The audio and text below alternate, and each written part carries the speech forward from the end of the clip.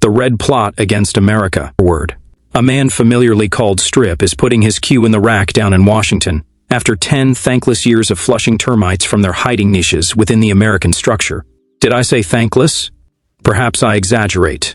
Probably the vast bulk of his fellow Americans understand the mighty service Robert Stripling has rendered to their country during a decade as chief investigator for the House Committee on Un-American Activities.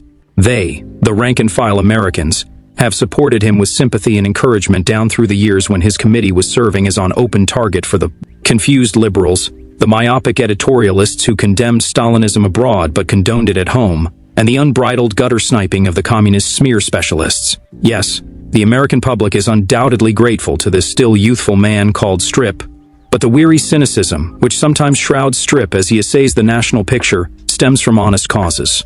He is probably the most unappreciated patriot of the day, a man whose signal services to democracy have met with scorn, derision, misunderstanding, and even persecution. I hope Robert Stripling can extract a modicum of bitter amusement from the controversy that has swirled around his head in recent years. He is the one man who has really put the finger on the subversives tunneling under our form of life, and yet he has been subjected to abuse from every angle of the political compass for his reward. This lean, intense Texan expected nothing but calumny from the communists. He was a little surprised when the pompous pundits of the big, pretentious newspapers which make a point of proclaiming their anti-communism, began to fricassee his accomplishments as their concession to the fashionable trends of the day. I guess Strip will have to wait until he reaches heaven before receiving proper recognition for his achievements. The steady illumination which Strip focused on the Stalinist conspiracy placed his critics in something of a quandary. Unable to deflate his voluminous proofs, they have been forced to carp about the methods of his committee. There is little doubt that some of the more edgy members of the committee did make Strip's problem unnecessarily difficult, and I myself believe that his tactics could have been a little more subtle at times. Not to tone down the disclosures, mind you, but rather to point up the extent of communist penetration in key fields of American life. During the Hollywood hearings, for instance, I always thought Strip was a little too fast on the trigger with his $64 question. Are you now or have you ever been a member of the Communist Party? I would have liked to have seen the witnesses' question about the indisputable evidence linking them to every twist and variation of the Stalinist line. I firmly believed such an interrogation would have isolated the card-holding communists for all America to see. But the angels, if not the liberals, were on Stripling's side. The communist tactics couldn't have been better calculated to arouse public resentment had Strip charted them himself. The stupid subjection to Asiatic techniques which inhibits domestic communists completely alienated the American public. When the press, radio, and newsreels began to reveal the surly arrogance and the vicious injections of anti-Semitism, which the unfriendly witnesses substituted for rational answers, the tide turned completely in favor of Strip. The groundswell of indignation against the unfriendly witnesses became so powerful that even Hollywood had to take heed and act. But I'm getting away from the subject. I just wanted to write a few words in tribute to Strip as he takes leave of the task he has fulfilled so conspicuously. He has earned the gratitude of every American. Au revoir, Strip. Frank Conniff. Reprinted from the New York Journal-American, The Red Plot Against America. Chapter 1. A few blunt facts. The beginning. Let me attempt to outline, without conjecture, the scope of the communist conspiracy against the government and people of the United States. To do so is to invite the charge of fascist, red baiter, witch hunter, smear artist. To fail to do so is to capitulate supinely to a resourceful enemy who can endure any counterattack except exposure. That a conspiracy exists is more than obvious, though the conspirators, who are anything but fools, have been able to spread devious doubt about nature of their continuing activities. The conspiracy operates astutely within the texture of our Constitution and the resilient borders of our native tolerance. For 25 years it has made steady inroads into our institutions and utilized respected American individuals. It has capitalized on the inherent decency of our people and their respect for the rights of minorities. Even presidents of the United States inadvertently have served its purposes. The roots of the conspiracy are as clearly defined in the writings of Marx, Lenin, and Stalin as were the roots of the comparatively less ambitious Nazism in Hitler's Mein Kampf. Its growth can be vividly traced in the known activities of its agents in this country, far a quarter of a century.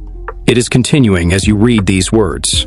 Its goal is simple, the destruction of life as we know it, and of the liberties we won at such heavy cost. It is not an easy conspiracy to combat. Communist forces now maneuvering clandestinely in our government, labor, education, research, religion, entertainment, journalism, radio, and other spheres of American life represents a cancerous growth. Treatment of that cancer cannot be routine, for it is deep-seated and diffuse. It avoids a showdown.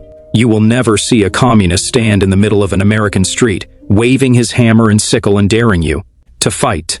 Communist Eugene Dennis's frank promise to support Russia in any USSR war was exceptional. They are much too smart for that as a rule. Theirs is a war the normal American cannot understand. And being bewildered, physically unhurt, and essentially trusting, the normal American is inclined to believe that it is no war at all. But it is a war, and to call it cold is a comfort to the enemy. It is being waged against us by men and women, a great many of them native-born, who are regimented far beyond the regimentation of our armed forces. Our homegrown and imported red agents are brilliantly trained, fanatically dedicated, physically brave and industrious, beyond the comprehension of Americans who wishfully insist that we are at peace with all lands.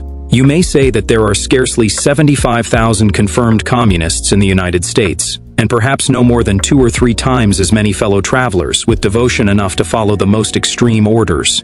The sum is not great compared to our 148 million. But the communists, my 10 years of study have proved beyond question, are an unfissionable cadre, tougher, more determined, more alert, and less hampered than the action-taking cadre of our native millions.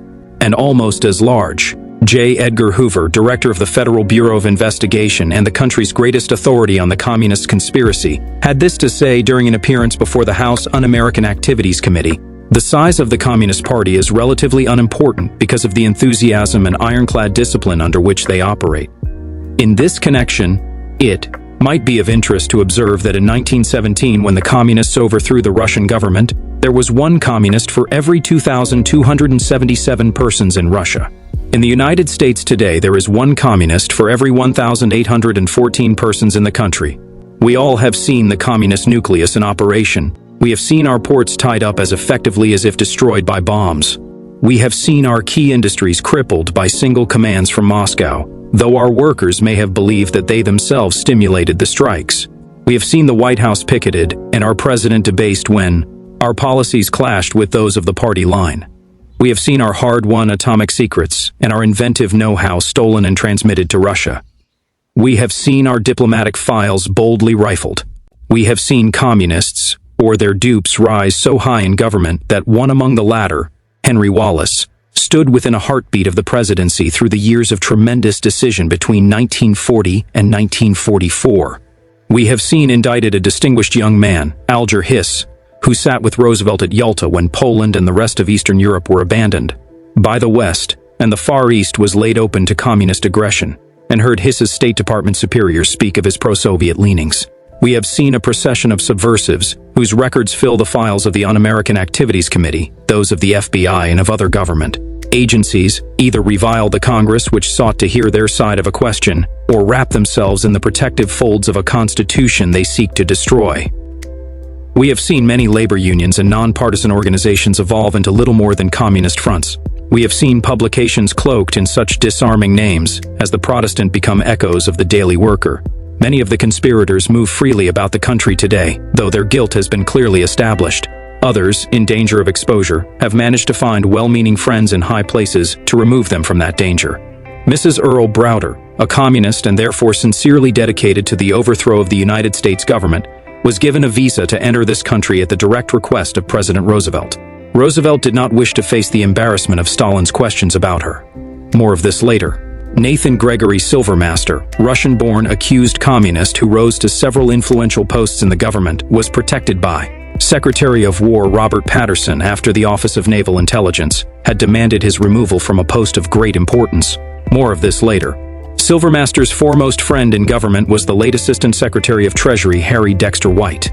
At the time Naval Intelligence was calling Silvermaster a communist, White retained him to help set up the Bretton Woods Conference. The FBI subsequently monitored all phone calls made and received by White's section of the Treasury Department, but has not revealed its findings. More of this later. Dr. Edward U. Condon, whom Henry Wallace was instrumental in placing as director of the National Bureau of Standards, has an extended association with known subversives. A 3½ page FBI letter concerning Dr. Condon's associations is being withheld by President Truman, despite a 10-to-L congressional vote demanding its release. More of this later.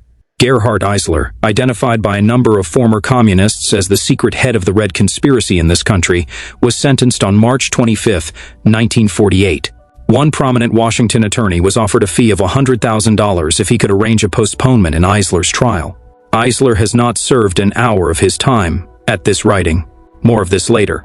Eisler's brother, Hans, hailed in the Soviet press as the foremost revolutionary composer, won a visa to this country through the intercession of many prominent Americans, including Raymond Graham Swing, Dorothy Thompson, and Eleanor Roosevelt.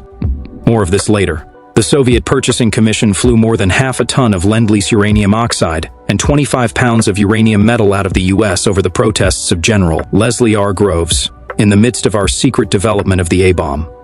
More of this later. George Silverman, second highest-ranking official assigned to Air Force Planning and Purchasing from March 1942 to August 1945, refused to answer Congress when asked whether or not he was a communist. He refused also to acknowledge whether he knew Elizabeth Bentley, the former communist who accused him, and many others to whom his name was linked. More of this later. Two Hollywood writers, including communist John Howard Lawson, were convicted of contempt of Congress but remain free on bail.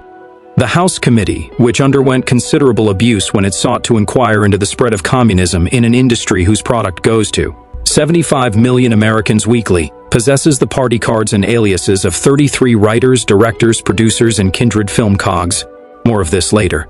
All of the above is but a suggestion of the scope of the Red infiltration. No purpose could be served if, in these subsequent chapters, I relied on personal indignation to present this case.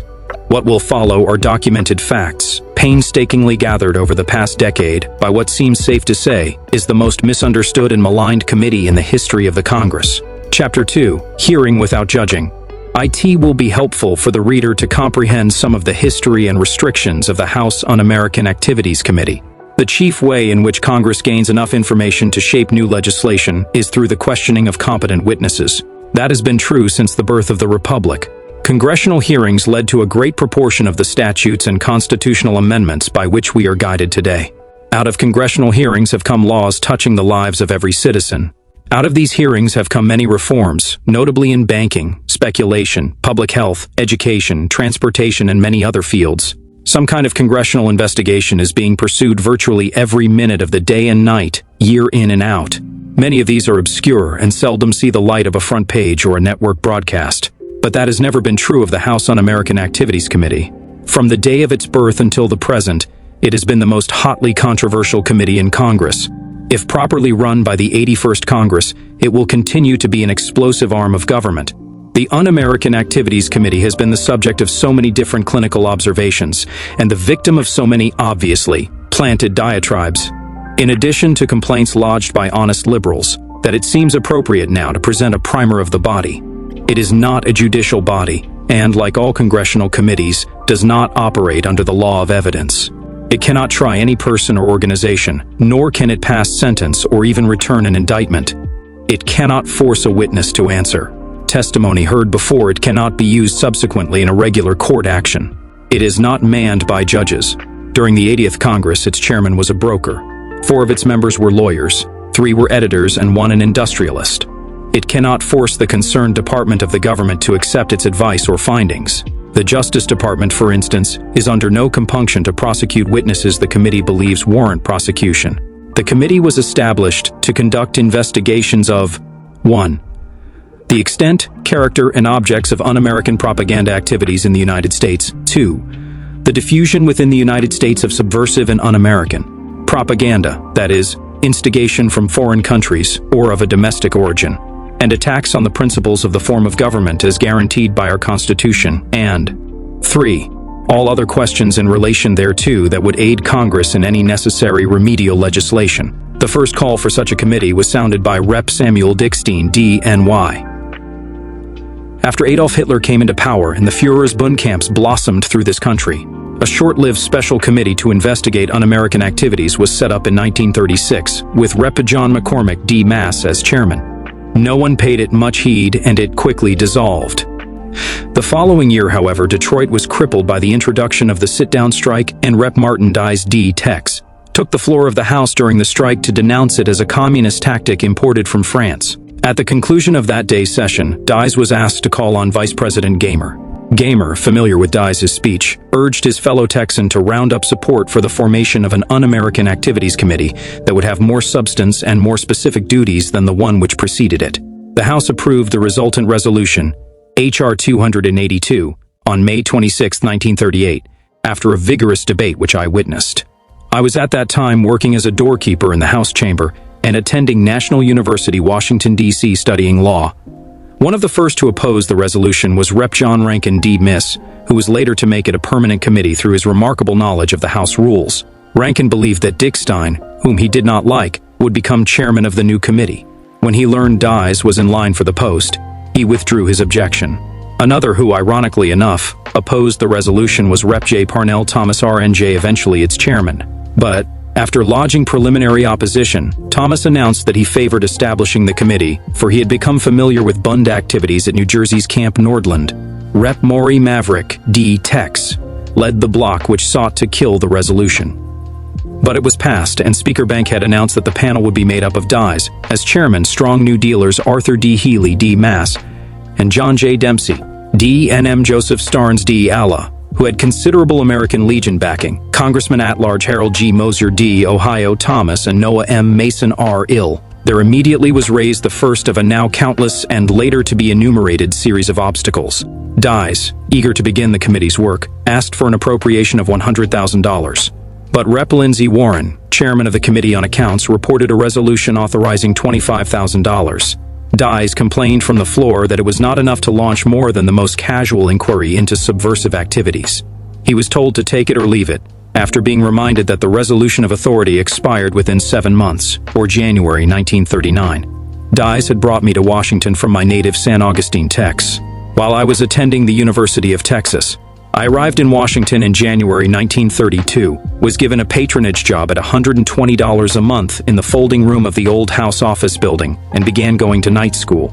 He was a good friend, and so it was not unusual that I was in his office the day he called his uncle, Jack Dies, in Houston, and informed him that the committee had been granted only $25,000. His uncle reminded him that the committee probably would be one of unadulterated dynamite, and urged his nephew to give it up. In my small way, I persuaded Dies to carry on. I offered to serve as secretary of the committee for no pay. Dies thought this over for a time, then called Reps.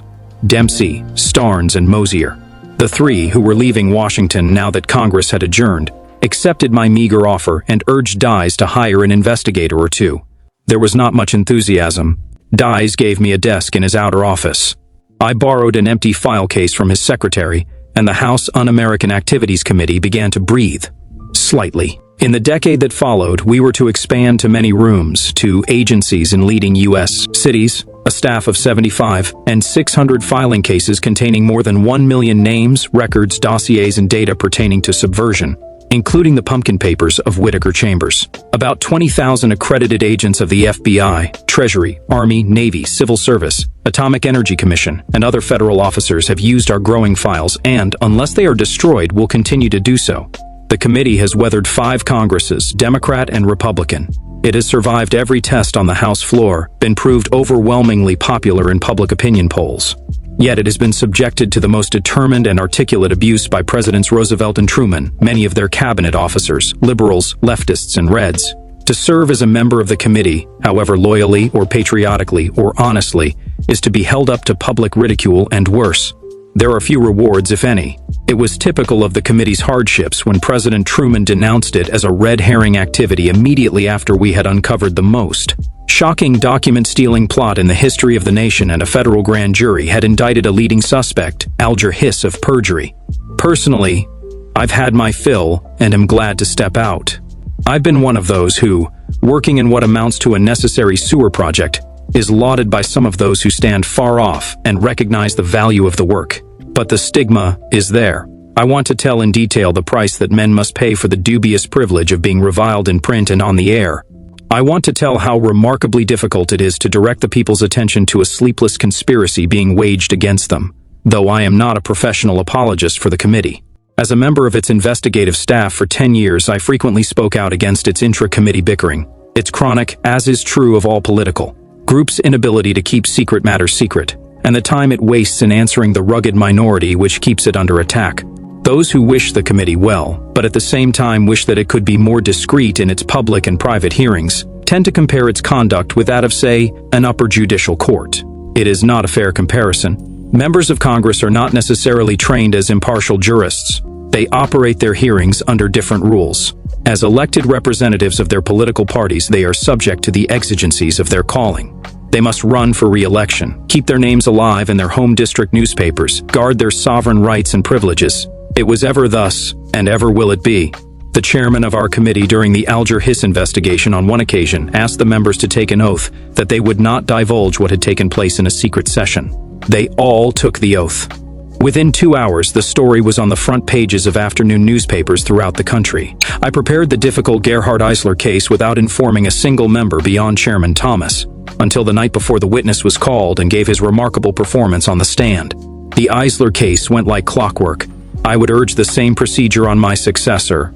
If any of the above is regarded as a reason for discontinuance of the committee, it is not intended thus.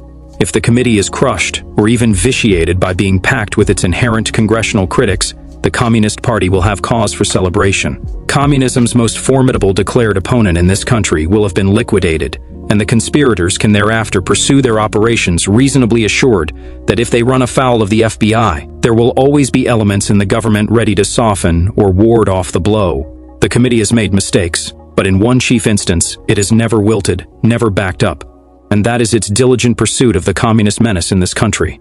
A standard criticism of the committee is that it combats communism wholly and ignores fascism and other un-American activities. Yet up until the time we uncovered the Hiss Chambers case, 25% of the 19,651 pages of testimony the committee had taken concerned Nazi, fascist, and Japanese subversive activities.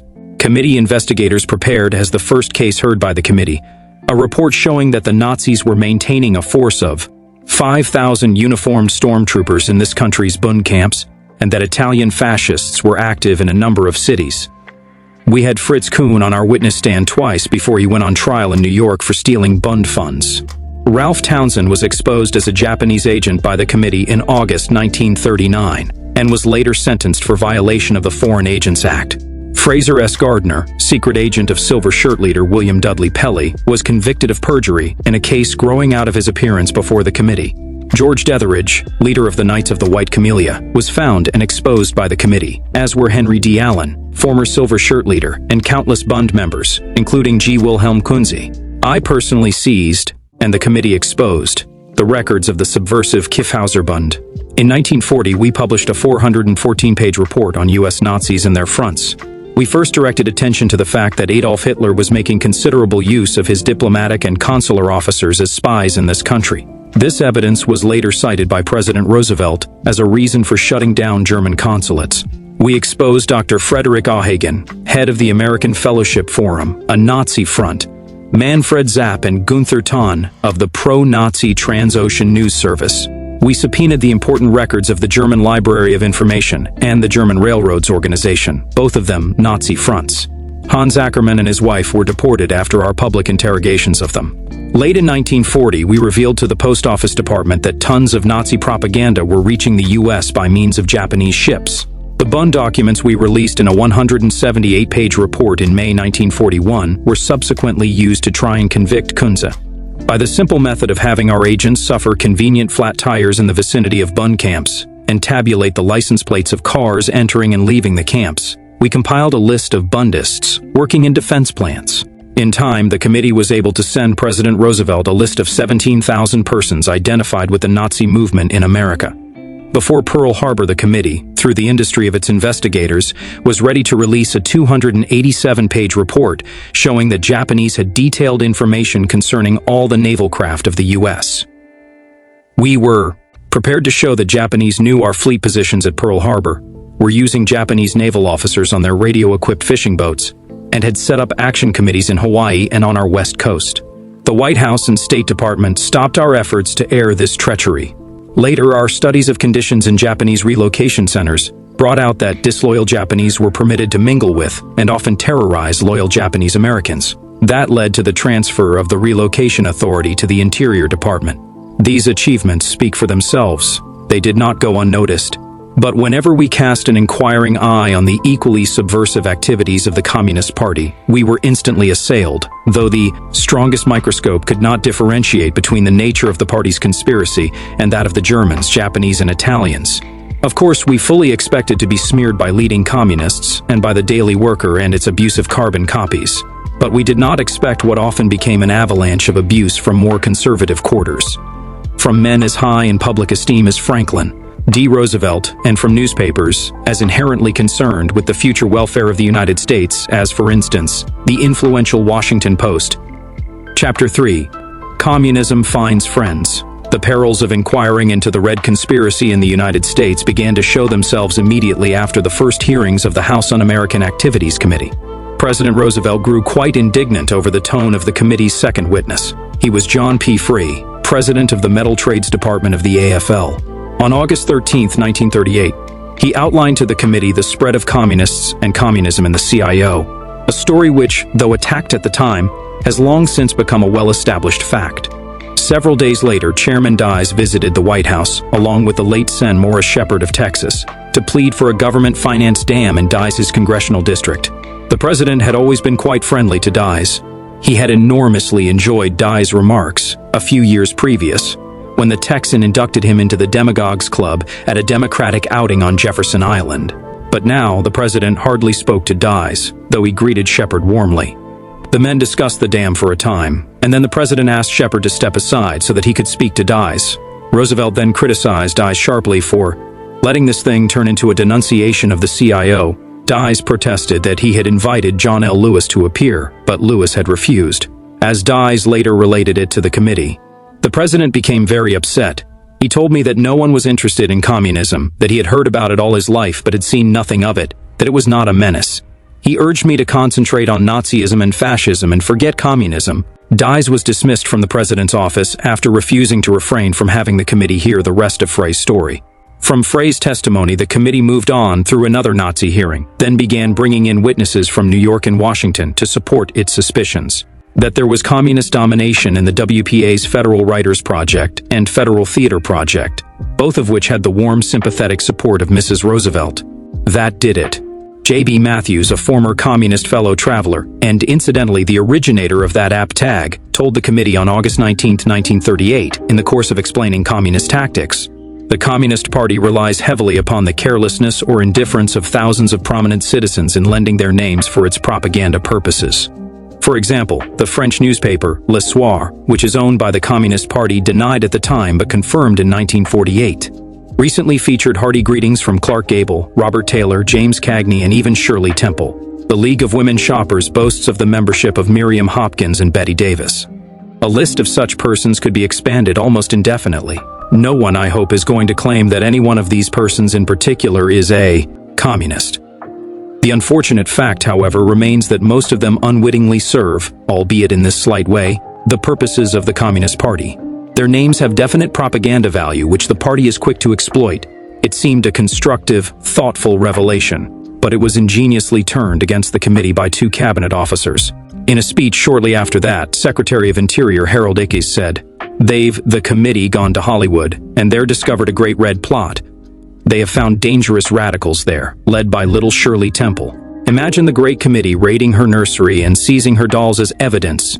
At the same time, Francis Perkins, Secretary of Labor, wrote, "Perhaps it is fortunate that Shirley Temple was born an American citizen and that we will not have to debate the issue raised by the preposterous revelations of your committee in regard to this innocent and likable child." Matthew's words were forgotten in the gales of laughter that sprang from these warped interpretations of what he actually had said.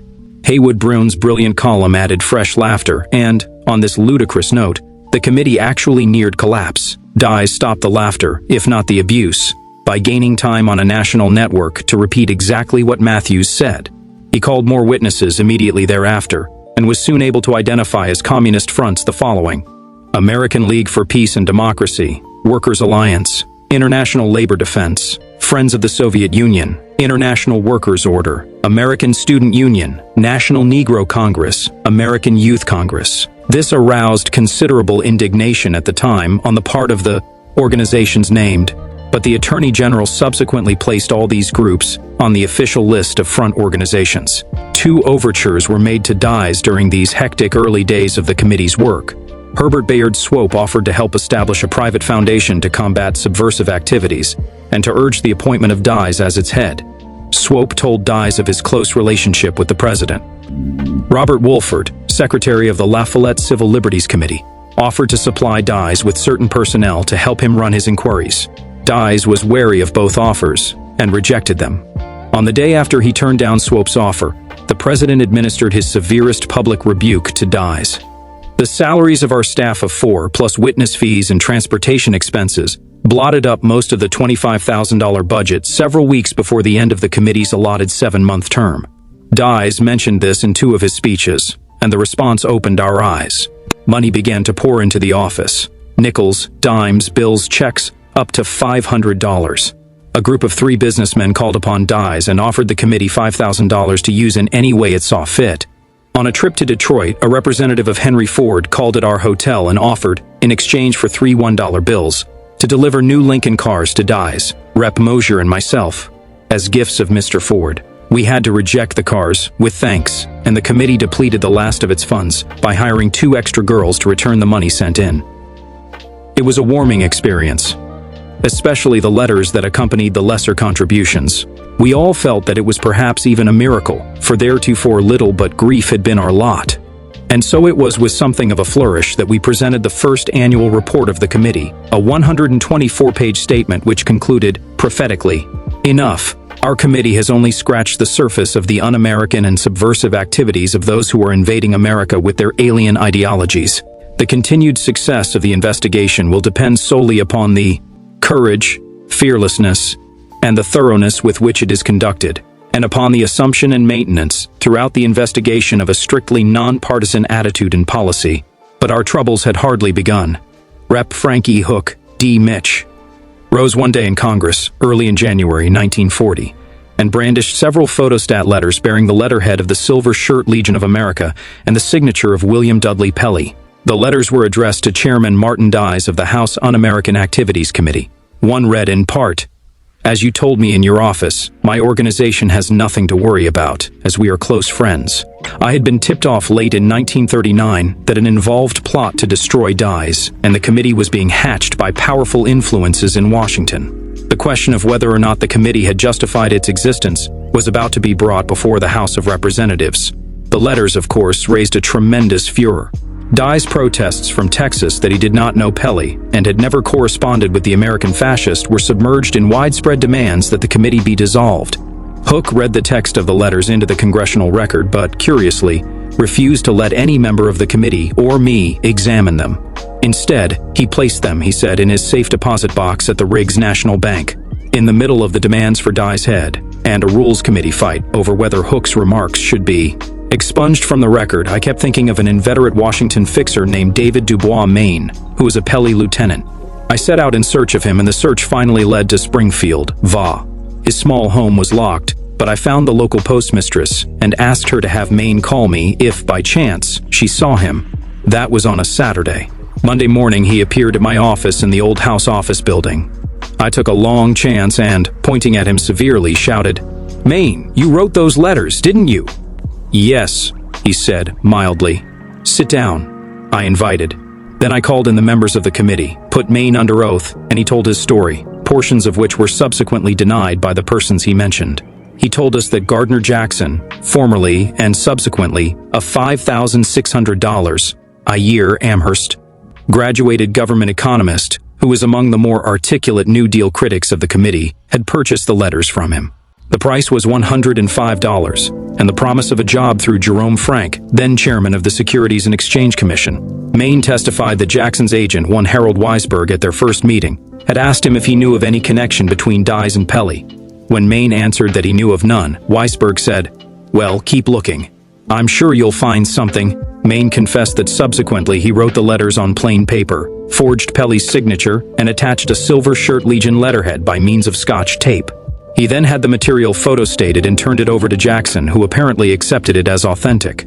Once in possession of the material, Jackson gave a dinner at his Chevy Chase home for 10 members of Congress, including 2 New Deal members of the committee, and informed them of his find. Only Hook would agree to introduce the matter on the floor of the House. Though he was under oath, I knew it was hopeless to rest my case on Maine's testimony. I needed Pelly, who had dropped out of sight after violating parole on a blue-sky conviction in North Carolina. I asked Maine where Pelly could be found, but that only frightened him. So I mused aloud. Well, I'm glad he hasn't shown himself. If he did, I'd have to serve him with a subpoena. And if I did that, it would mean that North Carolina couldn't serve the warrant it has out for him. Maine began to show some interest. Yes, I went on with an elaborate sigh. I'd hate to do that fellow a favor and make it possible for him to get all that publicity. Pelly walked into my office the next morning. He had shaved off most of his gray goatee and was affecting a cap. I called the committee to the office and let them hear his denial of ever having met or written to Dyes. We took him to a meeting of the Rules Committee to repeat his story, and when we produced the typewriter on which Maine had written the letters, the case against Dyes and the committee was dead. Hook insisted that he had been framed. Maine was convicted of forgery, probably the lowest case of forgery in the Justice Department's annals, and Congress gave the committee another lease on life. Not much later in 1940, President Roosevelt called Dyes to the White House from his home in Texas, and for one perhaps rose-colored moment, the Texan believed he had been returned to the good graces of the chief executive. I accompanied him to the White House. Dyes honestly expected to be ushered into the president's study immediately, but he was kept waiting for 45 minutes. And when the door of the study opened, the man who emerged was Gardner Jackson. The president told Dyes that Attorney General Robert Jackson was strenuously accusing the committee of premature exposures that imperiled national security. The truth of the matter was that the committee was taking an aggressive lead in matters in which the Justice Department was plainly negligent. Roosevelt lectured Dyes at length, and the chairman reluctantly agreed to clear all future hearings with the Attorney General. Dyes agreed, he told us, purely because of the international situation. Quietly, and I believe quite efficiently, we continued our long inquiry into Japanese spying along the Pacific coast and in Hawaii. By the middle of June 1941, our case was complete. Dyes, then in Jasper, Tex, informed the Justice Department that he planned to begin hearings on the Japanese case on July 1. He outlined what we had discovered. The Justice Department's reply came a few days before the scheduled opening of our hearings. It was signed by Acting Attorney General Matthew McGuire, and informed Dyes that the department, after discussing the question with the President and Secretary Hull, could not give us permission to hold such hearings.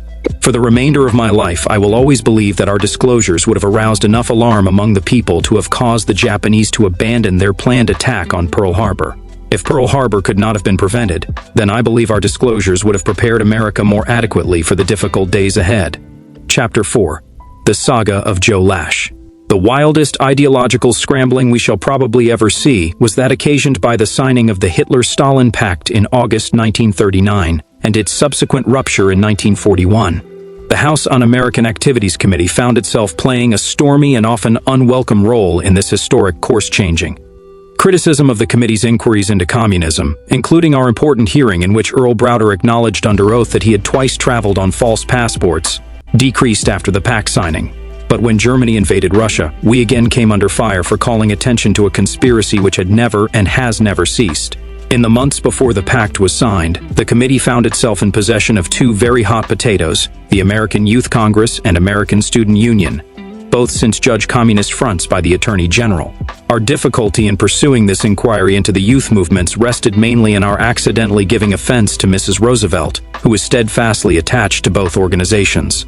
Joe Lash, a kind of protege of the First Lady, headed the American Student Union. Lash's good friend, Joe Cadden, headed the American Youth Congress. Lash was a frequent visitor to the White House, and often a member of intimate family dinners. His friends, Cadden, Jack McMichael, and one Abbott Simon, who had many communist associations, were also entertained from time to time at Lash's request. Rep. Jerry Voris, D. Califf, a good friend of the Roosevelt family and a member of the Un-American Activities Committee, was shocked one day on a visit to the White House when he saw Cadden and Simon occupying Lincoln's bedroom. He mentioned this to the president and informed him of the nature of the committee's file on Simon and on Cadden's youth movement. Roosevelt was busy with other matters. "That's Mrs. Roosevelt's business," he said. "I can't do anything about it." Under its acting chairman, Rep. Starnes, the committee began hearing witnesses in the youth movement matter while Dyes was in New York preparing to speak at Madison Square Garden. The young people, as Mrs. Roosevelt called them in her column, arrived at the House office building in 2 White House cars, chaperoned by the beaming First Lady. They laughed a great deal, handed out literature asking for the youth of the world to unite to fight fascism, and settled down for an interesting show. The committee's counsel at that time was Rhea Whitley, a former FBI man accustomed to dealing only with the blunt, well-defined blacks and whites of interrogation. But here was something that, by design, was neither. It was closer to a circus. Lash, on the witness stand, wrung a round of applause from the young people by suddenly bursting into a song which he identified as one he had sung to members of the Lincoln Brigade during the Spanish Civil War. If you see an un-American come lurking near, why alkalize with Martin Dies, and he will disappear. The session stumbled to an uneasy halt with little accomplished. Starnes was soon on the long-distance phone, calling Dies. "We had a hell of a day," Starnes moaned. "For God's sake, hurry back. And bring Matthews with you." Matthews was the same J.B. Matthews who had testified in the early days of the committee. He had been retained as a committee researcher and was a source of enormous information. He had made 7 trips to Russia, had given up his communist leanings after witnessing famine conditions in the Ukraine, spoke 5 languages, and had many other qualifications for the job.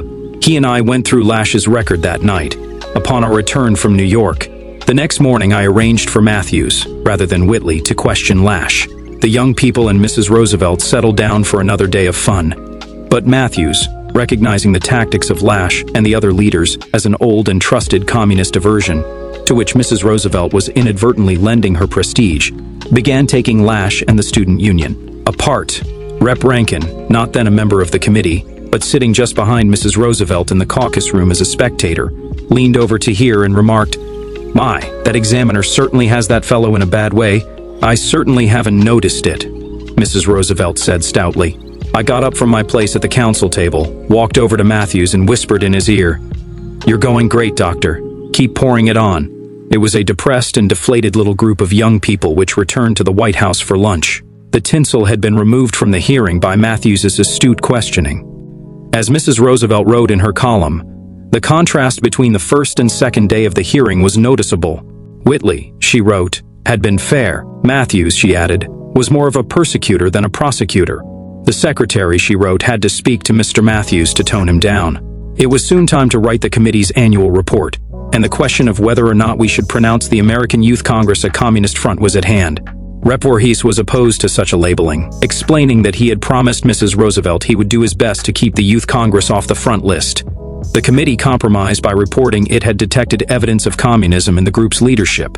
The report had been filed, Hitler and Stalin had signed their pact, and the American Youth Congress's annual convention was being held in Washington. Mrs. Roosevelt invited the young people, by now a large group, to a tea on the south lawn of the White House. The president appeared on the balcony above them, in good time, and called upon them to denounce all forms of dictatorship, whether found in Berlin or Moscow. At the mention of Moscow, he was immediately heckled.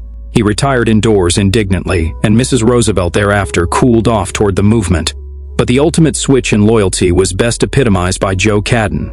The lovable young leader of the American Youth Congress moved from Lincoln's bed to a picket line of the American peace mobilization. Up and down on the pavement before the White House, he picketed in denunciation of the policies of his celebrated host and hostess. The House Committee on Un-American Activities would have preferred never to hear again the name of Joe Lash. But there seemed no way by which we could escape him, even after he recanted and splintered away from his former cronies in the communist conspiracy against this government.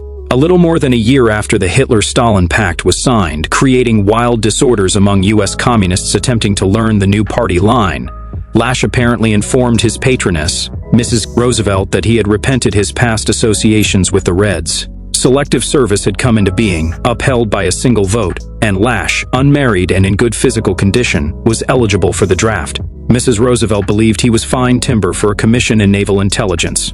But the Navy Department, though it was commissioning many civilians at the stage of the preparedness program, refused to accept Lash.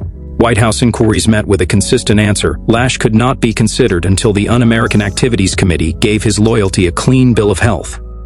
One afternoon I was phoned by a secretary of Mrs. Roosevelt, calling from her office in the Office of Civilian Defense, where Lash was at that time employed as an advisor.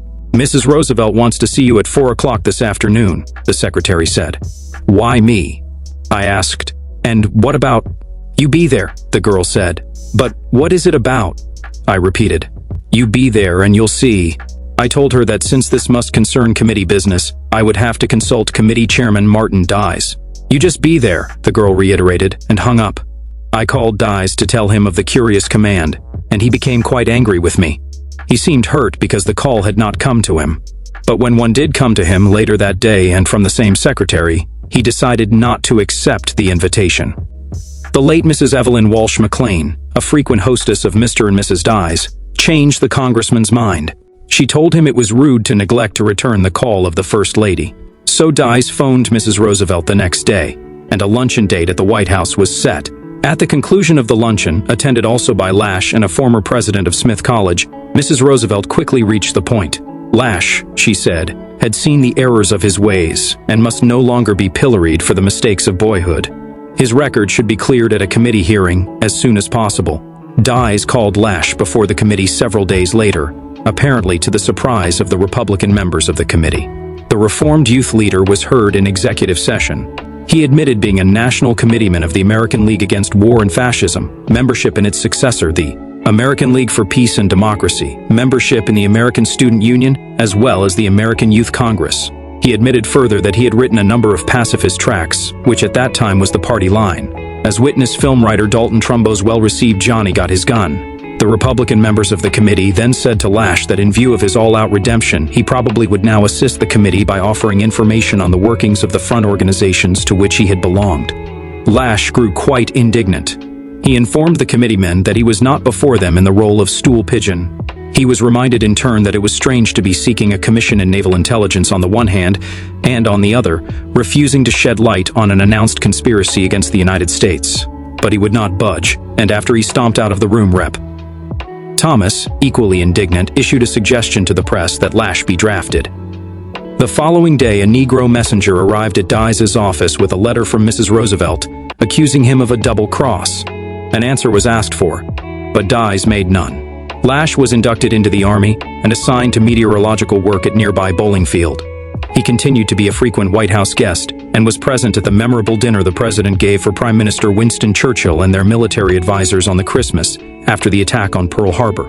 The committee's work continued in more important fields. We made public the names, positions, and salaries of 563 government employees located in Washington, who were members of the American League for Peace and Democracy.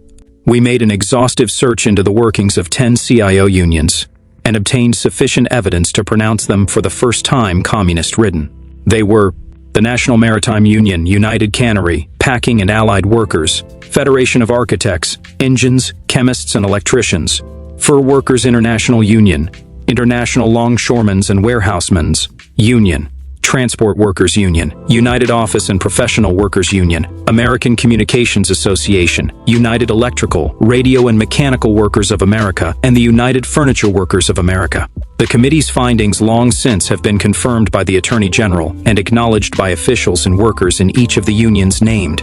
At about this same time in the life of the committee, two events took place, which were to ignite tremendous controversy nearly a decade later. The first event was visible to us, though none of us caught its significance at the time. In December 1939, the committee located and questioned a Negro named William Odell Nowell of Detroit. Nowell, a former communist trusted with carrying messages back and forth between this country and Moscow, testified at length on the scope of the Red Conspiracy. In naming other Americans and American visitors he had worked with, he testified, "Also in Moscow I met a Mr. Gebhardt, who was from the German Communist Party. He was a German by birth, but in recent years he had been interested in and working on American problems. So he had worked with the American Commission of the Communist International. He traveled through America in 1933 and a portion of 1934. I believe I met him in 1933. As a representative of the Comintern, he traveled under the alias of Edwards. I would ask the reader to remember those dates. Their echo was to serve as a net for the head of the Red Plot against America, Gerhard Eisler. I might also ask the reader to recall that the Justice Department did not discover Nowell until April 1949, when he was used as an important witness against 11 communists on trial in New York. The other event of 1939, which later had tremendous effect on the committee, took place obscurely and without our notice. An ex-communist courier's confidence in his former ideology had been sorely shaken by the Moscow-Berlin Pact. 48 hours after it was signed, he came quietly to a decision which, in time, shook the entire United States. He made up his mind to expose his past and the activities of those with whom he had conspired. His name was David Whittaker Chambers. Chapter 5. One Way to Join the Army. The last two cases I investigated for the House Un-American Activities Committee before I was shanghaied into the Army, as one commentator put it, dealt with Mrs. Earl Browder and the CIO's Political Action Committee. It was highly diversified investigating work. Its chief fruit was my somewhat curious induction and unusual, let us say, treatment in the Army. Raisa Browder, a communist from Russia, entered the United States illegally in 1933. She was eventually held deportable, but, for reasons not quite clear to me, remained in this country. Then in 1944, whoever was advising her recommended that she go to Canada briefly and make formal application for a U.S. visa so that she would be eligible for U.S. citizenship. In time, she appeared with her attorney, Carol Weiss King, later Gerhard Eisler's attorney, at our consulate in Montreal. The examining officer there ruled she was a communist and therefore not eligible for a visa. Shortly after that decision, a U.S. vice consul appeared at Chairman Diza's office in Washington and stated that unusual pressure had been put on the consulate at Montreal to reconsider Mrs. Browder's case. He added that he had left the consulate in disgust when the State Department, reversing a traditional willingness to let consular officers on the scene decide on the fitness of visa applicants, issued direct orders to the Montreal consulate to issue Mrs. Browder a visa. At Diza's request, I asked the State Department and was told that our informant was suffering from a nervous breakdown and that he had been given an indefinite leave of absence. There the matter rested. About 3 years later, however, while working on the Gerhard Eisler case, I learned the following at the State Department's Passport Division. The division heads received repeated phone calls from the White House and several notes from Mrs. Roosevelt's secretary concerning Mrs. Browder. There was one note from the Attorney General informing the division that the President wanted a comprehensive memo on Mrs. Browder's case for Mrs. Roosevelt. In October 1944, A.A. Burley, Breckinridge Long, Green Hackworth, and other department officials met with Secretary Hull. Mr. Hull informed them that for the good of the country a visa must be issued to Mrs. Browder. He added that the President, then running for a fourth term, and making long-range plans to meet with Stalin again, did not wish to face the embarrassment of having Stalin bring up the question when they met. The formation before the 1944 elections of the PAC, with the late Sidney Hillman as its head, had interested the committee from its inception. With so many of its founders and supporters having records in our files, it seemed hardly the adequate political representative of rank-and-file CIO members. I was ordered to investigate and began by subpoenaing the New York Telephone Company's slips on calls made and received by PAC headquarters. The slips showed an astonishing number of calls to and from the White House. They were made by Hillman and many others, notably his executive secretary, Beanie Baldwin, who later worked for Henry Wallace in his presidential campaign in 1948. The calls from the White House were largely from David Niles, various presidential secretaries, and Mrs. Roosevelt. I made a report on this matter and was continuing my studies of the communist aspect of the PAC when Diza requested me to release the early report at once, to any syndicated columnist I cared to choose. I gave it to Westbrook Pegler. On the day after it appeared in his column, I was attacked on the House floor as an employee of Pegler. Not long thereafter, I was given notice by my Alexandria VA draft board to report for a physical examination prior to induction. I called on my draft board chairman and informed him that I'd be happy to go into the Army, though over 30, married, and a pre-Pearl Harbor father. But I felt I should point out, the Legislative Deferment Committee, headed by Sen Burnett R. Maybank DSC, had deferred me along with other members of the Un-American Activities Committee's investigation staff. "Can't help that," the man said. "There's a lot of pressure on us to put you in the Army. You're being ordered in right from the top, direct orders from the state director." I took the physical, passed, and was placed in 1A. I would have accepted the assignment just as any other draftee did if the Army itself had not rebelled against the extraordinary methods by which I was called. Several days after I was placed in 1A, I received a puzzling call from Selective Service Headquarters in Washington. I was told I was wanted there in a certain office, and that I was to use the name Wright in identifying myself. I did as directed and finally found myself facing two elderly Army colonels. They informed me quickly that I was the victim of what they called an unprecedented action, and that the move was plainly political. They urged me to take a job with the Glenn Martin Company, near Baltimore, after which they felt that General Lewis B. Hershey could defer me as an essential worker. I thanked them for their interest but turned them down, went back to the House office building and began winding up my duties with the committee. The committee had fallen to its lowest ebb. Chairman Diza, after a brawling radio debate with Walter Winchell, had left Washington for his Texas home and had decided not to run again for office. Rep. Starnes, vice chairman of the committee, had been beaten in an upset in the Alabama primaries. John Costello D. Califf and Fred Busby R. Ill. Two other members also had been defeated in the November 1944 elections, in which the PAC had shown great strength. The days dragged on through December 1944 without a call to me to report for duty. The office of Drew Pearson, Washington columnist, contacted my draft board several times, asking why I had not been called. The commentator's Sunday night broadcasts and his column began to single me out as one who must be inducted immediately for the good of the country. Another commentator, informed by a member of Sen Maybank's staff that the Legislative Deferment Committee had reminded Selective Service that Congress had deferred me, joined in. Between them I became a kind of modern Grover Cleveland Bergdahl, though I was perfectly willing to serve as soon as called. In view of the military records of the two commentators themselves, there was something ludicrous about their insistence that I, a somewhat sedentary type, be dispatched to bolster an army which by that time possessed about 10 million men. It is not a happy feeling, however, to be pinpointed by men with enormous reading and radio audiences. And to this distress was added the sight of the committee going to pieces. It was so apparent that the new Congress would discard the committee that our files, painstakingly accumulated for 6 years, were moved into the hallway outside our committee rooms, ready to be shipped to Archibald MacLeish in the Library of Congress. In the last days of 1944, the only champion of the committee, and seemingly the only member of Congress who believed it could continue, was John Rankin. Rankin, finally maneuvered off the committee in January 1949 by a neat parliamentary move, maneuvered the committee into a permanent status on January 3, 1945. He was not a member at the time he saved both the committee and its files. He had been after me for a week or two before that, however, to draft a resolution calling for continuance of the committee. But it seemed an implausible act. On January 3, 1945, first day of the 79th Congress, Rankin called me early in the morning and said, "I figured one out. Come up to my office." At his office, he handed me a copy of the House Rules. "Read," he said, pointing to a section. It had to do with the amendment of House Rules. As Rankin later characterized his action, I caught him flat-footed and flat-headed.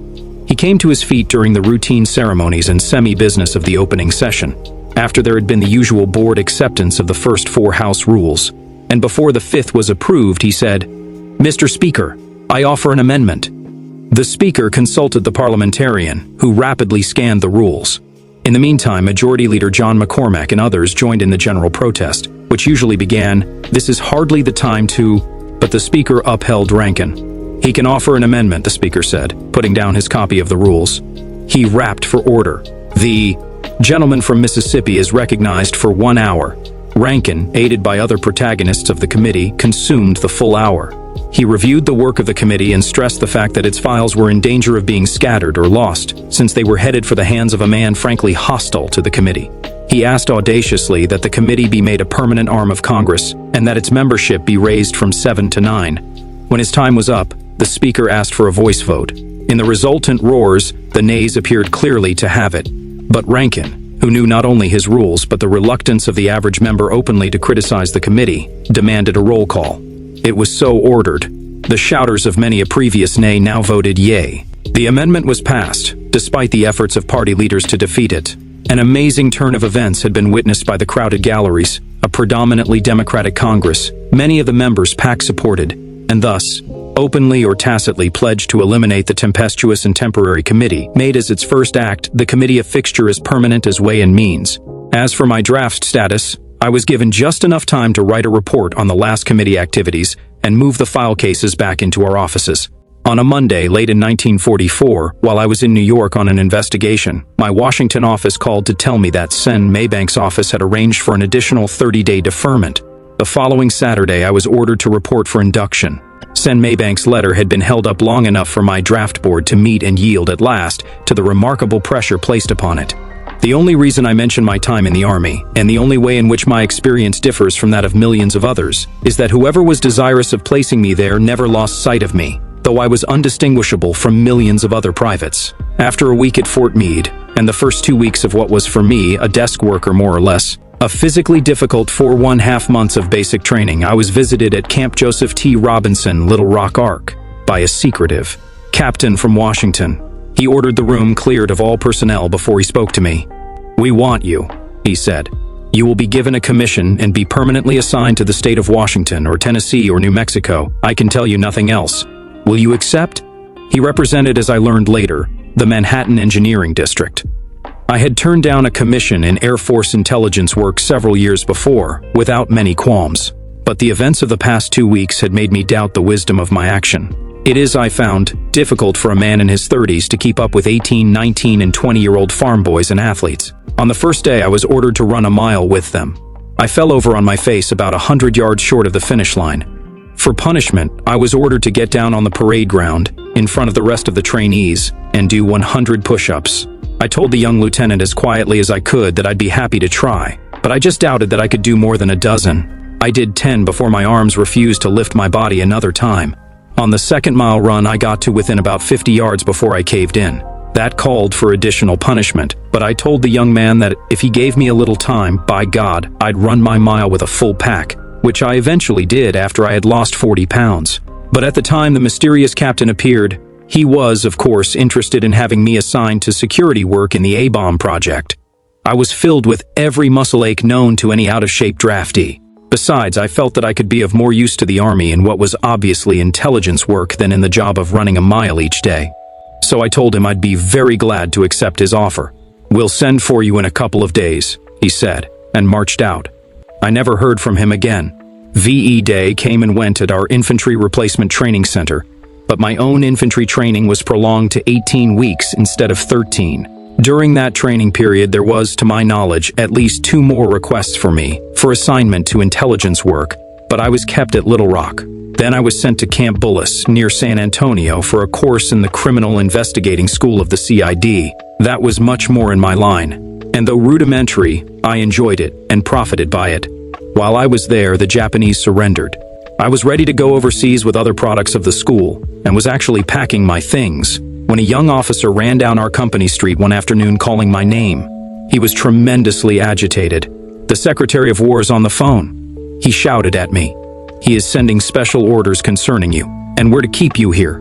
My classmates packed and went off.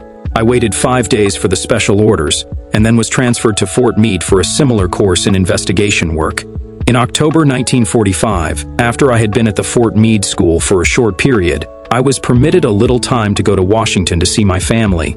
I went by the old House Office building too, and it was a strange feeling to see old friends of mine look around uneasily when I spoke to them, or turn tail and walk the other way when they saw me coming down the corridor. My favorite commentators had done a very thorough job.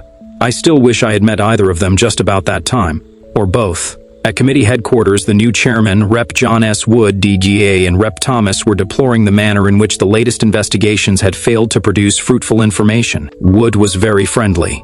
"There's no reason in the world why you should be kept in the Army, doing nothing when we need you," he said. "I'm getting you out immediately." That suited me. I had another 24 hours with my family, and then reported back to Camp Holabird, near Baltimore, to which camp my new school had been moved during my furlough. This, indeed, looked like the end of my Army life. I groped my way to my bunk in the darkness and was just settling down when I heard a voice in the darkness of the bunk above me ask, "Are you Stripling?" "Yes, they've been looking for you." "That right?" I asked, pleased that Wood had acted so speedily.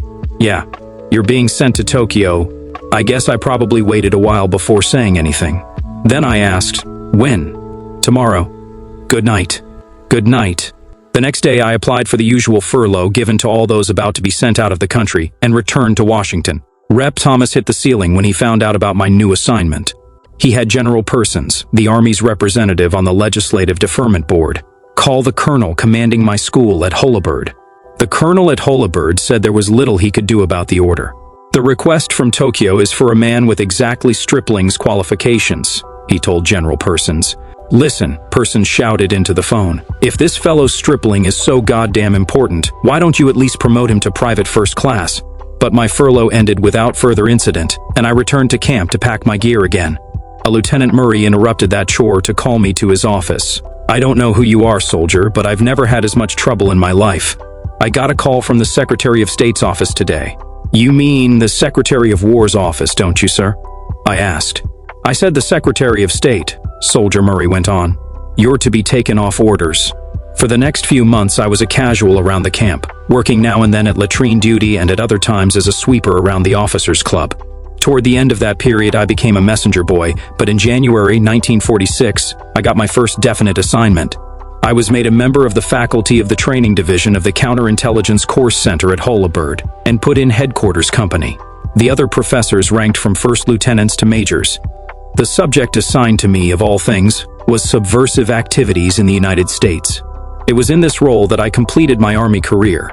I got a kick out of it, of course, and was a little proud to rise dizzily to the estate of Master Sergeant after being a yardbird for so long. The extra money, I might add, came in very handy. We had had a difficult time in that department. It took an act of Congress, the bill which enabled all servicemen with 18 months service to get out, to return me to civilian life. Back in Washington, I was asked to give a course in subversive activities to a special class of 50 high-ranking Air Force officers at the Pentagon. A little later, I spoke at the War College on the same subject, with a number of general officers in attendance. The day I accepted the War College invitation, a general there called my office and asked my secretary to give him a brief biography, including my Army career and the various ranks I had held. Tell him I was a yardbird, and proud of it, I told her. The general seemed flabbergasted. As for the House Un-American Activities Committee, it had fallen into a depressing state. I got a taste of what a lot of returning servicemen suffered when the committee's new council offered me 2 days' work at $10 a day. If I cared to return, I had worked too hard to turn away in disgust. I brought up the question of the GI Bill of Rights, and soon was back in my job as chief investigator. There was a lot of work to do, as well as some work to undo. In the latter category, I did what I could to remove the aroma from what had been a recent investigation of Kreml hair tonic. It seems that a new member of the staff had detected a similarity between the words Kreml and Kremlin. This must always remain the all-time low in investigations.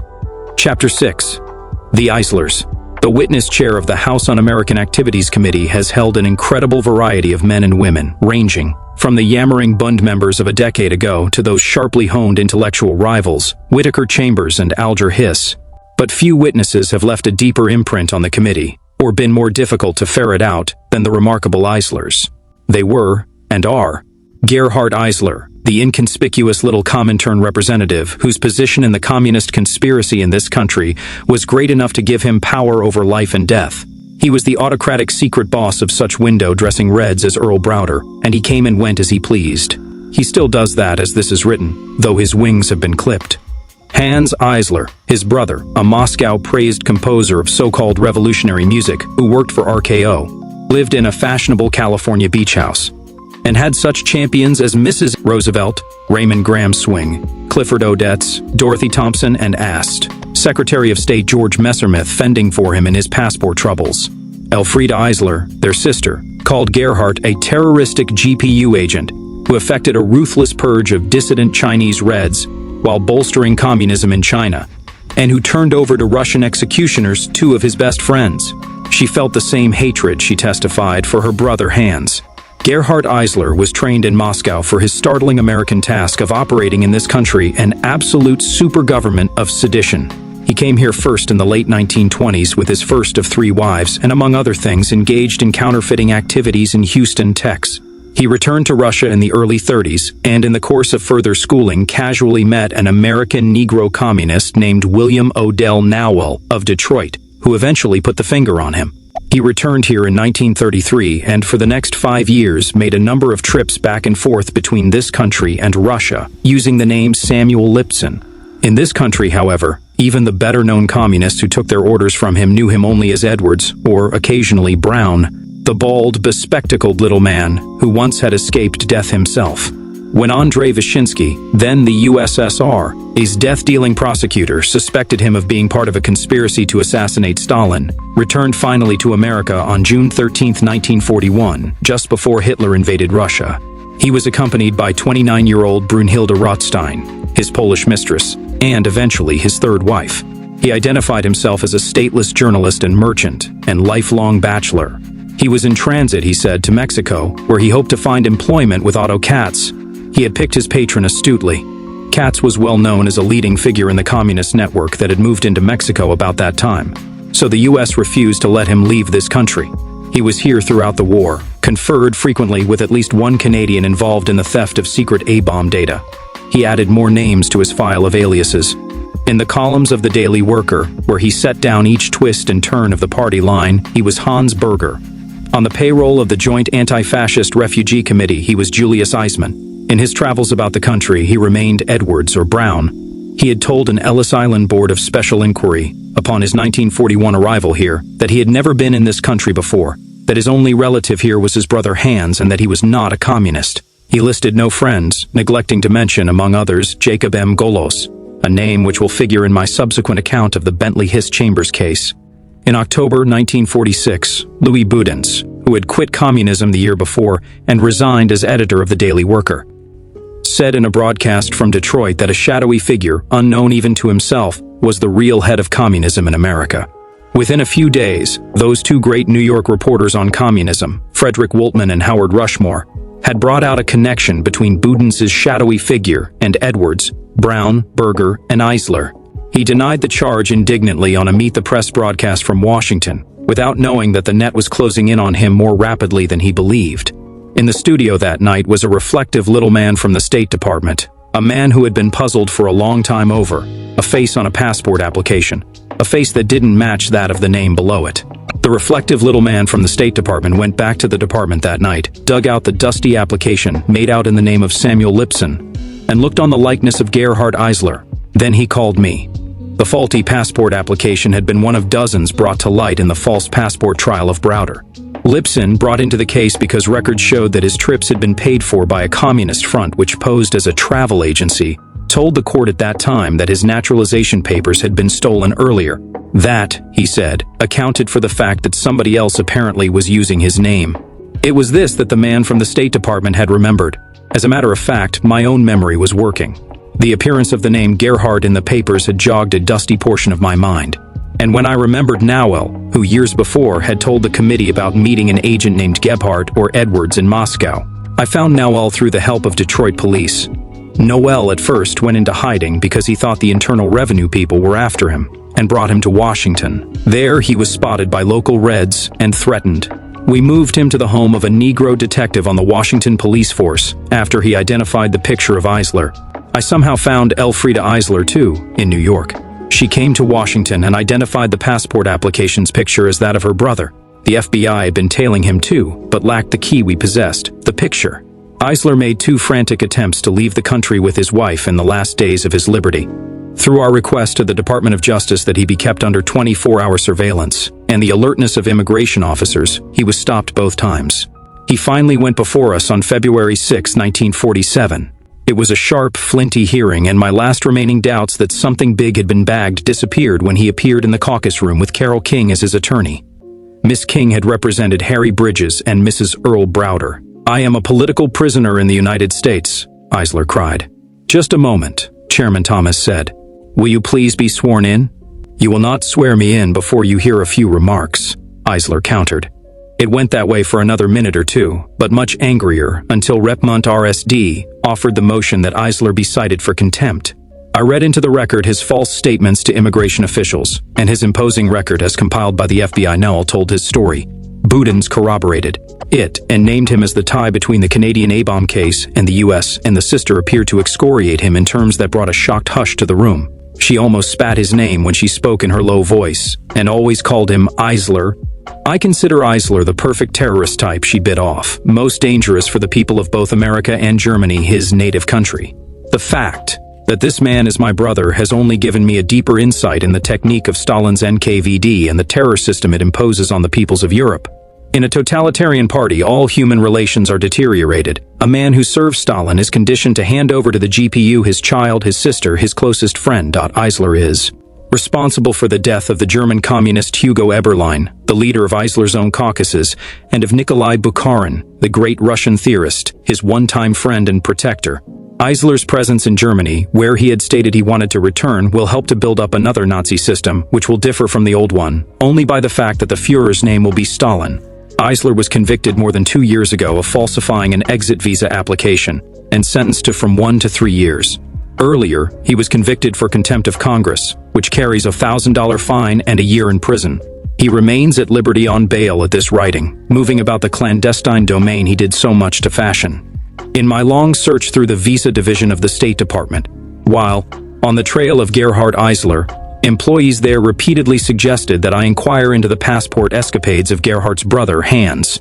With Gerhard disposed of, so far as the House Un-American Activities Committee was concerned, I subpoenaed such records as the State Department would give us, and looked into the matter of Hans. Hans, a stout, stumpy, bald, bespectacled man like his brother, had lived with more ostentation than Gerhard, who, when finally subpoenaed by the committee, was living in a modest little place in Sunnyside, Long Island. The day I handed Hans his subpoena, he was sunning himself in a deck chair on the sand in front of his Malibu Beach calife. "Home, I've been expecting you," he said, taking the paper. "Now get out of here." Hans Eisler had been respected and trusted enough in Moscow to be taken there from Germany to reorganize its International Music Bureau. In this country, he had worked under a $20,000 Rockefeller Foundation grant, been a professor at the New School of Social Research in New York, and was employed mainly by RKO in Hollywood when Dory Sherry was in charge of production at that studio. He had composed the music for a great number of marching and rallying songs endorsed by his communist colleagues, including one denouncing anti-abortion laws and another which ended, "From Russia victorious, the workers' October comes storming reaction's regime the world over. We're coming with Lenin for Bolshevik work from London, Havana, Berlin, and New York. Rise up fields and workshops, come out workers, farmers, to battle march onward, march on world stormers. Eyes sharp on your guns. Red banners unfurled. Advance proletarians to conquer the world." When he arrived in the United States in 1935, the Daily Worker displayed a picture of him giving the communist salute and hailed him as this famous revolutionary composer. It added, "His arrival in America marks the further extension of an international tour, which has so far included lectures and concerts in Leningrad, Moscow, Copenhagen, Brussels, Paris, and London." The Hans Eisler Tour Committee, composed of representatives of the Workers' Music League, John Reed Club, League of Workers' Theaters, Workers' Dance League, Anti-Nazi Federation, German workers' clubs, and other groups are preparing for an outstanding reception for this courageous revolutionary musician and composer. When he began his testimony before the committee on September 24, 1947, Eisler was a little vague as to whether he had actually joined the Communist Party, though he admitted sending in his application. He couldn't remember how many times he had been in Russia, nor did he remember a letter his sister had sent to him on April 27, 1944, accusing him of an association with the GPU and warning him if the GPU killed her, that the guilt would fall on him and his brother Gerhard. "I think the letter is absolutely idiotic," he said, when I read to him the copy with which the committee had been provided. By 1938, Hans Eisler's excuses for remaining in this country were wearing thin. He and his wife decided to go to Havana and there make application for a visa that would entitle them to permanent residence in the U.S. But Hans wanted to be certain. He first had an attorney file the application, and when the American consulate in Havana noted that the State Department had a considerable file on Eisler, the composer began rounding up considerable support. "Dear Sumner," wrote Mrs. Roosevelt to Under-Secretary of State Sumner Welles on January 11, 1939, and enclosing a dossier on Eisler, "All these papers were brought to me yesterday by a friend of Mr. Eisler. The man who brought them is a perfectly honest person and very much disturbed. He thinks the State Department has really told the Cuban consul that they do not wish to admit the Eislers, and he is perfectly sure that the Eislers are not communists and have no political affiliations of any kind. He is sure they believe our form of government is heaven and would be entirely agreeable without reservation to take an oath of allegiance. I believe that it is said that the Labor Department did not examine the case carefully enough. Why not do it all over again and bring it out in the open and let the Eislers defend themselves? Cordially, Eleanor Roosevelt. Welles, busy, asked Assistant Secretary George Messersmith to look into the matter. Messersmith, 4 months earlier, had taken a very dim view of Eisler, and on January 24, 1939, Welles replied at length to Mrs. Roosevelt telling her that Eisler had been connected in some measure with communist organizations, but Messersmith was already in the process of an arresting change of view. Welles at first recommended that the Eislers proceed to Havana, however, in the hope of disproving the charges. Mr. and Mrs. Eisler, he concluded, may also be assured that the Consul General will accord them every possible consideration. But complications developed. Coert Dubois, American Consul General at Havana, began looming as an imposing obstacle to Eisler's plans and hopes. On February 7, 1939, Mrs. Roosevelt again wrote to the State Department, "Dear Sumner, this Eisler case seems a hard nut to crack. What do you suggest?" Mrs. Roosevelt enclosed a letter from Don Stevens of the National Arts Club of New York, pleading Eisler's case. Wells replied that there were no prejudices against Eisler. If he could conform to well-established State Department rules, there would be no trouble, etc. He ended by suggesting that Prof. Alvin Johnson, of the New School of Social Research, interest himself in supporting Eisler. Johnson eventually wrote Eisler, "I understand that your visa is being held up because you have been boosted by the Daily Worker as a comrade, that is, as a communist. I personally have no prejudice against communists and can see no earthly reason why a good communist should not be a good musician." 13 days after Mrs. Roosevelt showed an interest in the case, Messersmith, who earlier had written Dorothy Thompson of the bulky evidence of Eisler's communism, wrote Dubois, "I may tell you that I have personally gone through the rather heavy file that we have covering Mr. Eisler. While there is no question in my mind that Mr. Eisler is a man of very liberal views, and while his name has been mentioned in some communistic papers, and while he may have written certain pieces of music which have a communistic title, I find it difficult myself to believe that information which we have so far seen would be sufficient to prove that Mr. Eisler is a communist, or holds views which would exclude him from our country.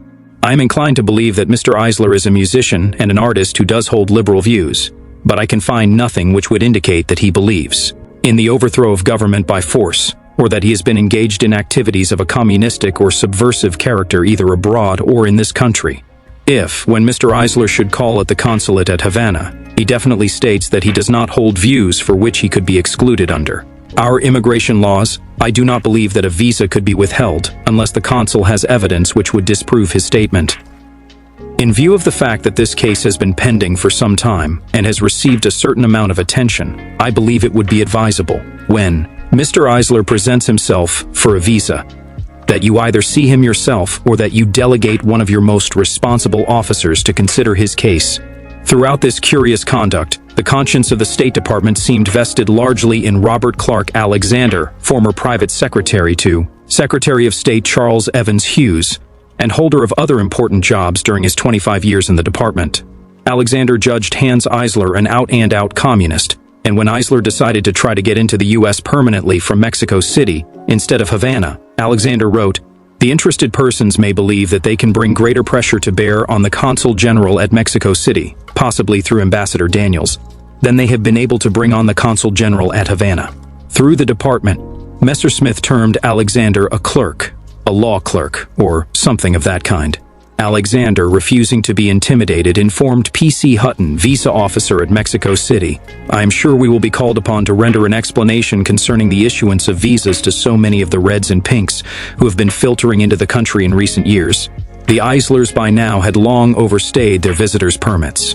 Among those who asked the State Department to prolong their stay were Raymond Graham Swing, Dorothy Thompson, Russell Davenport of Fortune magazine, George Cukor, Clifford Odets, and William Dieterle of Hollywood, Kurt Reese, Oscar Wagner, Dean of the Juilliard Graduate School, and Harold Clurman, director of the Group Theater.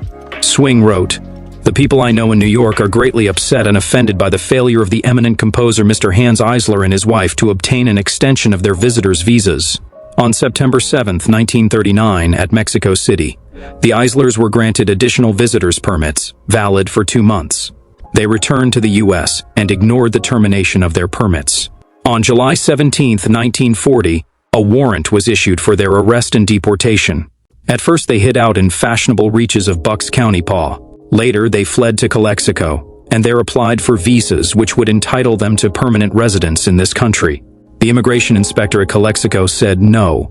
The Board of Special Inquiry said no. The State Department files still contained all their unsavory evidence, but the Immigration Board of Appeals in Washington said yes. Hans Eisler, as much of a communist agent as his brother Gerhardt, was granted permission to enter the United States with his wife and apply for citizenship.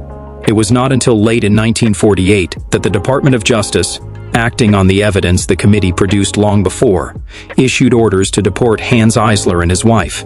They were permitted to leave the U.S. voluntarily on the promise that they would never return. Yet, throughout the entire case and to this day, the committee was accused of dealing exclusively in smears. Chapter 7. Communism in Hollywood. If the Communist Party could seize the motion picture industry as completely as it has seized a number of supposedly impregnable U.S. unions and other organizations, it could hasten by many years its long-range plan to communize the country. About 75 million Americans attend movies each week. Most of the patrons believe what they see. The House Committee on Un-American Activities inquired into communism in Hollywood because our investigators were able within a short period to unearth 33 card-bearing communist writers, directors, actors, and actresses, and to compile thick dossiers on the communist activities of 75 other influential persons in the film industry. There were indications that there were easily more, and that they were operating efficiently toward making an early bit of Lenin's dogma come true. Communism, Lenin wrote, must always consider that of all the arts, the motion picture is the most important. They were guided, too, by the words of Willy Muenzenberg, one-time member of the Communist International, in charge of cultural affairs. Muenzenberg wrote, "We must develop the tremendous cultural possibilities of motion pictures in a revolutionary sense. One of the most pressing tasks confronting the Communist Party in the field of propaganda is the conquest of this supremely important propaganda, until now the monopoly of the ruling class. We must wrest it from them and turn it against them." How far they had gone was not especially essential in the committee's mind, but the potential influence they could bring to bear certainly was.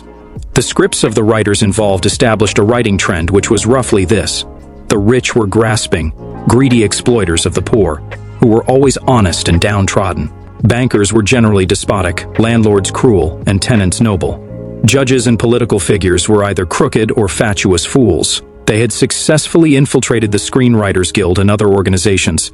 During the Hitler-Stalin Pact, they were called upon to join in such neighboring activities as the strike at the North American Aviation Corp, a strike which President Roosevelt denounced as communist-inspired.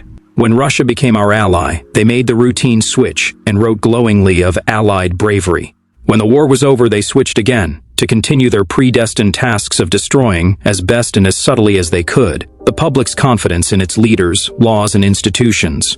To combat them and the willing hams who went along with them for the publicity involved, a few patriotic Americans in the industry formed the Motion Picture Alliance for the Preservation of American Ideals. It came in for considerable organized abuse, which continues to this day. The committee, by calling the Hollywood hearings, came in for much of the same. Examining any Hollywood failing is not an easy task. The defendants, if that is the word, can easily throw up a smokescreen, which would indicate that freedom of speech and expression is being assailed. The defendants are usually famous, even beloved, and their fans are aroused. They are certainly more able to present their best side to the public than is a congressional committee. There was still further difficulty. The group of men who built the motion picture industry into one of America's largest were frightened lest the expose of communists in their midst give their industry a black eye. Chairman Thomas, Rep. McDowell, Investigator Lewis Russell, and I went to Hollywood in the spring of 1947. Our primary task was to uncover and subpoena Hans Eisler. With Eisler served and heard in a short executive session, we began calling in key Hollywood figures to hear their stories. Our first witness was James K. McGinnis, one of the most responsible men who ever labored in the film medium. True to his word, Thomas remained in the Biltmore Hotel throughout our stay, and we obtained enough preliminary testimony to make a public hearing imperative. Back in Washington, we began to be visited by representatives of Eric Johnston, who promised hearty cooperation. But they refused to turn over to the committee the minutes of a secret meeting of film moguls, wherein they agreed not to cooperate. The industry retained such figures as former Secretary of State Jimmy Burns and Paul McNutt to represent it. Both seemed to become confused after a time. Johnston's office assigned Burns an assistant with a notorious record as a communist fronter. Before the hectic hearing was over, we were hearing from three camps instead of two: the moguls, the alliance which wanted the Reds dug out, and the Reds. The friendly witnesses, as they were called, were L.B. Mayer, Jack Warner, Sam Wood, Rupert Hughes, Adolphe Menjou, Maury Riskind, Robert Montgomery, Doris Sherry, Robert Taylor, George Murphy, Gary Cooper, Ronald Reagan, Leo McCarey, Walt Disney, McGinnis, and Leela Rogers. When they had been heard, the sum of their testimony amounted to this: there were indications with a few concrete cases that the industry had been infiltrated, but that most of the communist venom had been absorbed by the loyal and overwhelming majority. There was considerable jubilation in the ranks of the so-called unfriendly witnesses when the others had presented their case. Johnston, who wished to confine our inquiry to an inspection of actual films, asked to be heard. Over a weekend recess, he demanded that such public hearings be curbed. Something called the Committee of the First Amendment had been organized in Hollywood, with such figures as John Garfield, Danny Kaye, Humphrey Bogart and his wife, Marcia Hunt, Paul Henreid, Paul Draper, and others. 25 of them flew into Washington, and our caucus room began to take on the fruitless and disarming aura that pervaded earlier hearings, where little or nothing was accomplished. I believe all concerned, except a few members of the Alliance, believed that the case against communism in Hollywood would collapse as soon as Johnston was heard. But when Monday's hearings opened, I called first on John Howard Lawson and placed him under oath. He asked that a written statement, highly vituperative, be read into the record. Thomas declined. Then I asked him, "Are you a member of the Screenwriters Guild?" "The raising of any question here," he said, in regard to membership, political beliefs or affiliation is absolutely beyond the powers of this committee. Thereafter, he answered most of our questions by speeches, which grew in indignation. When I asked if he were a communist, he replied, "The question of communism is in no way related to this inquiry, which is an attempt to get control of the screen and to invade the basic rights of American citizens in all fields." Speaking above the clatter of Thomas's gavel, Lawson added, "You are using the old technique, which was used in Hitler Germany, in order to create a scare. Here, in order that you can then smear the motion picture industry, and you can proceed to the press, to any form of communication in this country." Lawson had been what amounted to the top sergeant of the communist conspiracy in Hollywood. What he said thereafter set the pattern for those who followed him to the stand: Dalton Trumbo, Samuel Omitz, Lester Cole, Herbert Biberman, Ring Lardner Jr., Albert Maltz, Alva Bessie, Edward Dmytryk, Adrian Scott, and others we heard, or attempted to hear. 10 were cited for contempt. Lawson and Trumbo have been convicted in federal court of that charge, and their attorneys have appealed. The others will stand by whatever decision the higher courts hand down. The Committee of the First Amendment developed some inner discord when, during a press conference we provided our caucus room for it, some of its members were a bit vague as to what the First Amendment of the Constitution was. Then Bogart, out of the blue, issued a mimeographed statement stating that he was no communist, but one chronically given to doing odd things. However, there was still a feeling in Hollywood that the committee had been soundly whipped.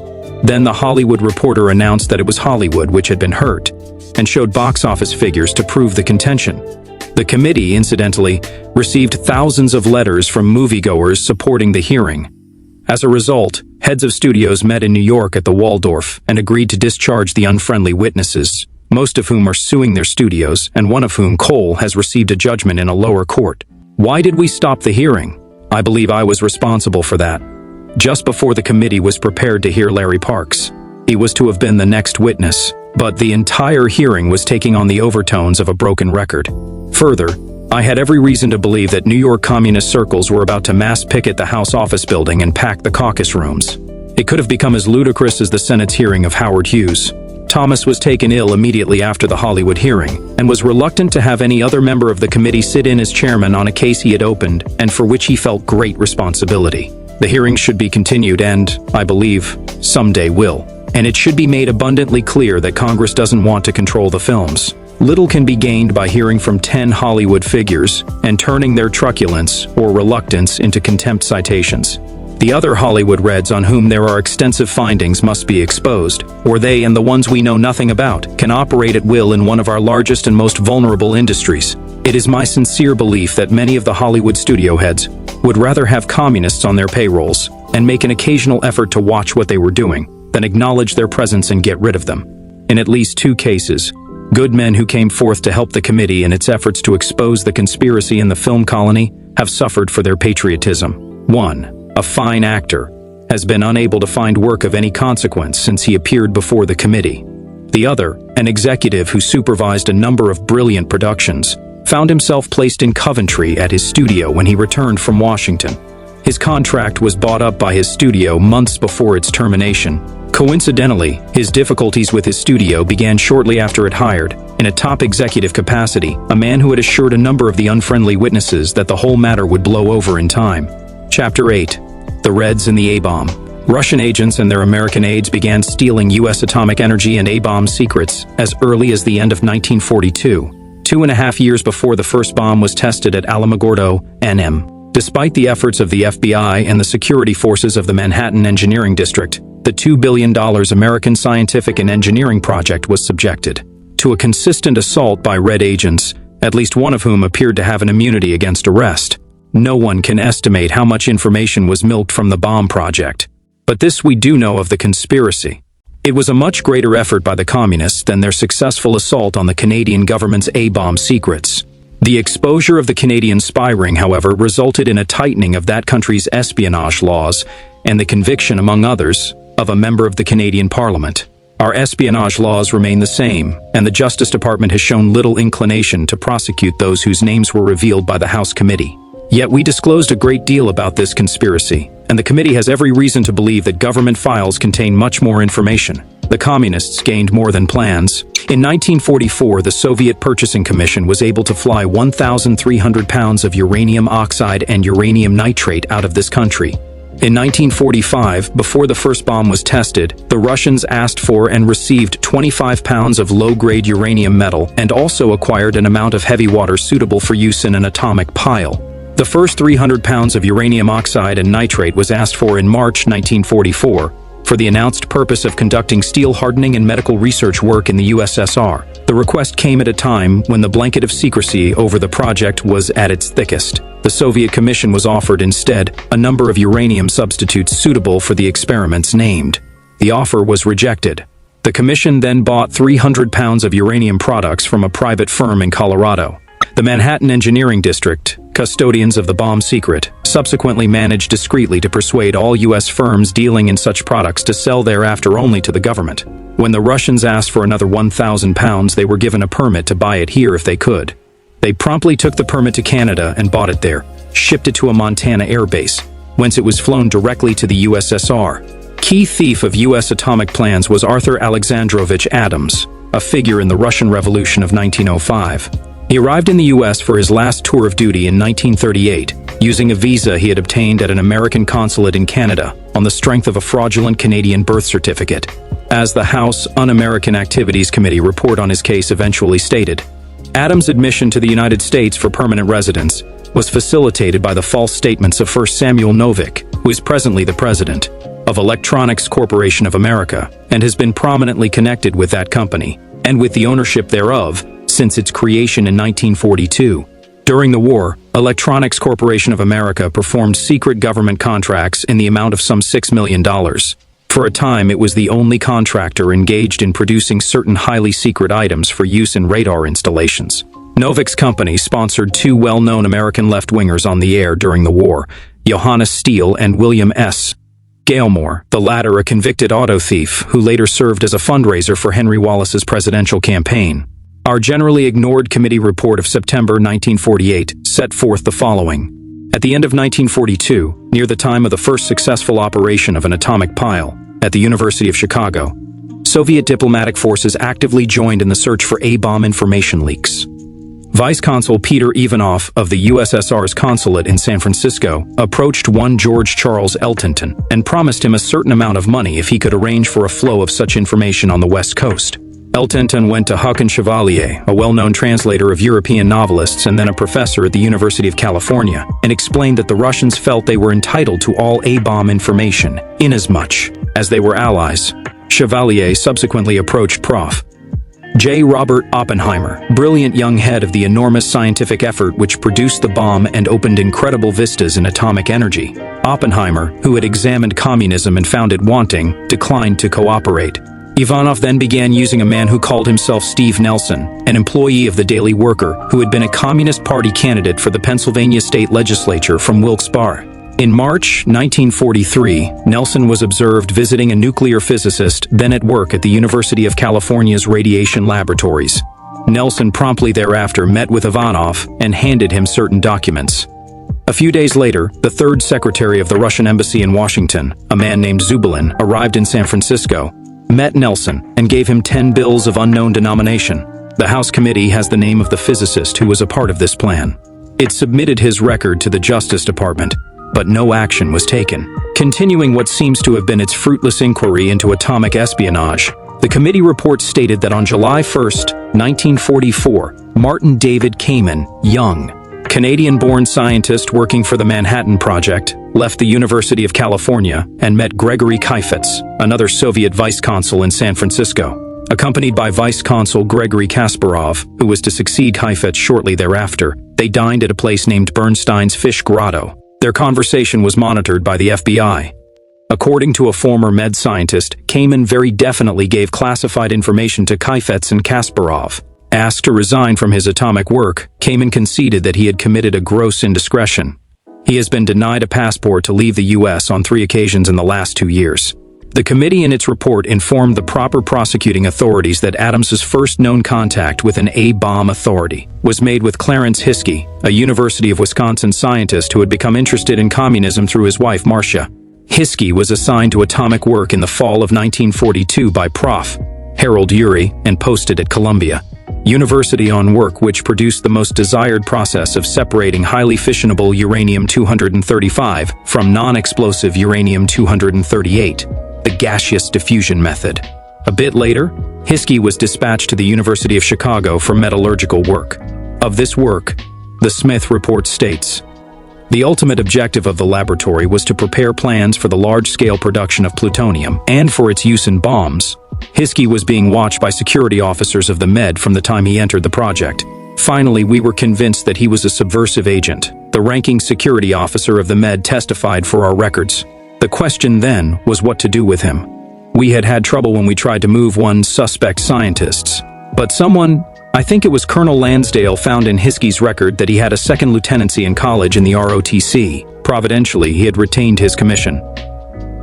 We had the Adjutant General call Hiskey amidst a great furor that we were doing it deliberately. We transferred him to the Cannell Project in Canada, where in the Quartermaster Corps, he counted underwear until the project went out of business. Then he was transferred to an outfit in the South Pacific. He was promoted under ordinary steps from lieutenant to captain, with no interference from us, and he finally came out of the Army as a captain. On the day after Hiskey was called to active duty in the Army, he met Arthur Adams in Chicago. The inference is irresistible, the committee declared, that he told Adams the Soviet agent would have to develop a new contact within the metallurgical laboratory. A day later, Hiskey went to Cleveland to the hotel of John Hitchcock Chapin, young chemical engineer employed in the laboratory concerned. Then he took off for his new assignment. While there, his luggage was searched and it was found to contain secret A-bomb information. Hiskey has never been prosecuted, nor have any of the others named. Adams, though followed by the FBI and security officers of the Manhattan Project, faced arrest only once, though no government agency has yet denied.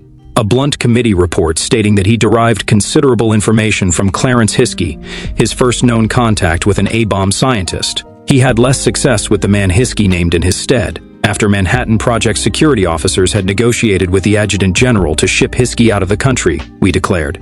Hiskey's successor was John Hitchcock Chapin.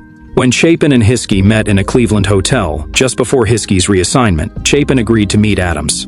So that he would be sure to recognize the Red agent, Chapin testified he gave Hiskey a key to give to Adams. Chapin later told the House Un-American Activities Committee he did eventually meet Adams, who handed him the key, but that he revealed no secret information to the Soviet agent.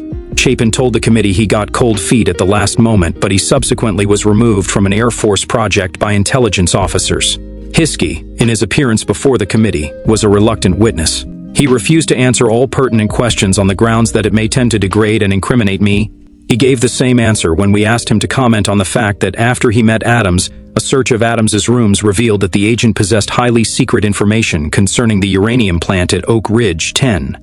Adams had interesting friends in this country, in addition to Samuel Novick. Among them, we reported officially, were Victoria Stone, operator now of a New York jewelry store which Adams helped to. Finance, Julius Hyman, a steel importer whose daughter worked for TASS, Soviet news agency, and who was a friend of Earl Browder. Eric Bernay, former advertising manager of the New Masses and phono recorder of communist Hans Eisler's so-called revolutionary music. And Pavel Mikhailov, vice consul of the USSR, is consulate general in New York.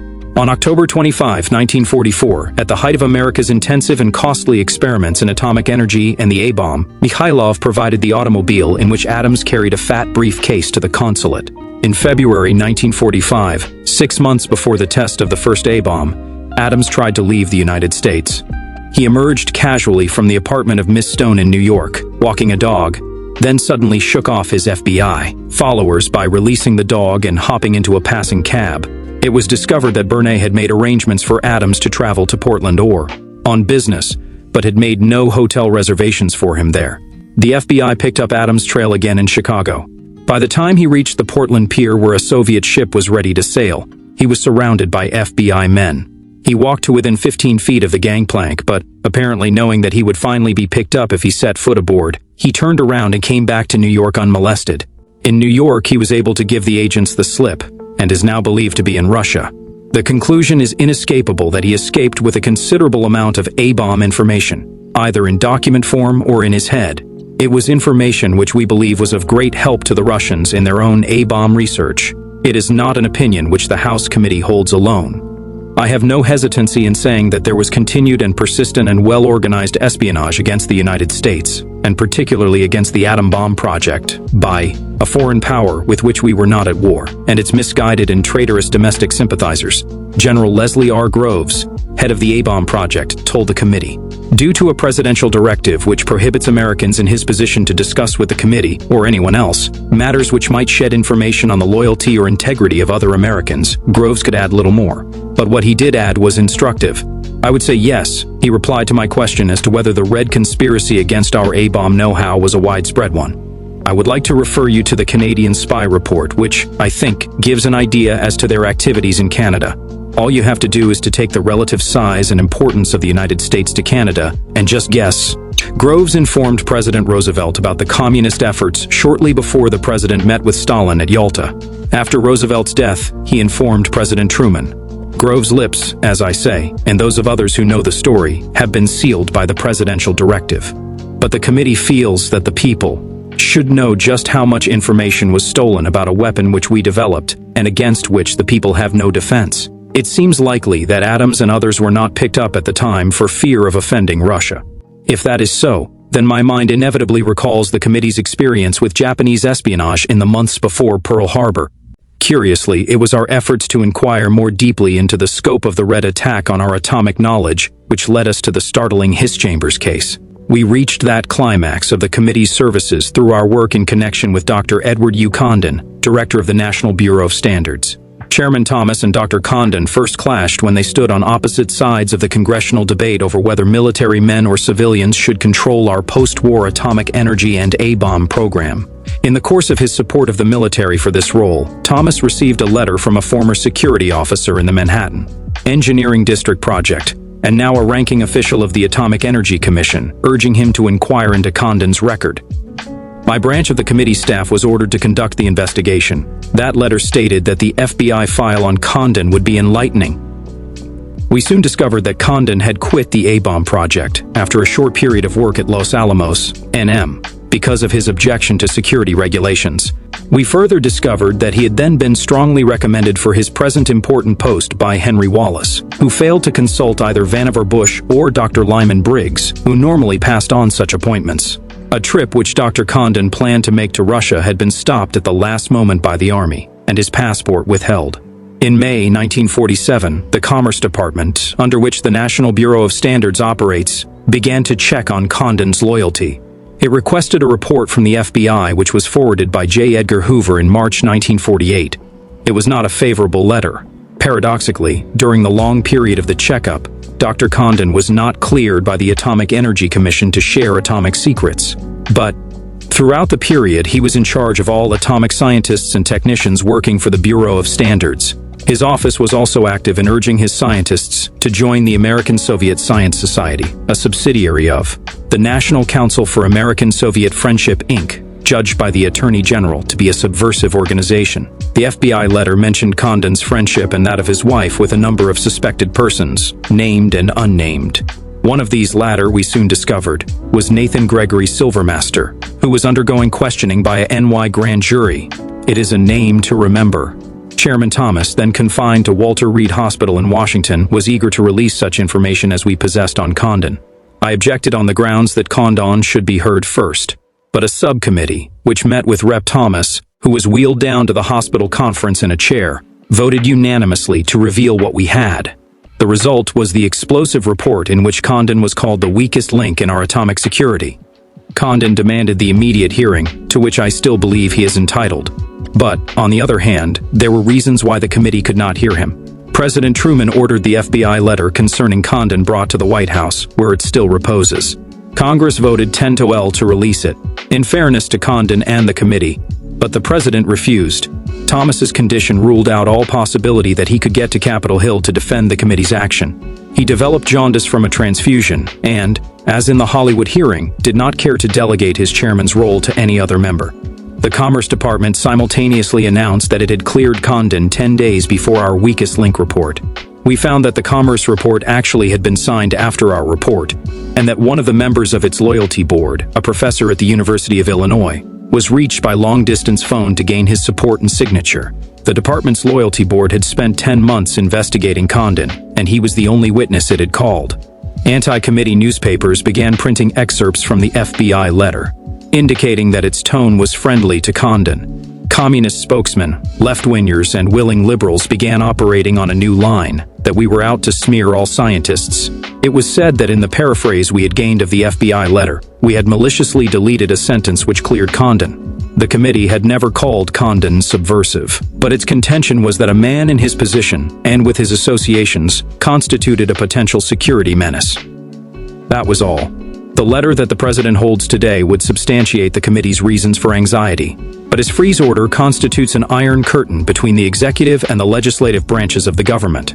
There was no desire on the committee's part, and certainly none of my own, to single out scientists for investigation. Yet with the A-bomb involved, one wonders at the wisdom of surrounding them with what amounts to immunity, for they are in the unquestioned position of being able, wittingly or otherwise, to bring about tremendous loss of U.S. lives in the event of a war and uncountable damage. Pursuing our inquiry into the Condon case, we heard Nathan Gregory Silvermaster on May 25, 1948. He was to be named later in public as a former $10,000 a year government economist, Russian-born, who headed a group which operated within the government collecting information on behalf of the Soviet Union. Silvermaster willingly admitted to the committee that he had been friendly enough with Condon to have been in Condon's home, and vice versa, on a number of occasions. Others who followed him to the stand and admitted knowing Condon were Charles Kramer, alleged communist who worked for Sen, Claude Pepper, and John Marsalka, fired by the State Department for, among other reasons, his extreme sympathy for the Soviet Union. After the federal grand jury in New York arose, in July 1948, we subpoenaed another of its witnesses. She knew Silvermaster, and, as it turned out, she knew many others. Her name was Elizabeth Terrell Bentley. It was she who opened the door to the shocking Hiss Chambers case. Chapter 9. Elizabeth Bentley. Elizabeth Bentley, a Vassar graduate and later a teacher at the exclusive Foxcroft School, Middleburg, VA, drifted deeply into communism through her hatred of fascism and her love of a dying communist named Jacob Golos. Returning from her postgraduate studies in Florence, in the middle 1930s, she met a number of U.S. communists and left-wingers who urged her to speak on Italian fascism at several of their functions. In short order, she joined the American League Against War and Fascism, one of the communist fronts cleverly endowed with a name and apparent purpose calculated to enlist sympathy from Americans. Her early mentor in communism, she later testified, was Dr. James Mendenhall, a professor in Columbia University's Teachers College. Through Columbia, she was placed in a job with the Italian Library of Information, a propaganda arm of Mussolini's dictatorship. She began supplying Communist Party headquarters in New York, with information she picked up in line with her duties at the library. Miss Bentley's efficiency in this modest role came to the attention of Golos, president of World Tourists, Inc., a travel bureau set up with communist funds. The bureau served as a clearinghouse for the traffic between this country and Russia of a number of red agents, some of them traveling under false passports, as in the case of Gerhard Eisler. She fell in love with Golos, and it was to him that she thereafter turned over the information she obtained from the library. When Hitler invaded the Soviet Union in 1941, Golos promoted her to the role of courier.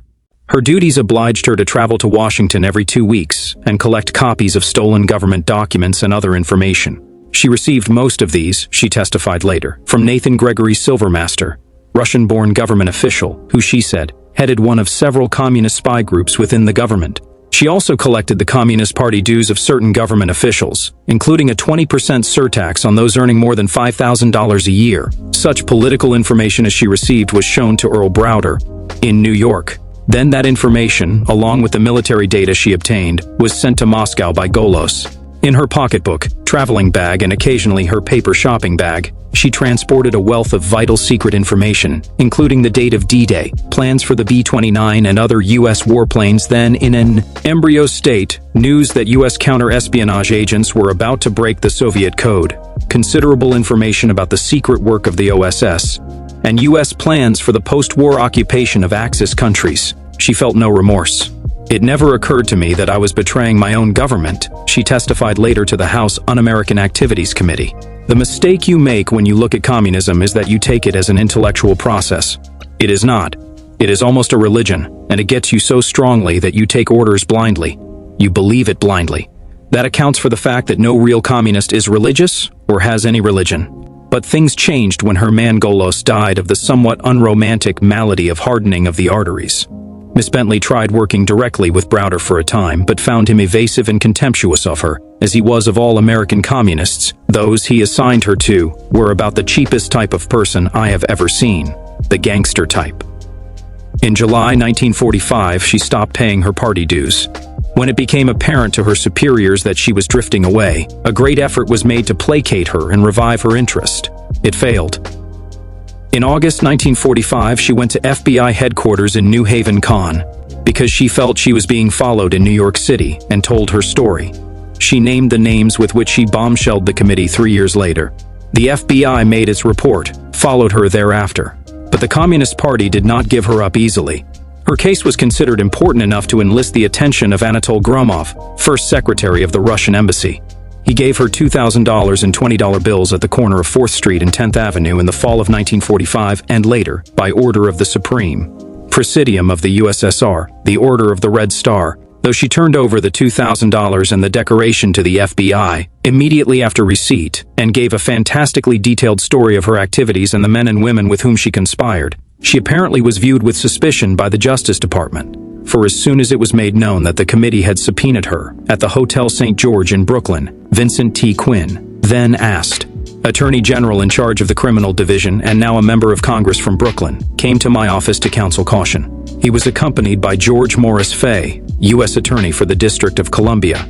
I sensed readily enough that their visit had something to do with Miss Bentley, so I rang up Chairman J. Parnell Thomas at his New Jersey home and asked the officials to speak to him, not me. They urged Thomas to question Miss Bentley in executive session, and warned him that while the Justice Department had never been able, definitely to disprove any of her allegations, there was available no material evidence, and a great dearth of corroborating witnesses. The committee at first heard Miss Bentley in closed session, when she appeared July 31, 1948. But after a very short period of questioning, it was unanimously decided by member Democrats and Republicans alike that the hearing should be opened. In her crisp, unruffled manner, Elizabeth Bentley accused, among others, the following. Asked Secretary of Treasury Harry Dexter White, Lachlan Curry, an aide to President Roosevelt, Silvermaster, former Commerce Department representative on the Interdepartment Committee determining exports to Russia and its satellites, Duncan Lee, legal advisor to OSS Head Major General William Donovan, John Abt, CIO PAC official Victor Perlow, official in 6 government agencies Charles Kramer, attached to the Labor Subcommittee headed by Sens, Claude Pepper and Harley M. Kilgore, Harry Magdoff, WPA official, Harold Glasser, who worked in a number of government offices, and Major William Ludwig Ullman, USAAF. White, co-author of the Bretton Woods Monetary Plan, author of the so-called Morgenthau Plan for Germany, and sponsor of the World Bank, was charged with moving red agents into key positions in various government departments. Curry, Miss Bentley charged, supplied her with advance information on the impending break of the Soviet Code, the invasion of France, and the administration's plans for Chinese aid. Silvermaster she called a communist, and leader of one of the 2 important groups obtaining information from government officials, some of whom she acknowledged might have been sincere liberals who believed that hard-pressed Russia, as an ally, should receive information that was being kept from it. Miss Bentley considered Silvermaster an NKVD man. Remington, who is currently suing her for libel, she called her most valuable government contact. He was subsequently suspended by the Commerce Department. The Federal Loyalty Review Board exonerated Remington and asked that he be reinstated. Lee was accused of being a communist and of supplying her with highly secret OSS information, such as negotiations in the Balkan Group, and that we were parachuting people into Hungary. Abt's New York apartment was used as a rendezvous for some of her fellow conspirators, she asserted. His wife was described as an editor of the communist magazine, Soviet Russia Today. Perlo, she said, headed the second-large Washington document-stealing group and had described himself to her as a communist who had ready access to aircraft production figures. And he supplied me with them, she added. Kramer, who had appeared before the committee a year earlier and who had refused to answer when we asked him if he had ever been a communist, was known as Kravitsky in the Perlo group, in which he was active, according to Miss Bentley. Ullman, she said, attended to the microfilming of secret government documents which found their way to Silvermaster's Washington home. When he was too busy at the Pentagon, Mrs. Silvermaster attended to the photographic work, Miss Bentley declared. The protests of most of those named were quick and generally indignant. This is the most fantastic thing I ever heard of, White told reporters. I never heard of the woman before. I am shocked. I never met Miss Bentley nor knew of her existence, Curry said in a statement issued from his home in Scarsdale, NY. To the best of my knowledge, I have never known nor associated in any way directly or indirectly with either a communist or a communist agent. My work never brought me in contact with military codes, so there we were, with the largest type of hot potato in our hands. This had inadvertently run the president's special session of Congress off the front pages. Before 24 hours had passed, the committee was the target of a tremendous campaign of vilification. There were indeed some members who felt that we should have accepted the advice of the Justice Department and confined Miss Bentley's testimony to a closed hearing. Corroboration most certainly would be difficult to obtain. The subpoena I then served on Whittaker Chambers, for reasons which I shall explain, was a forlorn shot in the dark. Chapter 10. Whittaker Chambers. Whittaker Chambers is a quiet, studious, flabby, pipe-puffing man who tried sporadically for 10 years to tell his story of the communist conspiracy against the United States to the proper authorities. Eventually, he gave up in disgust and probably would still be an obscure editor of Time magazine today if the House Un-American Activities Committee had not called him, more or less by chance. What the committee eventually obtained from him, sensational as it was, perhaps is only a part of what he can tell. But that part unveiled enough to make it abundantly clear to all that a red espionage network, which unquestionably still exists, funneled important U.S. diplomatic and military secrets to Russia a decade and more ago. I first became interested in Chambers without knowing his name. In the spring of 1948, while inquiring into the record of Dr. Edward U. Condon, director of the National Bureau of Standards, I made an effort to establish the relationship between Condon and Nathan Gregory Silvermaster, a former government economist accused by Elizabeth Bentley of heading one of the communist spy rings working in Washington. One day, Ed Neller, Washington correspondent of the NY Sun, asked me what I knew about a senior editor of Time who lived on a farm at Westminster, MD, and was to be questioned by a NY grand jury. Neller had inquired about him at the Justice Department, but had been asked to lay off. I was interested in that jury's findings, for I knew it was hearing Silvermaster. I found that the farmer editor's name was Chambers, and thinking he might supply some needed information, I dispatched 2 investigators to Time's New York office to question him. They returned empty-handed. Chambers did not know Silvermaster, nor did he know Condon. However, he told my men that he had been a communist and once, years before, had served as a courier between an underground apparatus in Washington and the party's New York headquarters. He added that he had told all this to Assistant Secretary of State, A.A. Burl, and later to the FBI when he broke with communism, but that nothing had come of his revelations. He did not wish to appear before the committee, he said. I forgot him. But the startling testimony which Miss Bentley gave during her appearance before the committee on July 31, 1948, and the denials of those named and the blasts the committee received from liberals and left-wingers made it imperative that we get some kind of corroborating witness on our stand. The Justice Department, I recalled moodily, had warned us that there were none. I remembered Chambers and subpoenaed him. Miss Bentley's story plainly was too hard to believe, I agreed. But if Chambers told us of his own work as a courier, perhaps there would be links connecting his bygone activities with the later ones outlined by Miss Bentley. The subpoena on Chambers, once served, gave me additional worry. I felt that Henry Luce would be indignant. His magazine had been critical of the committee, and especially of Rep. Rankin. Calling one of his editors, I guessed, would provoke fresh rebukes. But on the appointed day, August 3, 1948, Chambers walked into my office accompanied by Frank McNaughton of the Washington Bureau of Time. McNaughton had been anti-committee for a long time, but it had not interfered with our friendship.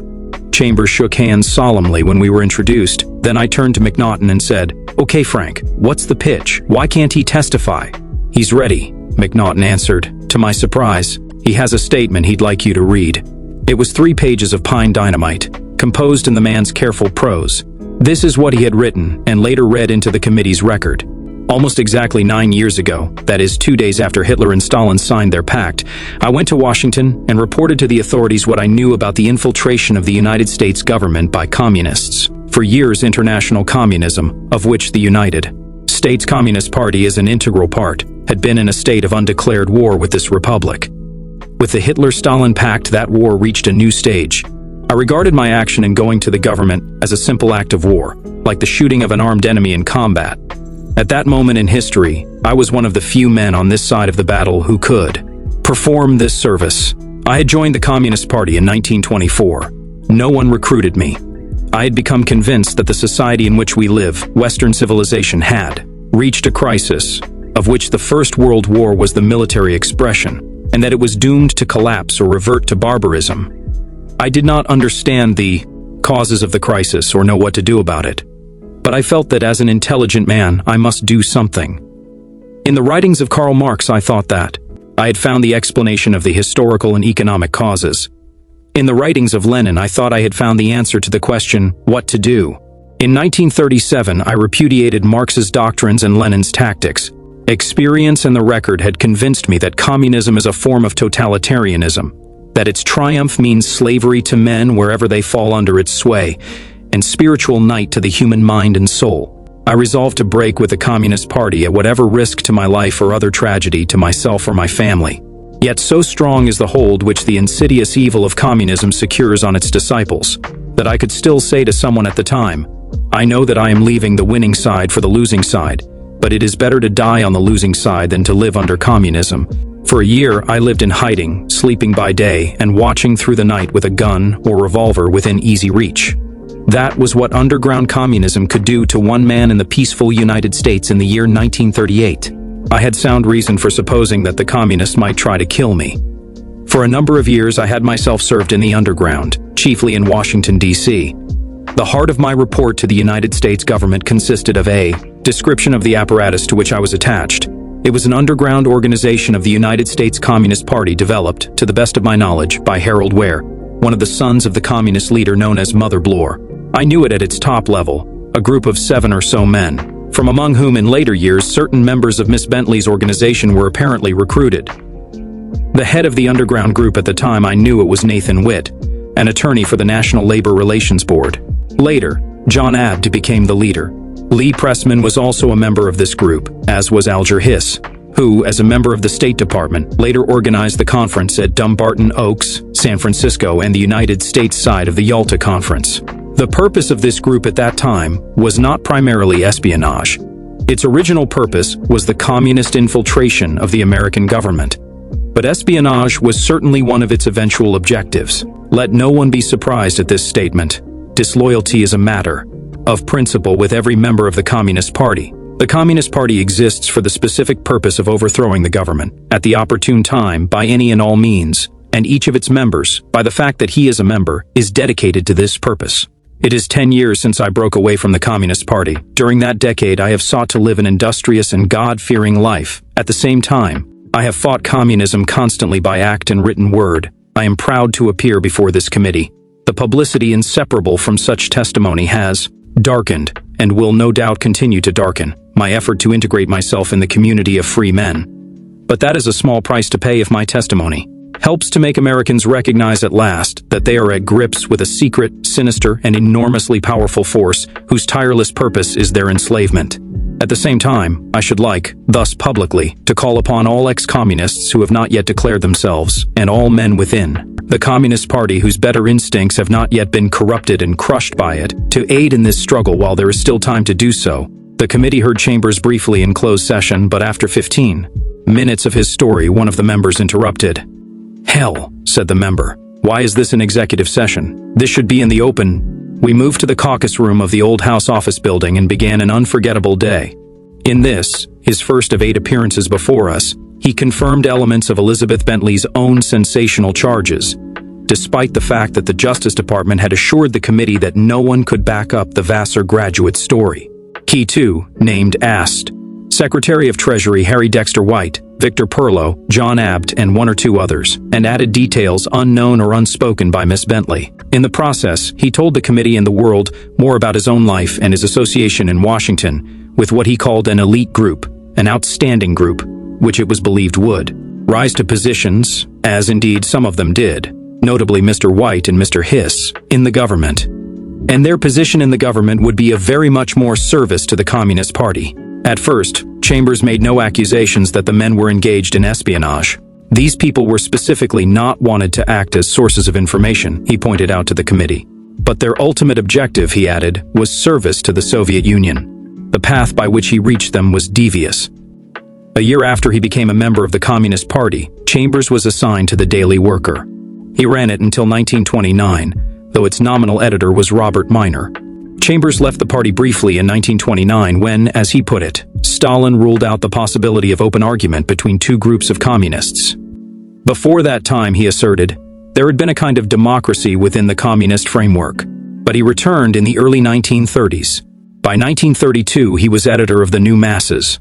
During that same year, he was ordered into the communist underground by Max Bedacht, a member of the Central Committee of the party. There was, of course, no appeal to Bedacht's command. His first contact in the underground, he told the committee, was a man he knew under the aliases of Mike, Don, and Arthur thereafter, although he had previously known him in the open party as either John Sherman or Robert Mitchell. Mitchell took him to Grant's tomb, his story continued, and beckoned him into a large waiting automobile, driven by a Russian Chambers knew as Herbert and as Karl. The Russian questioned him closely about his reasons for leaving the party in 1929, but was satisfied with Chambers' answers. 2 days later, Mitchell introduced him to another Russian, whom Chambers thereafter knew as Ulrich and Walter, and Ulrich ordered him to serve as a liaison man between the underground apparatus and Bedacht, who was in the open party. His main job, however, was the preparation of microfilm documents for shipment to Russia, and the receipt of the same from abroad. Microfilms going to Russia were concealed in the cardboard and cloth backs of 10-cent store mirrors, and passed on to accomplices serving as stewards or seamen on the Hamburg American and North German Lloyd ships. When Hitler came into power in Germany, that transmission belt was dissolved. An effort was made to revive it by using employees of the French line and Lloyd Treaston, but it failed. In 1934, a superior known only as Herman ordered Chambers to meet him in Central Park at 9 o'clock one night. It was raining, but Herman was more disturbing than the rain. In telling him that he would be reassigned to Washington, he spoke of the great career that lies before you, which Chambers, a communist, felt was strange talk coming from another communist. The second point of alarm was that Herman obviously was a drinker, and liquor is absolutely forbidden in the Red Underground. Herman was murdered shortly after that by two NKVD men assigned to the job by Russian General Berzin, Chambers believes. But the Washington job for Chambers came through, on orders of a man named J. Peters, who was Bedacht's successor. Chambers acted briefly as a courier between Washington and New York, but his job soon became more important. He was detailed to work closely with the elite group and receive information from them, for it was felt that it was time the group was used. More aggressively, Chambers declared, I will deal at length with his activities with the group in subsequent articles, but for the benefit of the reader's greater knowledge of Chambers' character, it might be useful to relate the man's actions and emotions just before and after he broke with communism. Sometime in 1937, 2 years before the signing of the Hitler-Stalin Pact, he became frightened and yearned for greater security for himself, his wife, and their baby. He had been using a variety of aliases in his work with the spy ring in Washington, including the name Karl, but now he wanted a positive identity to help avert the fate of the drunken Herman. So, under the name of J. Vivian Chambers, and with the aid, he states, of George Silverman and Irving Kaplan, later named by Elizabeth Bentley as part of her wartime espionage ring, he secured a job with the blessings and apparently the contrivance of the party. He went to work for a government research bureau 24 hours after being promised a position by Kaplan, to whom he had been sent by Silverman, a spectacular instance of the ease with which a communist could at all times slide other communists into practically any government agency in which they had a foothold, as Chambers put it. He worked for several months in the government bureau, collecting his communist salary on the side, but early in 1938 he quit both the job and the party. He gave the party no warning, but just disappeared. He retired to the seclusion of his Maryland farm, slept mainly through the days and sat up at nights with a gun ready, determined to fight for his life if necessary. He made no friends among neighboring farmers. Later that year, pinched for funds, he applied for a job at Time and got it. Though he gave the personnel department an account of his past activities, He was assigned to book and movie reviewing. 48 hours after the signing of the Hitler-Stalin Pact, Chambers sought out anti-communist writer Isaac Don Levine, now editor of Plain Talk. His purpose was twofold: to inquire into the market for anti-communist articles. He had approached Levine on that matter earlier, and two, enlist Levine's aid in contacting the proper authorities in Washington to lay before them all he knew of the communist conspiracy and its workings within the government. Levine went to Washington in the hope of seeing President Roosevelt, but got only as far as the late Marvin McIntyre, one of the president's executive secretaries. McIntyre heard the Chambers story briefly and informed them that the president was too busy to hear them. He suggested that Levine and Chambers see asked Secretary of State Burl. Burley invited Chambers to dinner near the end of August 1939. 9 years later, testifying before the committee, Burl related the events of that evening as best he remembered them. He said that Chambers that night named Alger Hiss, Donald Hiss, now a partner in Secretary of State Dean Acheson's law firm, Nathan Witt and Lee Pressman as a group of sympathizers who might be of use to the Communist Party at some later date. Chambers did not name them as communists to him, Burley testified, but rather as lobbyists for Russia. But Burley was concerned enough to make inquiries. "I checked on the two Hiss boys," he told the committee. "Specifically, I checked with Dean Acheson, and later I checked when Acheson became the Assistant Secretary of State and Alger Hiss became his executive assistant." Acheson said that he had known the family and these two boys from childhood, and he could vouch for them absolutely.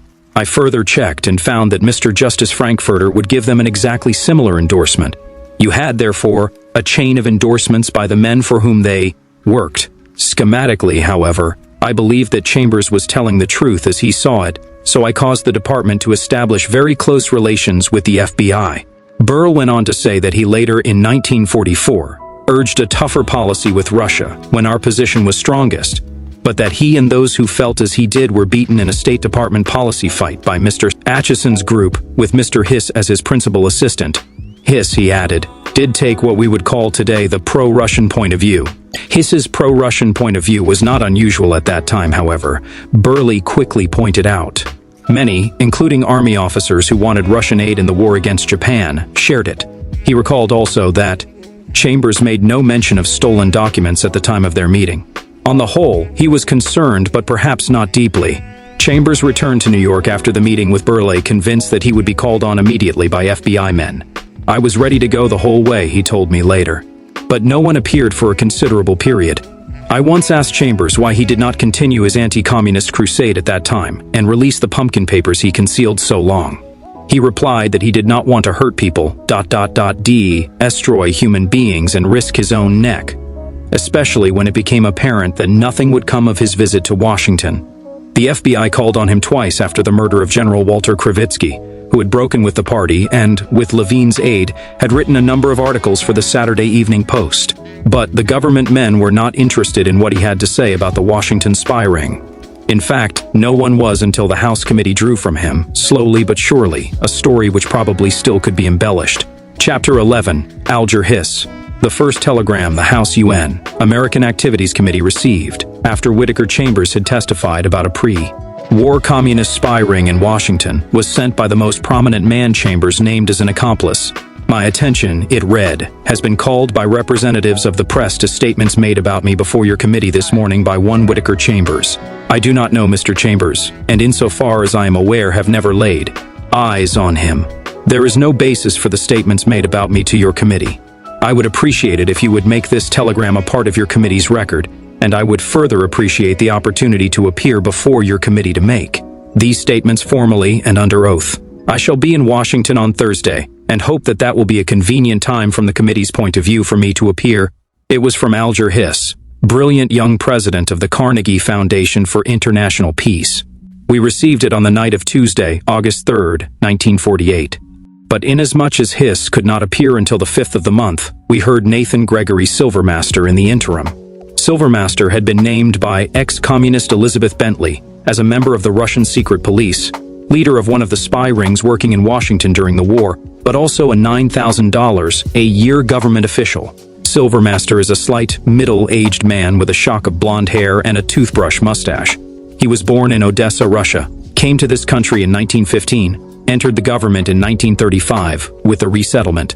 Administration, moved to the Maritime Labor Board as chief economist, thence to the Labor Division of the Farm Security Administration as its director.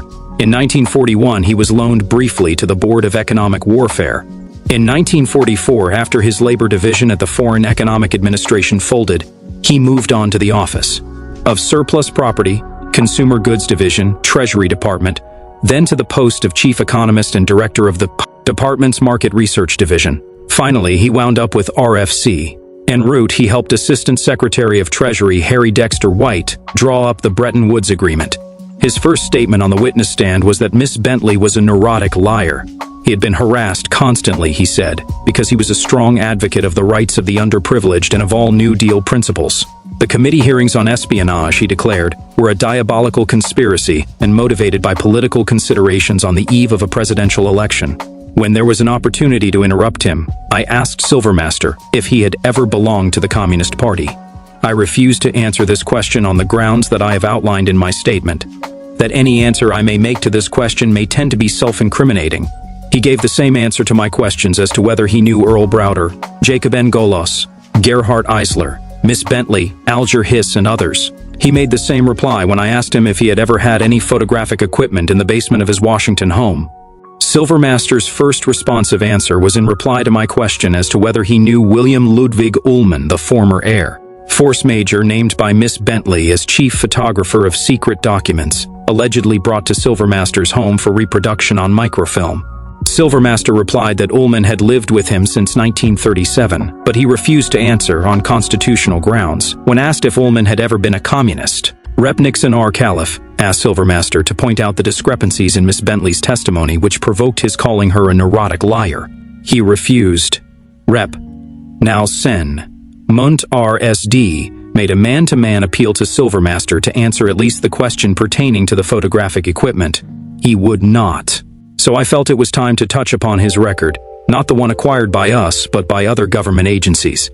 To begin with, I asked him if military intelligence had ever objected to his employment by the Board of Economic Warfare. I think it was naval intelligence, he contradicted. You then went to Lachlan Curry, I asked, mentioning the FDR aide accused by Miss Bentley as one who had supplied vital information to Russian agents. Silvermaster readily acknowledged that he had done so, and that he had also appealed to C.B. Baldwin, then his chief in the Farm Security Administration, and later campaign manager for Henry Wallace. His appeal, he said, went up to Undersecretary of War Robert Patterson. Patterson cleared him. He was cleared in face of such Civil Service Commission reports as the following. 1. Silvermaster has been known and listed in the files of the Seattle Police Department, the 13th Naval District, the San Francisco Police Department, the Subversive Unit of the American Legion at San Francisco, and the Federal Bureau of Investigation as a member and leader of the Communist Party. 2. Numerous witnesses in the files of various subversive units allege that the applicant was closely associated with Sam Darcy and Harry Bridges, and alternated with Bridges in talking to the waterfront strikers in San Francisco. 3. The applicant denied that he was an agent of the OGPU or a member of the Communist Party. Former members of the party state that when a communist is asked as to his membership in the party, he at that moment ceases to be a member until he answers in the negative. After he makes answer, his membership is reinstated according to communist doctrines. 4. Civil service investigators recommended in 1942 that Silvermaster be declared ineligible for the position of head economist, Board of Economic Warfare, for 3 years or for the duration of the emergency. 5. The Commission's final report, which was overruled, read in part, cancel Mr. Silvermaster's eligibilities on the Senior Social Science Analyst Register, cancel any and all other pending applications or eligibilities he may have, and bar him for the duration of the national emergency. 6. The Naval Intelligence Report bluntly called him a communist not to be trusted in his office. But for 4 years after these serious charges had been presented and rejected, Silvermaster held important posts in the government. When Silvermaster left the stand, I called back Miss Bentley. You came to Mr. Silvermaster's home for the purpose of collecting information? I asked. That is correct. Which he had obtained from these people in the government? That is correct, sir. You also obtained from him certain Communist Party dues? That is correct. Could you give the committee some details regarding the photographic equipment maintained in Mr. Silvermaster's basement and whether or not Mr. Ullman had anything to do with it? Yes, she replied. They had set up in the basement a homemade apparatus for photographic documents, for microfilming documents, put together by Mr. Ullman, who is quite clever as a mechanic. It had a rack on the top which the camera was stuck into and pointed down, and they had a rack in the bottom where the papers were put in. You actually saw them using this apparatus on government documents, did you? Yes, I did. Acting Chairman Munt then asked me if I had any papers showing the references Silvermaster had presented when he obtained employment with the government. We have endeavored to secure his file from the archives, but it is not there, I had to answer. It has disappeared. I then added, the archivist advised Mr. Wheeler, the investigator who called there, that they were the custodians of all the files of the Bureau and FIE, but that Mr. Silvermaster's file was not there. The files of others in those bureaus were there, but not Mr. Silvermaster's. The committee had gone as far as it could in the case of Silvermaster. It adjourned and prepared for one of the numberless climaxes of its life, the interrogation of Alger Hiss. The first appearance of Hiss before the House Un-American Activities Committee, on August 5, 1948, drew perhaps the biggest turnout of reporters and spectators in the history of our inquiries. They sat restlessly through the extended remarks of Rep. Fred E. Busby, a former member of the committee, who produced correspondence with the Civil Service Commission concerning Nathan Gregory Silvermaster, who had been heard the previous day. As Busby spoke on, I moved across the caucus room to Hiss, a boyish-looking man of considerable poise, and whispered, "We're calling you next, Mr. Hiss. If you have a statement prepared, I'd be happy to submit it to the committee in advance." The youthful president of the Carnegie Foundation for International Peace, former law clerk for the great Oliver Wendell Holmes, State Department official, organizer at the birth of the United Nations, and advisor to President Roosevelt at Yalta, smiled amiably. He reached inside his neat coat, but, instead of producing a statement, touched his heart. "What I have to say will come from here," he replied. When he was sworn in, Hiss elaborated dramatically on what is normally the routine "I do." Hiss said, "So help me God. So help me God." Then, in his clear, perfect diction, he began, "I was born in Baltimore, Maryland, on November 11, 1904. I am here at my own request to deny unqualifiedly various statements about me which were made before this committee by one Whittaker Chambers the day before yesterday. I appreciate the committee's having promptly granted my request. I welcome the opportunity to answer to the best of my ability any inquiries the members of this committee may wish to ask me. I am not and never have been a member of the Communist Party. I do not and never have adhered to the tenets of the Communist Party. I am not and never have been a member of any Communist Front organization. I have never followed the Communist Party line directly or indirectly. To the best of my knowledge, none of my friends is a communist. As a State Department official, I have had contacts with representatives of foreign governments, some of whom have undoubtedly been members of the Communist Party as, for example, representatives of the Soviet government. My contacts with any foreign representative who could possibly have been a communist have been strictly official. To the best of my knowledge, I never heard of Whittaker Chambers until in 1947, when two representatives of the Federal Bureau of Investigation asked me if I knew him and various other people, some of whom I knew and some of whom I did not know. I said I did not know Chambers. So far as I know, I have never laid eyes on him, and I should like to have the opportunity to do so. His voice rose in cultured indignation as he spoke the last sentence. I have known Henry H. Collins, Ed Note, named by Chambers as provider of the Washington apartment where the alleged conspirators reportedly met since we were boys in camp, together. I knew him again while he was at the Harvard Business School, while I was at the Harvard Law School, and I have seen him from time to time since I came to Washington in 1933. Lee Pressman was in my class at the Harvard Law School, and we were both on the Harvard Law Review at the same time. We were also both assistants to Judge Jerome Frank on the legal staff of the Agricultural Adjustment Administration. Since I left the Department of Agriculture, I have seen him only occasionally and infrequently. I left the department, according to my recollection, in 1935. Witt and Abe T. Note, Nathan Witt and John Abt, accused by Chambers as leaders of an elite spy ring to which he also linked Hiss, were both members of the legal staff of the AAA. I knew them both in that capacity. I believe I met Witt in New York a year or so before I came to Washington. I came to Washington in 1933. We were both practicing law in New York at the time I think I met Witt. Kramer Ed Note, Charles Kramer, also named by Chambers, was in another office of the AAA, and I met him in that connection. I have seen none of these last three men I have mentioned, except most infrequently since I left the Department of Agriculture. I don't believe I ever knew Victor Perlo Ed Note, named by both Chambers and Elizabeth Bentley as leader of another alleged communist spy ring in Washington. Except as I have indicated, the statements made about me by Mr. Chambers are complete fabrications. I think my record in the government service speaks for itself. Hiss then traced his dignified background but became curiously reluctant when Rep. Nixon asked him who, in addition to Judge Frank, urged him to come to Washington to work. Is it necessary? Hiss asked. There are so many witnesses who use names rather loosely before your committee, and I would rather limit myself. Nixon, perhaps a bit offended by Hiss's answer, pressed him on the point, and finally Hiss said, I am answering this only because you ask it, Justice Felix Frankfurter.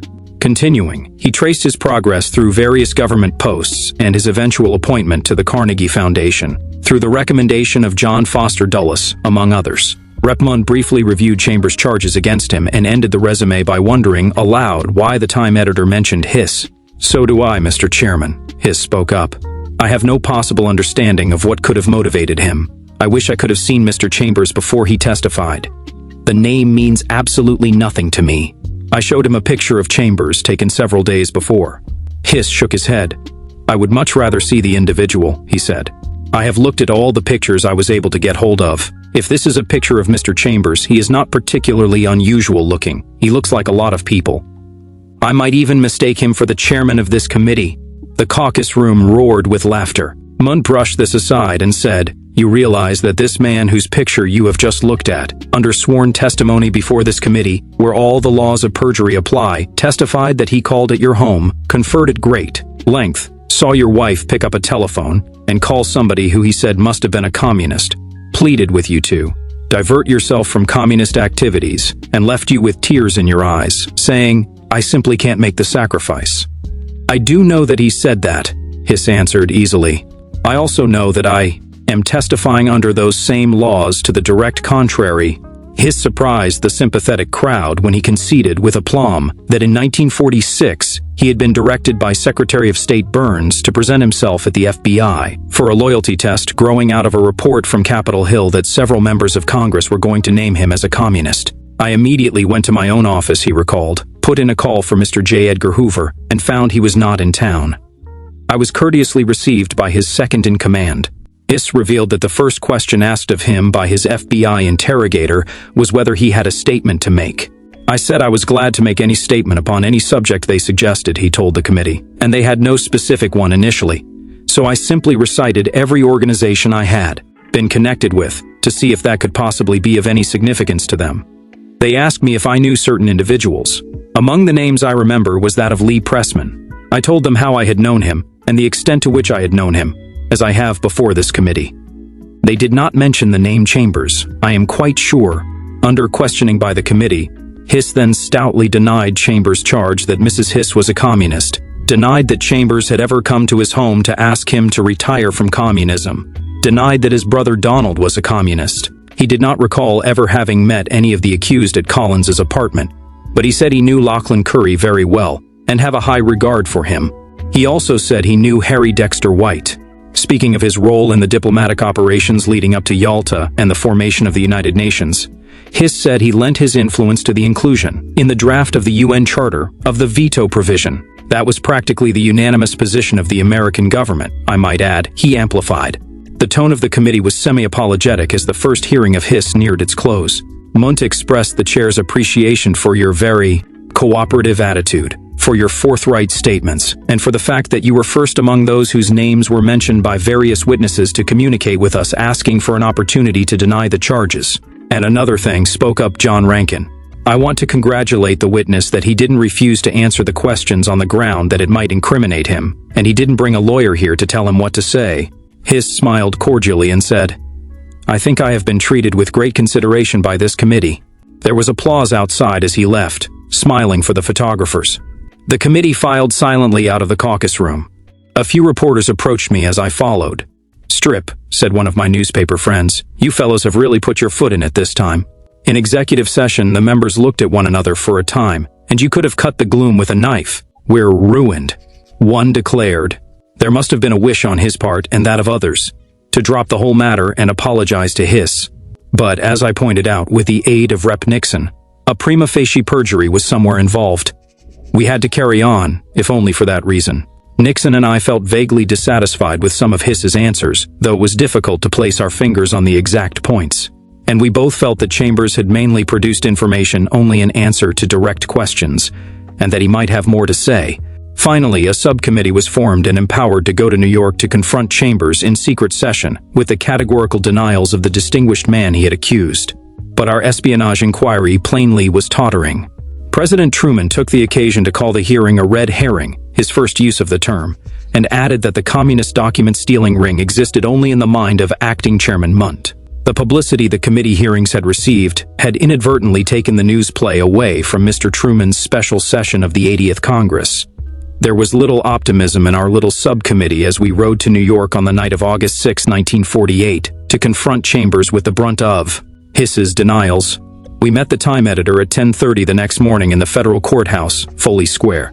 At the start, we were frankly skeptical of him, but he blandly ignored this and began adding a great store of detail to the astonishing story he had told earlier. Chambers added facts which only an extremely intimate friend of Hiss, or one who had hired dozens of private detectives to compile a report on Hiss, could have provided. This is what he testified under oath. Mrs. Hiss called her husband Hilly. He called her Dilly or Pross. Members of the communist group called them Hilly and Dilly when they spoke of them.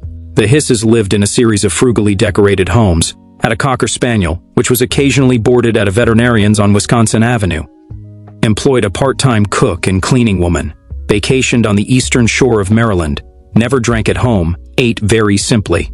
They were amateur ornithologists, and once returned to their home, where Chambers said he spent considerable time, and reported excitedly that they had seen a prothonotary warbler during a walk near Glen Echo. Hiss owned a battered Ford Roadster with manual windshield wipers. At the time he knew them, Chambers went on, the Hisses were raising the son of Mrs. Hiss by her former husband, Thayer Hobson, New York publisher. The boy, Timothy, was nicknamed Timmy. Hobson was paying for his education, but Hiss, said Chambers, took the boy out of an expensive school, placed him in a reasonable one, and contributed the saved money to the Communist Party. Hiss insisted on giving the battered Ford to the party, for use by some poor organizer in the West or somewhere, and Chambers further related that he and his own boss, J. Peters, reluctantly agreed to this, for it was against communist underground rules to do anything with a car except trade it in. Hiss delivered the car to a car lot owner of communist tendencies in Washington. Hiss walked with a slight mince, said Chambers, had cordial but not very intimate relations with his mother and sister, played tennis. Mrs. Hiss was the former Priscilla Fansler from Great Valley near Powley Pa. She was from Quaker stock, and once showed Chambers the road down which her family's farm lay, when the Hisses and Chambers were driving in that area. Donald Hiss, Chambers continued in his calmly detached way, was not as bright or as sensitive as his brother, who is a man of great simplicity and a great gentleness and sweetness of character. Donald impressed Chambers, the latter testified, as a social climber whose efforts in that direction were approved by the Communist Party. Donald became fairly friendly with James Roosevelt, Chambers continued. Donald Hiss submitted to discipline in accepting a job as legal advisor to the Philippines section of the State Department. Though he preferred another government post which would have brought him in contact with Harry Bridges, Chambers went on impassively. The editor related that the Alger Hisses moved from 28th Street NW in Washington to Georgetown, then to another Georgetown home nearby, where their dining room was in the basement, then to an address near Wisconsin Avenue. They slept in a double bed. Their library was nondescript. They did not own a piano. They did own, among other things, he said, a red leather cigarette box with gold tooling. Hiss wore glasses only for reading, Chambers went on. He was slightly deaf in one ear. As a boy in Baltimore, according to Chambers, Hiss used to pull his small wagon to Druid Hill Park, fill up with bottles of spring water, bring them back and sell them. As a dedicated and disciplined communist, he was forbidden to go to church. At the end of the man's incredibly detailed account, Chambers was asked by Rep. Nixon if he would submit to a lie detector test. Yes, he said, calmly, if necessary. You have that much confidence? Nixon asked him. Chambers looked at him oddly. I am telling the truth, he said quietly. Dazzled by detail, we returned to a Washington that was calling for the committee's scalp. I made a quick list of every statement Chambers had made and detailed a quiet, middle-aged woman on our research staff to check on each item. She worked diligently, combing the records of Timmy's schools, employment agencies, the veterinarian concerned, car registrations, real estate offices, and the like. Everything jibed except in minute instances. While she worked, and presidential and other abuse rang in the committee's ears, a number of others who had been named Hiss showed what, for some, was their first interest in being heard by the committee. We did not call Hiss again until August 16th, but between August 9th and August 13th, the witness chair was seldom cool. We heard twice from Alexander Korel, an accused communist courier who declined to answer most of the questions directed at him. Victor Perlo, Gilda de Frank Burke, Nathan Gregory Silvermaster's former secretary who testified that Silvermaster had frequently called most of those accused government officials he refused to identify while on the stand, and twice from Duncan C. Lee, the former OSS counsel, who denied all charges and called Elizabeth Bentley a leftish nuisance his wife and himself had tried to ditch. We heard also from former Major William Ludwig Ullman, who gave us the now familiar "I refuse to answer that question on the ground that it would incriminate me," Robert T. Miller, a writer and former government employee, who denied he had supplied Miss Bentley with state secrets, and Henry H. Collins, who declined to answer any questions about who had come to his Washington apartment or whether or not he was a communist.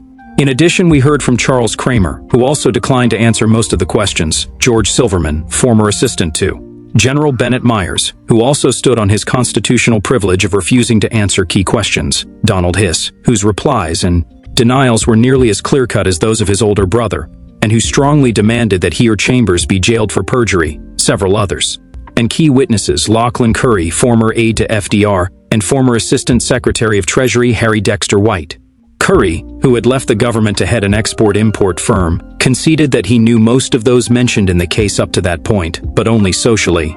He ducked no questions, denied all charges, and was commended by Rep. Munt on his attitude before the committee, which is certainly refreshing following the series of witnesses to whom we have been compelled to listen over the past week. White, like Curry, stated that he had been in Silvermaster's basement but had not noticed any photographic equipment, though he knew that Ullman, who lived there, as an excellent photographer. We showed him a real estate advertisement which had appeared just at this time in a Washington paper, offering the same house for sale and extolling its excellent photographic room in the basement, but that did not refresh his memory. The former little cabinet officer said, with a smile, that it was disconcerting to be linked with the names that had previously been read into the record. He knew many of those concerned, he conceded, but only socially, and never suspected any of subversive activities. He interceded in Silvermaster's behalf when the latter was facing suspension or disqualification as a communist, because "I will do a lot for my friends, good friends," and that was the least any decent human being could do for a man who we thought was innocent. White testified that he did not know Chambers, and thus, as Chambers had stated, could not have been in a very agitated frame of mind when Chambers allegedly asked him to break with the communist movement. Chairman J. Parnell Thomas thanked White for appearing. Earlier in the hearing, he had read aloud a note which White had sent to the chair. "I am recovering from a severe heart attack. I would appreciate it if the chairman would give me 5 or 10 minutes rest after each hour." In relation to this, White explained that he had overtaxed his heart during his days as a tennis player and baseball player. Thomas's prompt "Yes, sir," was applauded by the crowded caucus room, but that was about the only applause forthcoming. A red herring of the strongest type of smell, the president commented that day. Then we called back Alger Hiss, this time in closed session. We found a somewhat different Hiss. He was perturbed over a premature revelation to the newspapers by a member of the committee that we had questioned Chambers in secrecy the previous week, and Chambers had told us enough to convince us he knew Hiss intimately. Hiss now obliquely accused the committee of questioning him solely for the purpose of obtaining information which we would then pass on privately to Chambers for the latter's use on the public witness stand. Rapierre Nixon resented the inference. "What we are trying to do," he said, "is test the credibility of Mr. Chambers, and you are the man who can do it." "Either you or Mr. Chambers is lying, Rep," Hebert put in. "And whichever one of you is lying is the greatest actor that America has ever produced." Hiss shrugged and said he would answer the committee's questions. "If you insist." I showed him another picture of Chambers. He asserted again that he did not know his accuser. But then he said something which threw a new light on the entire case. "I have written a name on this pad in front of me, of a person whom I knew in 1933 and 1934, who not only spent some time in my house but sublet my apartment," Hiss said, unexpectedly. "I do not recognize the photographs as possibly being this man. If I hadn't seen the morning papers with an account of statements that he knew the inside of my house, I don't think I would even have thought of this name. I want to see Chambers face to face and see if he can be this individual." Hiss did not wish to reveal the name he had jotted down. I do not want, and I don't think I ought to be asked, to testify now as to that man's name and everything I can remember about him. He was not named Carl and not Whitaker Chambers. Let's not ramble, Chairman Thomas said, impatient with both the variety of questions being asked Hiss and Hiss's change of attitude. But there was considerable rambling thereafter, our eventually published record of the hearing showed. However, Hiss did finally tell the committee the name, after a long discussion as to whether Mrs. Hiss would be available for questioning. The name of the man I brought in, and he may have no relation to this whole nightmare, is a man named George Crosley, he said. I met him when I was working for the Nye Committee. He was a writer. He hoped to sell articles to magazines about the munitions industry. After we the Hisses had taken the house on P Street and had the apartment on our hands, he one day in the course of casual conversation said he was going to specialize all summer in getting his articles done, didn't know what he was going to do about living quarters, and was thinking of bringing his family to Washington. I said, "You can have my apartment." He said he had a wife and little baby. The apartment wasn't very expensive, and I think I let him have it at exact cost. My recollection is that he spent several nights in my house because his furniture van was delayed. The committee questioned him closely about the physical appearance of Crosley, and finally got to the man's teeth.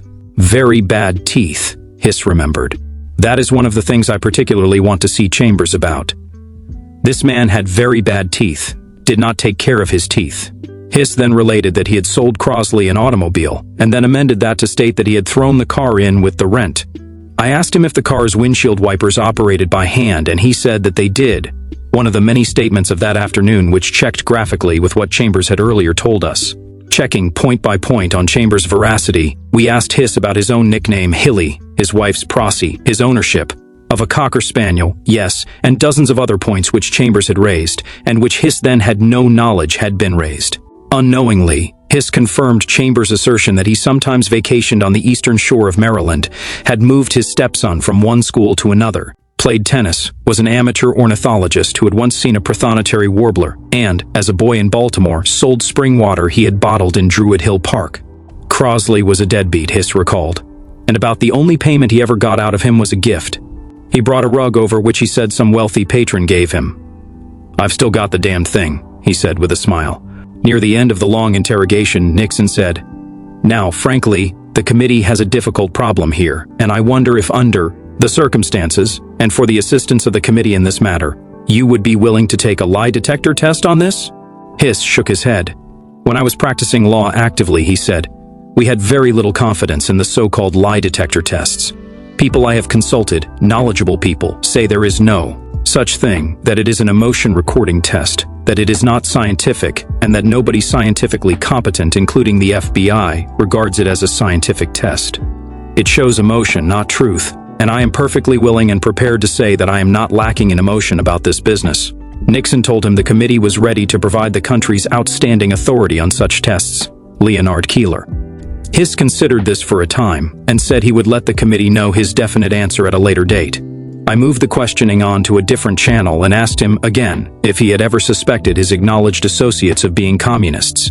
I said, "I happen to know pretty conclusively that not only is Henry Collins a communist, but he has been a communist for many years. In fact, when he used to work in the AAA, he was notorious for sitting around talking about communism." "I don't think I ever worked in the AAA," Hiss answered. "You claim you know Lee Pressman," I went on. "Lee Pressman has been accused of being an outright card-holding member of the Communist Party in the public press time and time again, and refuses to deny it. The same is true of John Abt. You know John Abt?" "Yes," Hiss replied. "And yet you would give us the belief that none of these people is a communist," I continued. "You are an intelligent person, and not naive enough that you wouldn't know a communist if you saw one. Furthermore, I read a lot of government files from time to time, and I don't say this disparagingly, but I have seen your name for years in government files as a person suspected of communist activity." Hiss just looked at me. "There has to be some basis for all this," I said. "Why would Charles Kramer refuse to say whether he knew you, on the ground of self-incrimination? Why would Henry Collins answer that way? Why would all these people say that?" "Are you finished?" Hiss asked. I said I was. "Do you think those are relevant questions to this inquiry?" He inquired.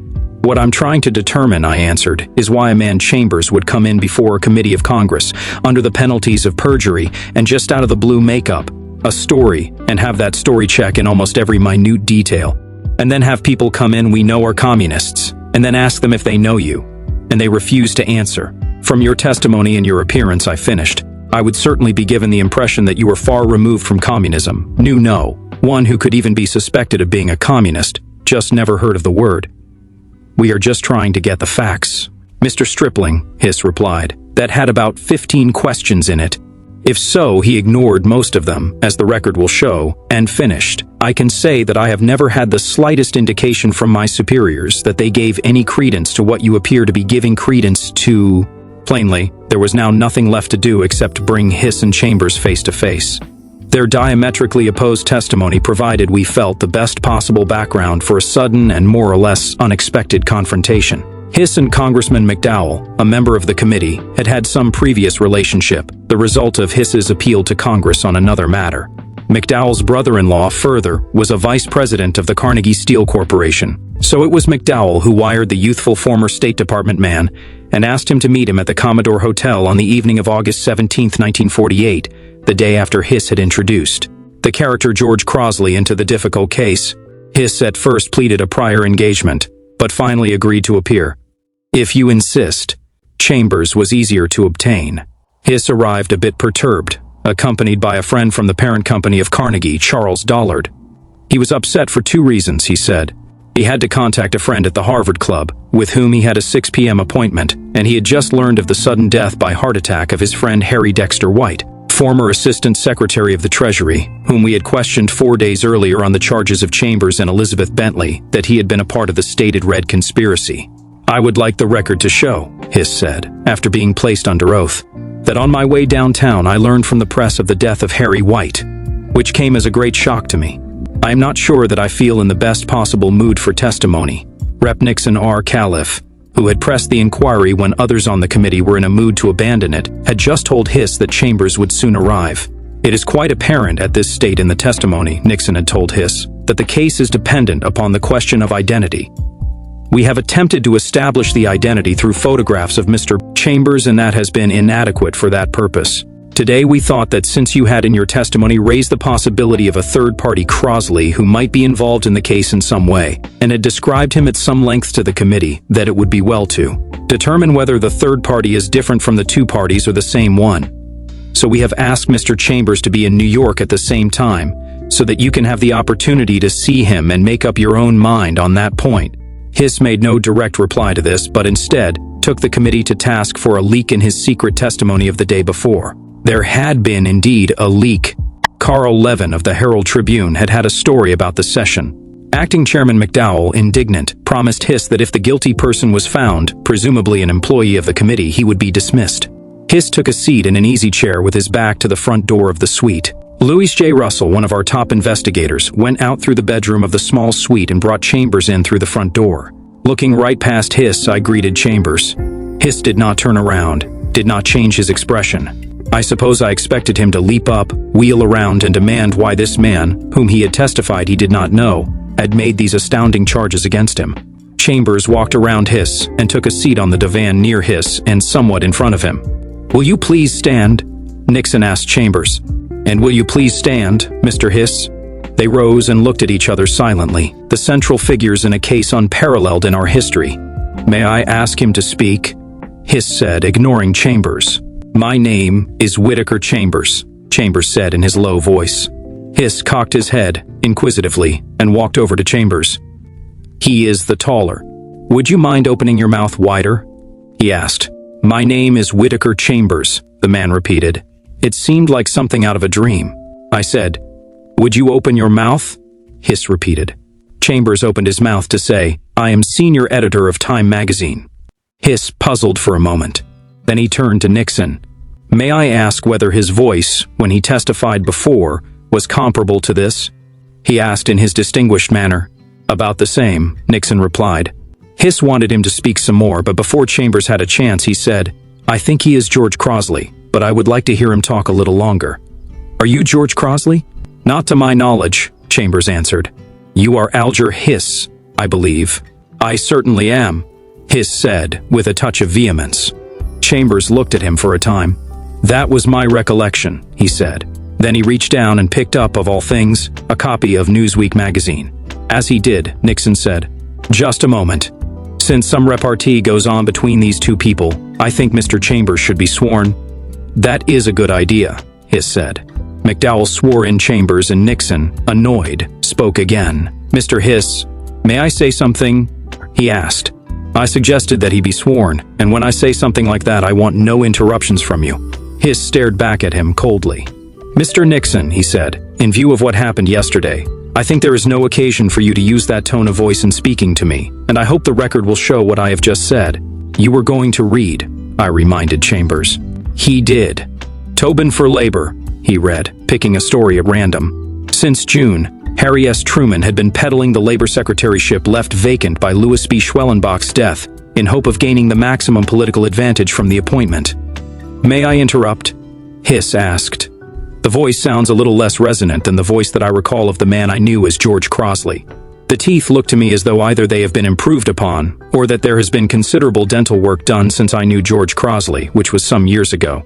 He thought a bit, and then added, I believe I am not prepared, without further checking, to take an absolute oath that he must be George Crosley.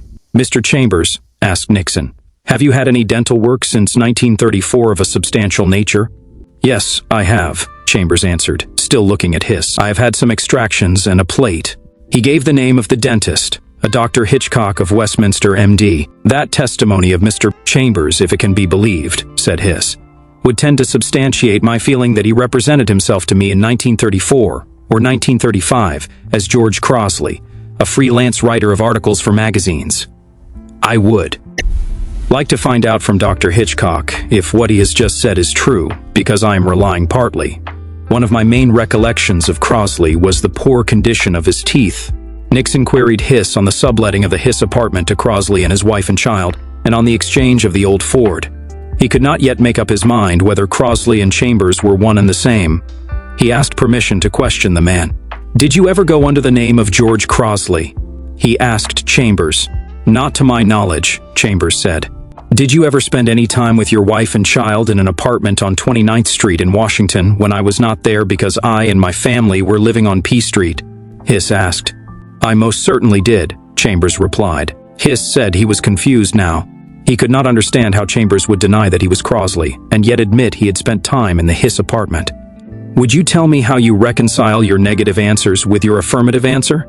He inquired. Chambers looked at him steadily. Very easily, Alger, he said. I was a communist, and you were a communist. Chambers turned to Nixon and continued, I came to Washington as a communist functionary. I was connected with the underground group, of which Mr. Hiss was a member. Mr. Hiss and I became friends. To the best of my knowledge, Mr. Hiss himself suggested that I go there the apartment, and I accepted gratefully. Hiss broke in. Mr. Chairman, I don't need to ask Mr. Whittaker Chambers any more questions. I am now perfectly prepared to identify this man as George Crosley. The ass under the lion's skin is Crosley. Hiss got up from his chair and stood over Chambers. May I say for the record at this point that I would like to invite Mr. Whittaker Chambers to make those same statements out of the presence of this committee, without their being privileged for suit for libel.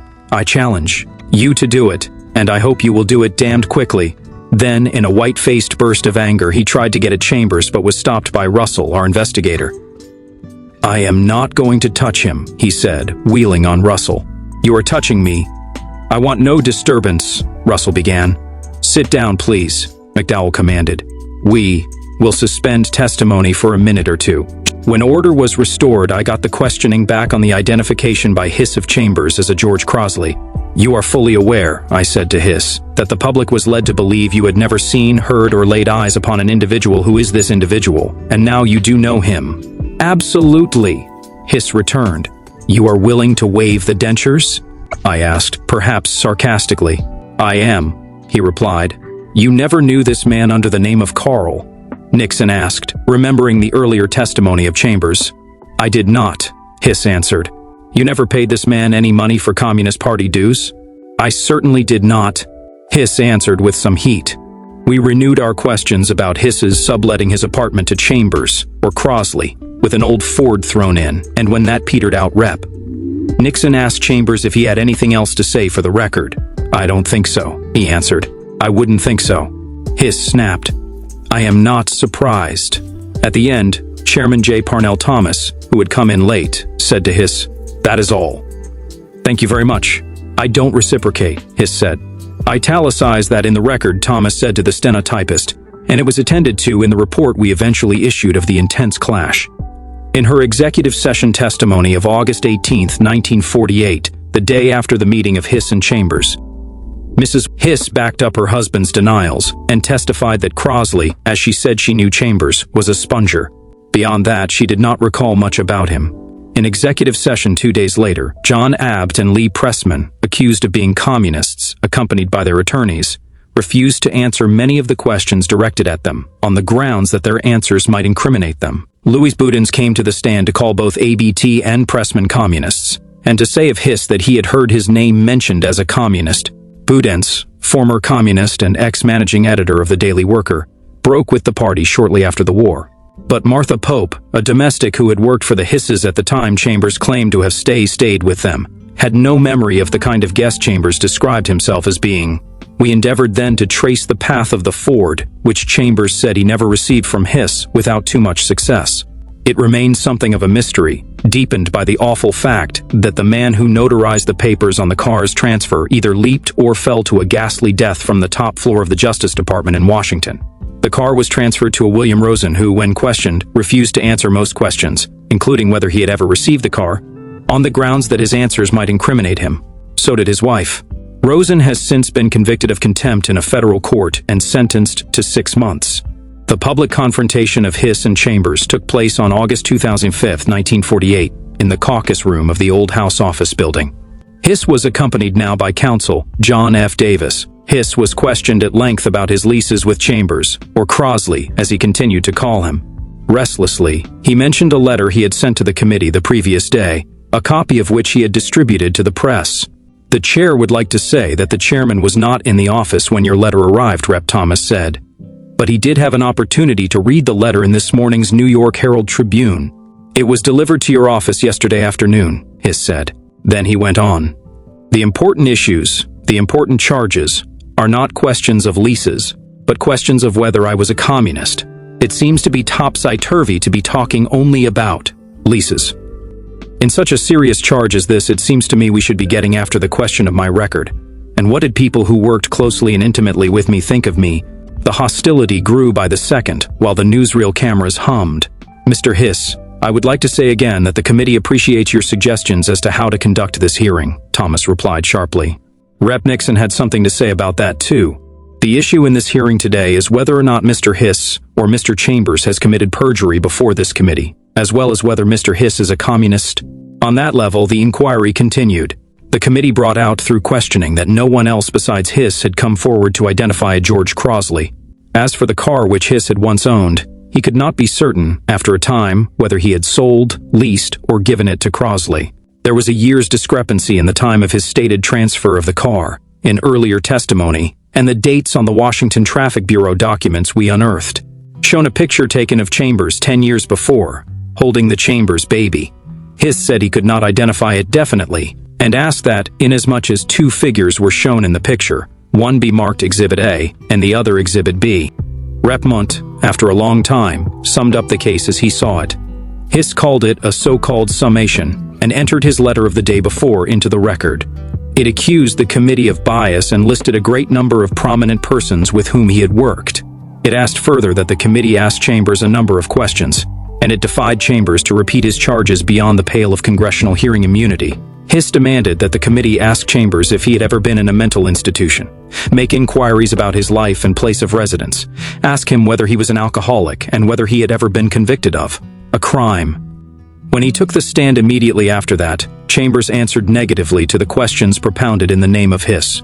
Nixon was curious about the Chambers story that he had spent time at Hiss's home and had lived in the spare apartment which Hiss also had under lease, for nothing. "Why would Mr. Hiss let you go in there for nothing?" he asked. "Because Mr. Hiss and I were communists," Chambers answered, "and that was a comradely way of treating one another. There is nothing unusual in such a procedure among communists. Mr. Hiss considered it a privilege to have a superior in the communist organization in his home." The committee refused to make public Chambers' present address after he said, soberly, "To me that seems tantamount to telling the Communist Party. However, I will tell my address and get rid of this question right away." The stocky editor later mentioned Hiss again as the closest friend I ever had in the Communist Party. Nixon, as well as the rest of us, had continued to marvel at that. "Mr. Chambers," he said, "can you search your memory now to see what motive you can have for accusing Mr. Hiss of being a communist at the present time?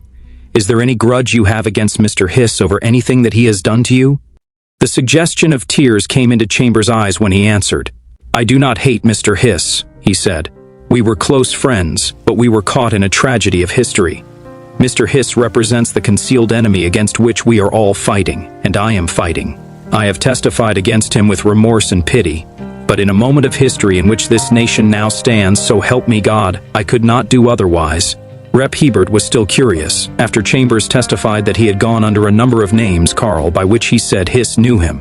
J. Vivian Chambers, his baptismal name, J. Whitaker Chambers, David Whitaker Chambers, Cantwell, and Dwyer, but never Crosley. Hebert asked, "Can you search your mind at this time and tell this committee what possible motives you could have in jeopardizing your position with time?" He had just testified that he made $25,000 a year as one of the magazine's senior editors by making the statements that you are making. You realize that if they are false, you are finished? "It is not just my position on time," Chambers said. "What I am jeopardizing is my position in the community."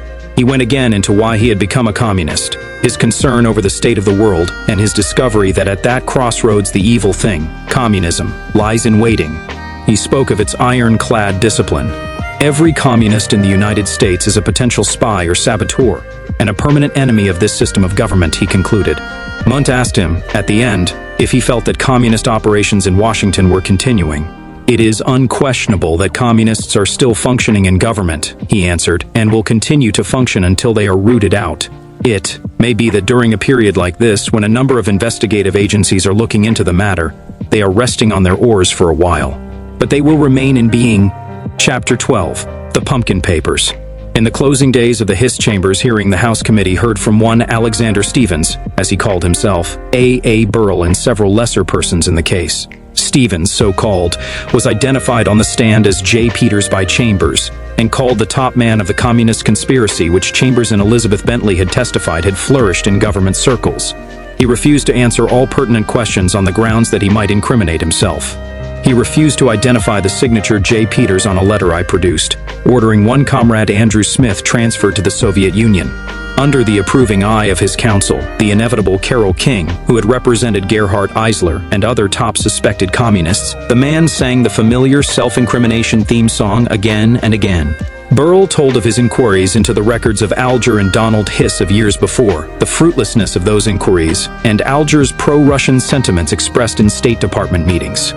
On August 28, 1948, lacking documentary evidence that secret government information had been stolen, and having heard from or testimony concerning 40 persons, the committee issued an interim report. I quote portions of it. "It should be noted that the stark fact that Alger Hiss and Whitaker Chambers, a self-confessed paid communist functionary and espionage agent, were acquainted with each other, and did have numerous transactions and associations together, is of far greater significance than whether Chambers was known to Hiss by the name of Carl or of George Crosley. This fact has been established without challenge, although through the years it had been established by no other investigation. The refusal of Nathan Witt, John Abt, Henry Collins, Lee Pressman, and Victor Perlow to answer any questions concerning their activities as members of this group on the ground of self-incrimination, and to answer as to whether or not they were members of the Communist Party during that period, is in itself strong corroborative evidence for Chambers' story. The confrontation of the two men Hiss and Chambers and the attendant testimony from both witnesses has definitely shifted the burden of proof from Chambers to Hiss, in the opinion of this committee. Up to now, the verifiable portions of Chambers' testimony have stood up strong. The verifiable portions of Hiss's testimony have been badly shaken and are primarily refuted by the testimony of Hiss versus Hiss, as the complete text of the printed hearings will reveal. The committee report called Hiss's testimony, in part, vague and evasive. It called on Attorney General Tom Clark to forward to Congress, at the earliest possible date, recommendations for strengthening the espionage laws so that they will be adequate to deal with the communist conspiracy. We asked Mr. Clark to call the New York Special Grand Jury back into session to consider the testimony we had developed. The public has the clear right to have this proceeding concluded by indictments where indicated, by a no true bill where warranted, and by a full report by the Attorney General on his disposition of the case, the report read. We asked that other steps be taken to control communism, and we promised further exploration of the case. But momentous events were in the making. Shortly after Chambers' last appearance on our witness stand, he, in response to Hiss's challenge, appeared on a radio program and accused Hiss of most of the things he had said under congressional hearing immunity. In view of the indignation in Hiss's voice, at the time he challenged Chambers to repeat his charges in public, I expected Hiss to file a libel or slander suit the following day. It took him a month. In the meanwhile, the committee was dealt a series of blows. Chairman J. Parnell Thomas was indicted on a kickback charge after a hearing that came to a boil in record time. Compared to the leisurely indifference the Justice Department has shown in prosecuting many of those subversives whose names and records we have delivered, Reps. McDowell and Vail were defeated in the November elections. Rep. Munt ran for and was elected to the Senate. The sweeping Democratic victory presaged an end to the committee as I knew it. Then a Hiss attorney, during a pre-trial examination of Mrs. Chambers in Baltimore, in which District Hiss had lodged his slander suits against Chambers, made a historic blunder. What he said to Mrs. Chambers may never be known. Whatever was said outraged Chambers, a man normally slow to anger. As he said later to Rep. Nixon, a fellow Quaker, "You will understand this. When I testified before the committee last August, I wanted to expose the communist conspiracy, but I did not want to destroy the humans involved. I sat for a whole day in meditation as to what I should do. Finally, I came to the conclusion that I could go just so far and achieve exposure without destroying the families of the people involved. But after my testimony, they spread stories that I was insane and that I was a pervert. Then they called in my wife and were very rough with her. It made me angry. I know as a Quaker I must never act in anger, so I sat for another day, and I came to the conclusion that the only thing to do was to tell everything I knew, to spare no one. This thing must be stopped. Look what they're doing in China and Eastern Europe. We've got to know what we're confronted with in this country." But no one knew of the man's tremendous decision until November 17, 1948, when he was next called by Hiss's attorneys for a pre-trial examination. There had never been any suggestion that documentary evidence existed in the Hiss Chambers case. But it is routine for lawyers to ask, and they did ask Chambers, if he had any documentary material to support his allegations. He reached in his pocket and drew out a sheaf of typewritten documents. "Alger Hiss gave me these when we worked together in the communist conspiracy," he said. They were copies, he said, of secret State Department records. There were 65 of them. It was a bombshell whose sound almost immediately reached the ears of Alexander Campbell, head of the Criminal Division of the Department of Justice. He rushed to Baltimore and took personal possession of the papers. He imposed secrecy on all concerned. But the committee, which appeared to be going down the drain, knew nothing of this at the time. 2 weeks later, however, a Chambers attorney named Nicholas Vazana came into my office to ask permission to examine Hiss's file and to secure a copy of the testimony of the previous summer.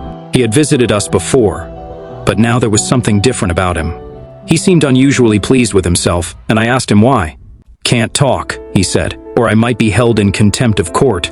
Something prompted me to keep him around the premises. I suggested that we go up and say hello to Rep. Nixon. "You'll like him," I said. I took him to see the young Californian, and we chatted amiably for a time before I brought up the hint he had dropped. "I can't discuss it with either of you," Vazana said. "But I suppose I can tell you it has something to do with the Hiss Chambers libel suit, and it concerns documents. I doubt if Nixon and I were able to maintain our poker faces when he mentioned documents, but he would go no further." On December 11, 1948, an item in a Washington column made reference to new and sensational information in the Hiss Chambers case.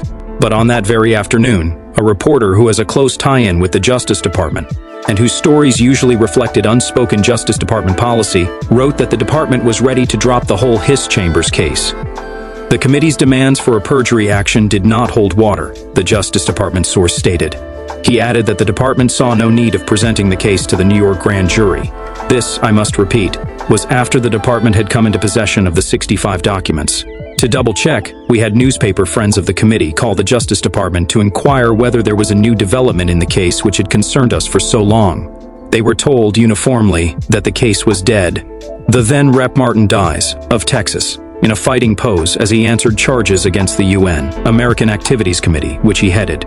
K-exposer of Reds J.B. Matthew fellow traveler, he originated the phrase, testifying before the committee, which he served as a researcher. Silver Shirt leader William Dueller Pelly, American fascist, on the stand at a hearing of the House UN, American Activities Committee.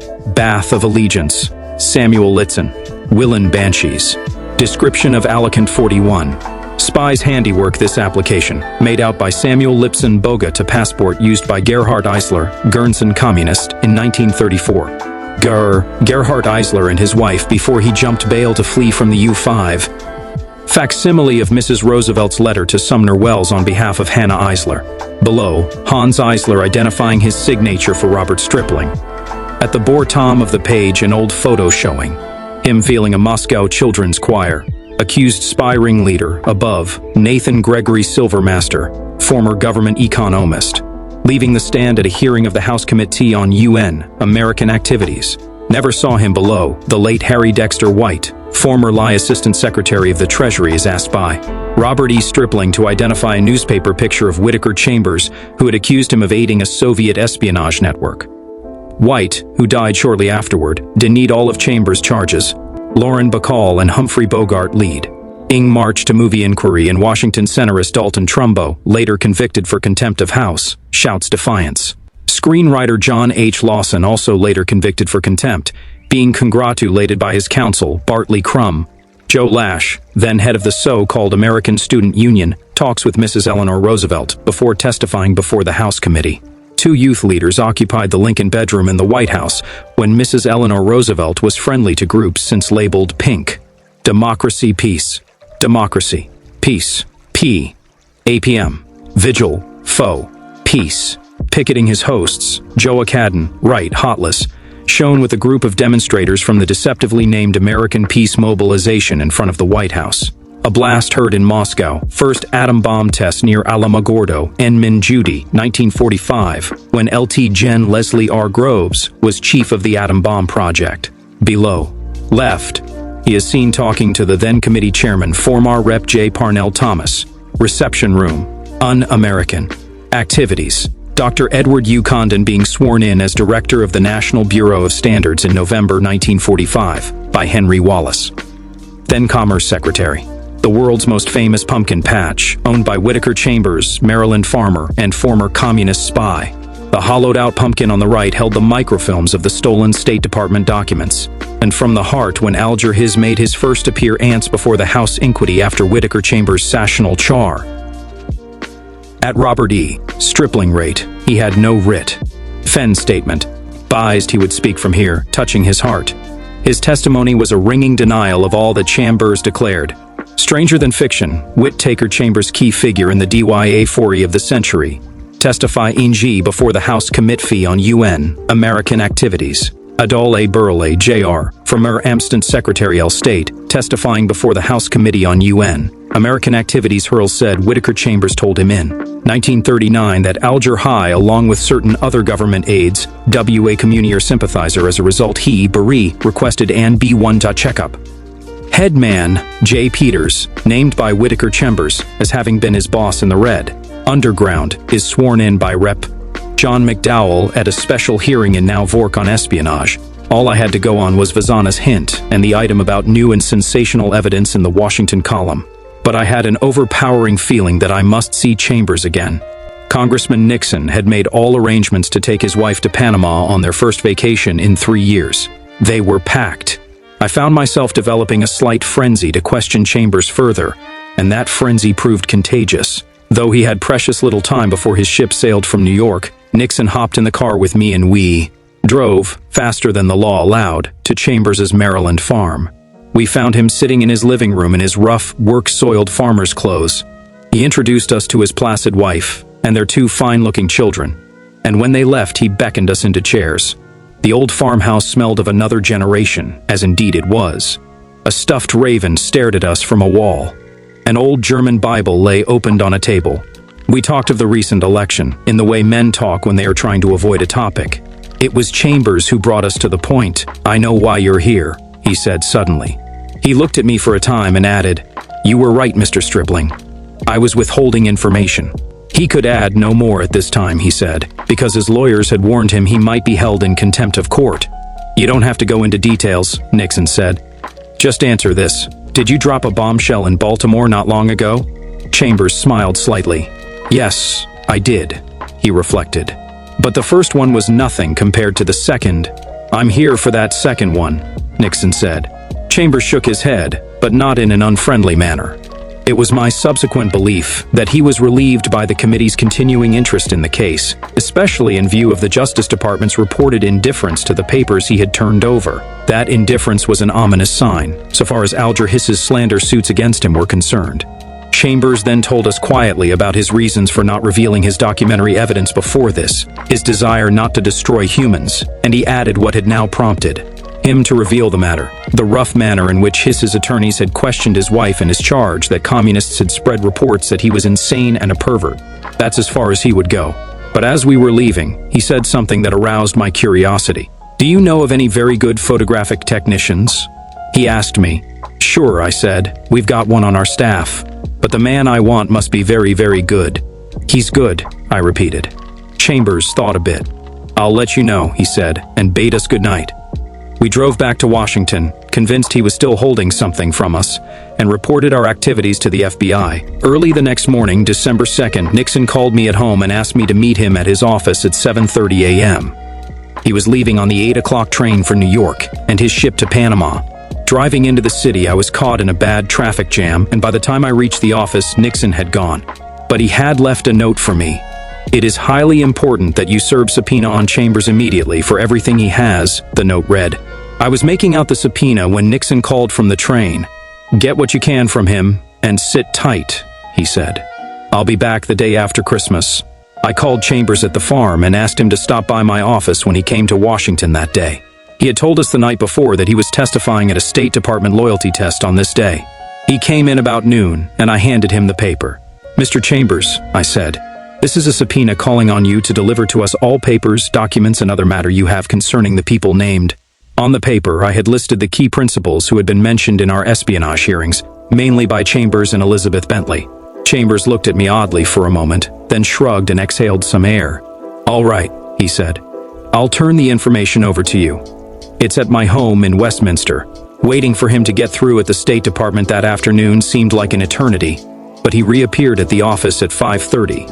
Investigators William A. Wheeler and Donald T. Appel from our staff drove him to Baltimore, where he had parked his car, and then he led them to his isolated farm. He stopped his car in the rough-cut driveway near an old red barn, and my men stopped behind him. But when he stepped out of his car, followed by the investigators, he did not walk toward the door of the old yellow farmhouse. Instead, he cut across the unkempt yard to a pumpkin patch, barely visible to my men. It was 10 p.m. I can't see, he muttered, and he left them there for a short time while he went to the nearby house and turned on some more lights. Then he returned to the pumpkin patch and the slightly bewildered investigators. There were about 50 pumpkins growing in the patch, and, to the investigators, some seemed to have been arranged in a V shape, with the point of the V aimed at 2 or 3 more pumpkins growing close together. Chambers picked up one of these, as far as its vegetation would allow, looked it over, and dropped it. Then he picked up the most famous pumpkin in history. He lifted its severed top by the stem, reached into its scooped-out interior, and brought forth 3 small aluminum cylinders, each bound with black adhesive tape. Here's what you want, he said. What is this, Dick Tracy? One of our men asked. He reached into the pumpkin himself and brought out 2 additional rolls, wrapped in oiled paper. I don't think this one is any good, Chambers said, indicating one of the metal tubes which had been slightly crushed. I think the film inside has been light-struck. He sighed and put the pumpkin back on the ground. Is that all? One of our men asked. Yes, he said, and walked slowly toward the house. Wheeler and Appel hopped in their car and started back for Washington. En route, they stopped at the first well-lighted place they found, a little roadside place named the American Cafe, and marked the stuff as exhibits are marked. The next morning, December 3rd, they delivered it to me. It was microfilm, 35mm size. Wheeler rushed out and returned with his enlarging device. We had no darkroom, so the 3 of us went to the nearest washroom, locked the door, made it as dark as possible, propped up the enlarger in a wash bowl, and plugged it in. The first thing that loomed up at me through the glass were these words: Department of State, strictly confidential. It was a reproduction of a message from the Office of Assistant Secretary of State Francis B. Sayer. dated during the period when Alger Hiss was his assistant. That was all I needed. We rushed the microfilms to trusted photographers for enlargement and printing, and I began the job of rounding up a committee that had scattered or been scattered to the four winds. J. Parnell Thomas had been re-elected in spite of the charges brought against him, but his attorneys had recommended that he remain away from committee activities. His doctors heartily agreed. McDowell and Vail had become lame ducks. Munt had been elected to the Senate and was in South Dakota. Rankin was a Democrat, and thus traditionally unacceptable as acting chairman of a committee of a Congress still Republican. Nixon, who knew more about the case than the other members, was somewhere at sea, en route to Panama. Hebert was in New Orleans. I called Bill Arnold, Nixon's secretary. "I've got to get Nixon off that boat," I told him. "I can't tell you why, but it's something big." Then I radioed Nixon. Second bombshell obtained. Contents amazing. Can you GET off boat? By the time the message reached him and his reply was received, and the committee had arranged through Secretary Forrestal to have a Coast Guard seaplane pick Nixon up at sea, the public had been informed of the pumpkin papers. Munt had issued the statement from his South Dakota home. During the weekend that intervened before Munt's arrival in Washington to take charge of the committee, Justice Department representatives asked and received permission to examine the microfilm in my office, and I showed the material to former Under Secretary of State Sumner Welles at his Oxon Hill, MD, estate. Welles was deeply impressed with what he read. "Two of these documents in particular would greatly jeopardize our security if released," he said as he read. Then, after a bit, he added, "If any agent of a foreign power saw these, he could have broken our code." Nixon arrived back in Washington late that Sunday night, and we worked over the microfilms until early Monday morning. He was flabbergasted by the information they contained, as was I. We slept a few hours and then made ready to meet the biggest avalanche of reporters ever to descend on the committee. The newsreel men asked for us first, and Nixon and I agreed. When they had finished shooting us, showing the microfilm, one of them said, casually, "What's the emulsion figure on those films?" He explained that the figure would tell exactly when they were made. While we kept the restless reporters waiting, we called an Eastman Kodak man named Lewis over to our offices to add the weight of his testimony to that which we were about to give the reporters. He copied down the emulsion figures and picked up a phone and called his office. "Look up these figures and get the dates," he said to his girl. After a bit, I could hear her voice answering. "Thanks," Lewis said and hung up. Then he turned to us and said, "This film was manufactured in 1946. Nixon and I just stood there, too stunned to speak. Lewis, unable to understand our shock, looked at us uneasily and left. Our case lay in ruins around our feet. It had rested wholly on our charge that these documents had been stolen from the State Department in the 1930s and photographed at that time for transmission to Russia. I felt like taking a dry dive out the nearest window. But a better idea, I figured, was to sit down and think. I urged that rep. "Nixon, do the same. We've got to gather our wits before we face that mob," I said. I was referring to the 300 reporters who were waiting for us to reveal the microfilms and their contents. Then I got downright mad at Whittaker Chambers, who had given us the pumpkin papers several nights before, and whose testimony in the espionage case had led us to this sorry climax. In fact, I was too mad at him to trust myself on the phone, so when he answered, I asked Nixon to do the talking. "Mr. Chambers," Nixon said, controlling his voice well, "we've just had an expert look over the microfilm, and he tells us it was not manufactured until 1946. "Impossible," Chambers answered, quietly.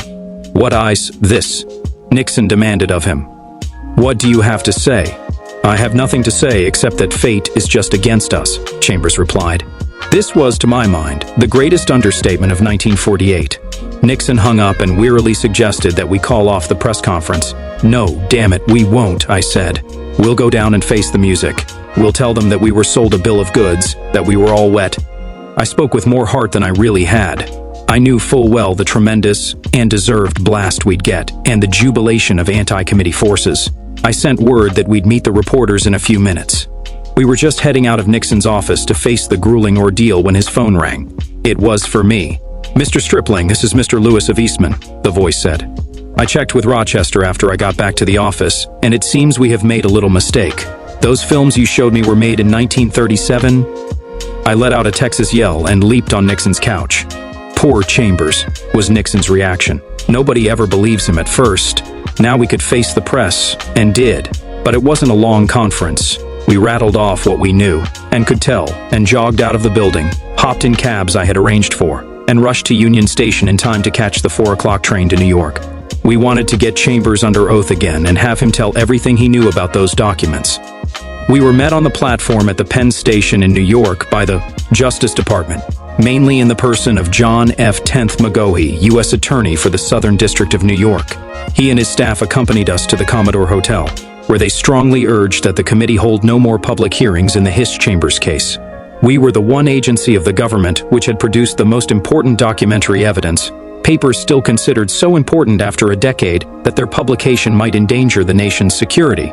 We said we did not think it just to toss us aside at this time, especially in view of the fact that the Justice Department had been reported earlier as favoring the dropping of the case.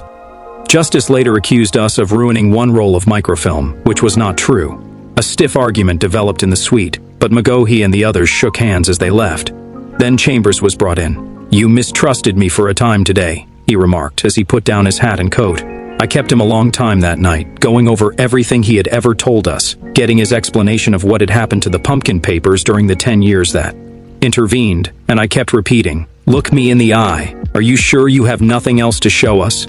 I'm quitting this work, and I don't want to leave anything undone." He had nothing else, he said. The pumpkin papers represented only 1 week's supply of the stolen and copied government documents he had aided in transmitting to the USSR from the early part of 1935 until April 1938. For 2 years previous to that earlier date, he had worked on the New York end of the document transmission, he repeated. During part of the 1935 to 1938 period, his routine was this, we subsequently revealed in our report. The source would bring the documents out of the State Department in a briefcase and take them home. There, Chambers would take over the briefcase and go on to meet a photographic expert at a prearranged place. The expert would take the briefcase and documents to a laboratory in Baltimore, put the documents on film, and would return the briefcase and contents to Chambers that same night. Sometimes Chambers stated it would be as late as 1 o'clock in the morning before he got the briefcase back. He would then proceed to the home of his source, deliver the briefcase, and the documents would be returned to the State Department files. Chambers would then pick up the microfilms in Baltimore, place them in a tobacco pouch, and carry them to New York, where he would deliver them to a Colonel Bykov of the Soviet espionage system, who was at that time known to Chambers only as Peter. Chambers had hidden the pumpkin papers on top of an abandoned dumbwaiter in the home of Nathan Levine, a Brooklyn attorney who is a nephew of Mrs. Chambers, he told us. It was subsequently testified by Levine that Chambers lived in mortal fear of being liquidated after quitting the Communist Party. Isaac Don Levine, anti-communist editor who knew Chambers in 1938 and attempted to help him reveal his story to government officials a year later, told the committee later that Chambers had retained the film all those years for possible use as ransom in case he or his family were abducted by U.S. Reds. Amplifying on earlier testimony, he told us on this illuminating night in New York that the rug which he gave Hiss had testified that Chambers had gotten it from a rich patron, had been presented to him by Colonel Bykov for transmission to Hiss for unusual service to the Soviet Union. He named the recipients of 3 additional rugs. They were expensive Bokharas, he said, but the committee has not as yet revealed their names. I understand that one of these men, formerly in the government, has confessed before federal authorities and, presumably, still is in the act of telling what he knows about other members of the spy rings. The State Department, Chambers pointed out, had been an important source for him, but not the only one. As we said in our report, Chambers testified that between 1932 and 1938, he obtained documents from the State Department, the Bureau of Standards, the Aberdeen Proving Ground, and certain information from the Navy. Also, that the same ring with which he worked got vital information from key United States industries. But all of the matter on the microfilms was from State Department files, the most important of which came from the office of Francis Sayer, who later identified them as such. 4 people had access to these documents once they arrived at Mr. Sayer's office, we reported. We named them as Sayer, Alger Hiss, his first assistant, Eunice Lincoln, his administrative assistant, and Anna Bell Newcomb, secretary and stenographer for the office. Sayer and the Mrs. Lincoln and Newcomb emphatically denied under oath that they had ever turned any documents over to any unauthorized person. The information contained in the documents was so secret, all 3 pointed out, that the data was delivered to Sayer's office from the code room of the State Department in a locked black metal box. Documents were sometimes kept in Sayer's office, presumably in locked file cases, for several days at a time, they declared. Hiss, they said, made a practice of taking home a briefcase filled with work at the close of working days. Both women said. So did Sayer, they added. It was Chambers' contention that sometimes copies of the documents from the State Department were made on a typewriter in Hiss's home. We later uncovered several bits of typewritten matter from the Equitable Life Insurance Company, which experts said was produced by the same machine, and the FBI obtained considerable more. An expert in such matters, known to the FBI, later identified our samples of the product of that typewriter as having been typed by the same machine which retyped some of the secret papers retrieved from Chambers. We were able to call comparatively few witnesses to the committee's witness stand after our startling disclosure.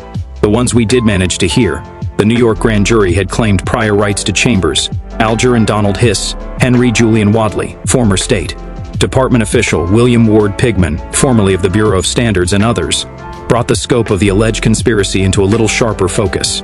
We divulged after their testimony that information on the Norden bomb site, which had been such a secret that even the U.S. Air Force had difficulty getting it from the U.S. Navy, data on the Navy's self-sealing aviation tank, and information about U.S. tanks and other materiel being tested at Aberdeen had filtered to Russia. We revealed that State Department codes probably had been cracked. Much of what we learned we kept to ourselves, so as not to impede or influence the grand jury hearings running simultaneously in New York. I still believe we conducted our hearings with fine discretion, but when Rep. Nixon took the microfilms to New York to show to the grand jury, he was served with a subpoena as he carried them toward the jury room. And despite the fact that we had unearthed and revealed the pumpkin papers, and had brought attention to the 65 documents which the Justice Department had obtained earlier and apparently ignored, our activities were branded again by Mr. Truman as a red herring. Hiss, as you know, was indicted. I have no way of knowing what took place behind the closed doors of the grand jury hearing Hiss, beyond the bare announcement that it considered him a liar, a charge which he will now be given every opportunity to disprove in court. Drew Pearson, who had once helped put me in the Army, for which I am physically grateful, subsequently said on the air, and it has not been, denied that, in the final stages of his long appearance on the grand jury's witness stand, Hiss accused Chambers of being a rejected pervert out for revenge. That, to me, seems like the most outlandish charge imaginable, and I believe I know Chambers as well as any other man in the country. As for Hiss and the others, we must await the verdict of their peers. Chapter 13. Conclusions. In this concluding article of my series, I'd like to get a few things off my chest, things I could not say while working for the House Un-American Activities Committee. I don't regret any of the years I spent with the committee, though the work was neither easy nor rewarding. It was work that somebody had to do, and from its seed has sprung two tremendous government programs: the $17 million inquiry into the loyalty of government employees, and directly or indirectly, the multi-billion-dollar Marshall Plan and Atlantic Pact to fortify European democracy against communist infiltration and attack. But the House Committee, pioneers and forerunners in this work, at a meager fraction of the cost of subsequent development, has never known a period when it was not under attack. Vilification from communists is understandable, for the committee wields a tremendous weapon against them: exposure.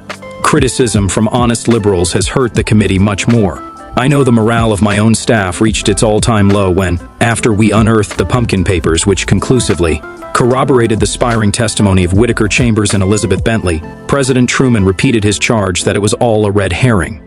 Yet Mr. Truman emphasized in his vigorous inaugural address the very differences between communism and democracy which the committee had been revealing through the lips of willing or reluctant witnesses for more than 10 years. Labor leaders who condemned us a decade ago for suggesting that their unions were being contaminated by communism have since reluctantly conceded that we were correct. President Roosevelt made at least 2 determined efforts to wipe out the committee.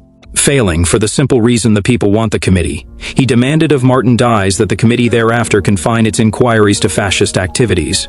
Committee members who tended to regard communism with the same cold eye as they regarded Nazism were signaled out for a special scorn by pet columnists and commentators. The committee was forbidden to reveal, 6 months before the attack on Pearl Harbor, the scope of Japanese subversion in Hawaii and on the Pacific coast. It is unimportant but relevant that I, after being instrumental in exposing the fact that Joe Lash and other pro-communist youth leaders were enjoying White House hospitality, was railroaded into the Army. I quote the word railroaded because it is not mine. It was said by 2 Army colonels in discussing with me the curious phases of my induction. The legend has grown and has been carefully nurtured by clandestine and well-meaning interests that the committee has ignored fascism to concentrate on communism. That is a lie, as our records will prove. As the one more familiar with those records than anyone else, I know there are still many fascists and fellow scum in the country ready to pollute the American bloodstream. All they lack is a Führer. Martin Dies fought the Ku Klux Klan in the face of 6 shooters. My father campaigned against the Klan when it meant that he must face political ruin in his district and danger to himself and his family. The Nazis lack a Führer and a purpose. The communists have both, and combine the fanaticism of Hitler's followers with remarkable guile. They are irrevocably charged with fighting almost every ideal which made this country great. In event of a war with Russia, they will be infinitely more destructive saboteurs than were the comparatively clumsy Nazi subversives. It is not easy to fight communism. Communism, contrary to a popular phrase, is something new under the sun. Its members and champions, many of them misguided liberals, can infiltrate, contaminate, and dominate almost any field, including the pulpit, though communism is by rule a godless calling. Graduates of Russian training schools are the world's leading authorities in the practices of disorder. It is incontrovertible that every key point strategically in the United States has been studied faithfully against the day when peaceful-looking American Reds will be called upon to come into the open and fight for Mother Russia. We have shown through testimony that they are past masters at working within the warp and woof of the United States Constitution. We have seen Henry Wallace, their befuddled sympathizer, come within a heartbeat of the presidency. We know from the testimony of ex-communists Whittaker Chambers and Elizabeth Bentley that many communists and distinguished followers have risen high in government circles. We further know that between January 1, 1947 and December 16, 1948, 151 State Department people were removed from the federal payroll, 91 of whose cases were classified as of acute significance. And that is only one department. Coincidentally or not, it was State Department policy which abandoned China's 400 million humans to the advances of Russian-controlled Chinese Red Armies, and it is the considered opinion of men like Jens, Claire Lee Chennault, and Patrick J. Hurley that we may one day be confronted by many of these millions, armed and thoroughly indoctrinated.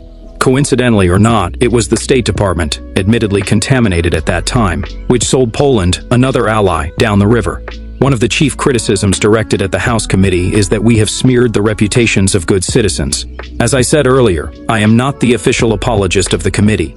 It has made its mistakes. But whenever I hear anyone use the word smear in connection with the committee's efforts, I must ask him to name those persons we have smeared. Of the hundreds of witnesses we have heard and the thousands of names introduced, the name of Dr. Edward U. Condon, director of the National Bureau of Standards, usually is brought up. Beyond his name, there is usually silence. As I have pointed out, I made an effort to have Condon called as a witness in answer to his request. That he wasn't called, however, is comprehensible. This friend of many pro-communists, who was not cleared by the Atomic Energy Commission to share A-bomb secrets at the time he was in charge of the Bureau's atomic scientists, was not heard because the committee could not obtain from the White House the letter which J. Edgar Hoover had written suggesting that Condon was a poor security risk. I hope the committee eventually gets that letter. I hope it hears Condon. If Americans digested all they have read in anti-committee papers, they must believe we used rubber hoses to extract testimony. The committee is not a judicial body and never will be by law. It cannot operate under the rules of evidence, cannot issue indictments, cannot hand down verdicts. It was established solely to hear witnesses and, from their testimony, recommend legislation. The committee absorbed considerable punishment during its investigation of communism in Hollywood, where the ideology has taken such a foothold that there are figures to prove that party collections from members and their followers amount to $32,000 a week. It was held in many quarters that we had no right to ask witnesses whether they were communists. It was said that a man's politics are his own business, as indeed they are. But we were not asking for information on a political affiliation. We simply asked these people, by asking them if they were communists, whether they were members of a conspiracy determined to overthrow this form of government. The fact that 10 of them refused to answer on constitutional grounds, knowing, perhaps, that the committee was in possession of 33 Communist Party cards of Hollywood celebrities, is, I will continue to believe, most significant. It is equally significant that 10 of the 40-odd witnesses we questioned in the Alger Hiss Whittaker Chambers case stood on their constitutional rights, and that in his own testimony, Hiss made 198 uses of the phrase "to the best of my recollection," or its qualifying counterparts. The committee hears, by and large, a type of witness completely foreign to other congressional committees in search of information. More often than not, it is faced with subversives and fellow travelers who are superbly well-trained and well-advised in the incitement of public sentiment. The reactions of some members to their type of testimony have been provoked very artfully. What the committee has revealed over the last 10 years is hard for many Americans to believe. The average citizen cannot comprehend that one of the top officials of the super-important Board of Economic Warfare was a gambling nudist whose literary output had to be confined to the pornographic division of the Library of Congress, that his successor was a kind of male stripteaser. Dancer, that pressure enough was put on respectable authorities to cause the shipment out of this country of more than 1,300 pounds of uranium, products at the time we were attempting to develop the A-bomb, that the chief Russian spy in the A-bomb espionage ring was impervious to arrest. The average American must have found it hard to believe, too, that Lee Pressman, Harvard-bred, and an important government official, Harvard-produced George Silverman, who rose to the rank of assistant to the discredited General Bennett Myers, and others could have gone far in government despite the presence of thick dossiers on their activities.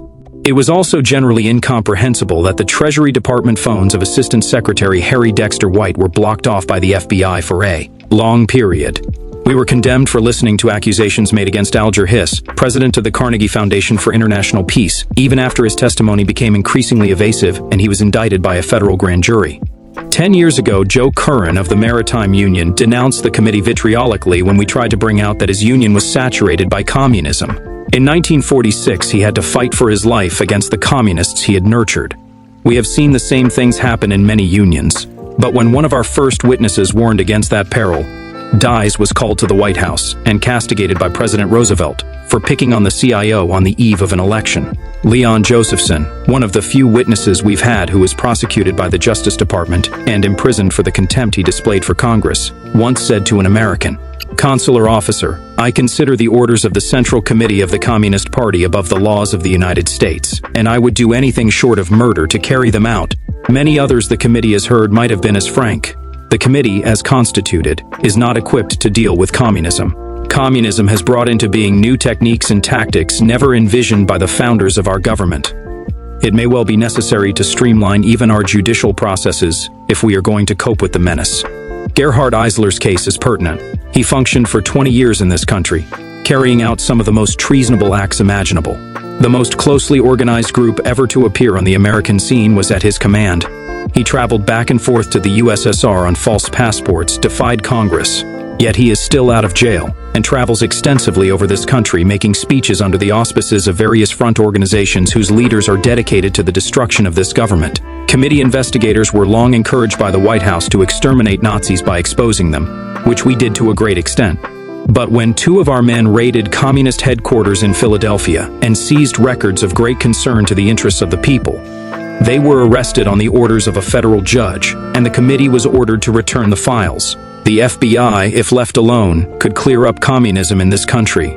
I'd trust my life and the lives of my family in the hands of the FBI if no political considerations were involved. It should be an independent bureau. Instead, it is hitched to the Department of Justice, whose top men, politically appointed, are sometimes guided by political considerations. As extensive as are the files of the House Committee, files consulted by 20,000 accredited government agents in the last decade, the FBI files are of much greater magnitude. J. Edgar Hoover's men could round up at least 25,000 potential communist saboteurs in short order if war broke out with Russia. Some FBI men, however, have discovered that their most comprehensive investigations of communist subversives have been ignored when recommendations were urged for their prosecution. We know, for these men have come to us for support, and so have Civil Service Commission investigators, State Department men, and others. Their morales cracked by frustration. The last time I saw Whittaker Chambers, he said he was sorry the espionage case had developed into the pattern of a personal battle between himself and Hiss. He said that this overemphasis of a dramatic case had distorted the real picture, the scope of the conspiracy. That is true. The committee has not yet had an opportunity to probe deeper into the serious charges lodged by ex-communist Elizabeth Bentley, who, admittedly, operated in Washington during the wartime period, whereas Chambers left the party and such work in 1938. Her charges point definitely to treason as well as espionage. There is no statute of limitations on treason. It is punishable by death. What will become of Chambers and Miss Bentley remains to be seen. Their testimony stood up under an exhaustive series of checks. In the quarter century of the communist conspiracy against this government, they are the only two of their type who have broken with the party. If they are jailed for their confessed crimes against this government, we can expect little or no future help from American communists who now may be wavering. My own feeling is that Chambers and Miss Bentley can tell more. Personally, I seem to have committed the crime of attempting to expose people who seek to destroy our way of life. It is a job for which I was hired by chosen representatives of the people of the United States. A job to which I attended to the best of my ability. It is not a very good job, really, for the simple reason that it is now unfashionable, if that is the word, to be primarily interested in America and the preservation of its liberties. Apparently, it is bad taste to expose the fact that government documents of great importance are being stolen. That a president demanded the admission to this country of Mrs. Earl Browder over the protests of the State Department because he did not want to be embarrassed by Joe Stalin's questions. That a number of government officials, by their admission or refusal to answer, have been mixed up with a gang of cold-blooded subversives. That choice military secrets, including A-bomb data, have been passed on to the leaders of a country which since VE Day has overrun Poland, Hungary, Bulgaria, Romania, Czechoslovakia, Finland, Albania, and most of China. Chapter 14. The ABCs of the Case versus Communism. The card-bearing communist and his often better-known and respected stooges are past masters of double talk. They work toward what they hold to be the ultimate state of the world, dictatorship of the proletariat, by means as devious as their speech. Lenin laid down that principle, or lack of principle, in these terms. The strictest loyalty to the ideas of communism must be combined with the ability to make all necessary practical compromise, to maneuver, to make agreements, zigzags, retreats, and so on, so as to accelerate the coming to power. To this blueprint for confusion, Lenin added, in all countries, even the freest, legal and peaceful in the sense that the class struggle is less acute in them, the time has fully matured when it is absolutely necessary for every communist party systematically to combine legal with illegal work, legal with illegal organization. It is necessary immediately for all legal communist parties to form illegal organizations. Illegal work is particularly necessary in the army, the navy, and police. It must be proved to the bourgeoisie that there is not, nor can there be, a sphere or field of work that cannot be won by the communists. Those precepts have manifested themselves since the Communist Party first began to make its influence felt in the United States in 1919. We have seen classic zigzags, incredible seizures of what began as purely American organizations, the formation of bewilderingly patriotic-sounding groups sponsored by communists, and always double talk. Anyone who hated Hitler in the days before the start of World War II, and that took in all but a microscopic fraction of the people of the United States, found enthusiastic support among the communists. But then Stalin, who knew his Leninism well enough to compromise, to maneuver, to make agreements, signed the non-aggression pact with Hitler, and with him, invaded Poland.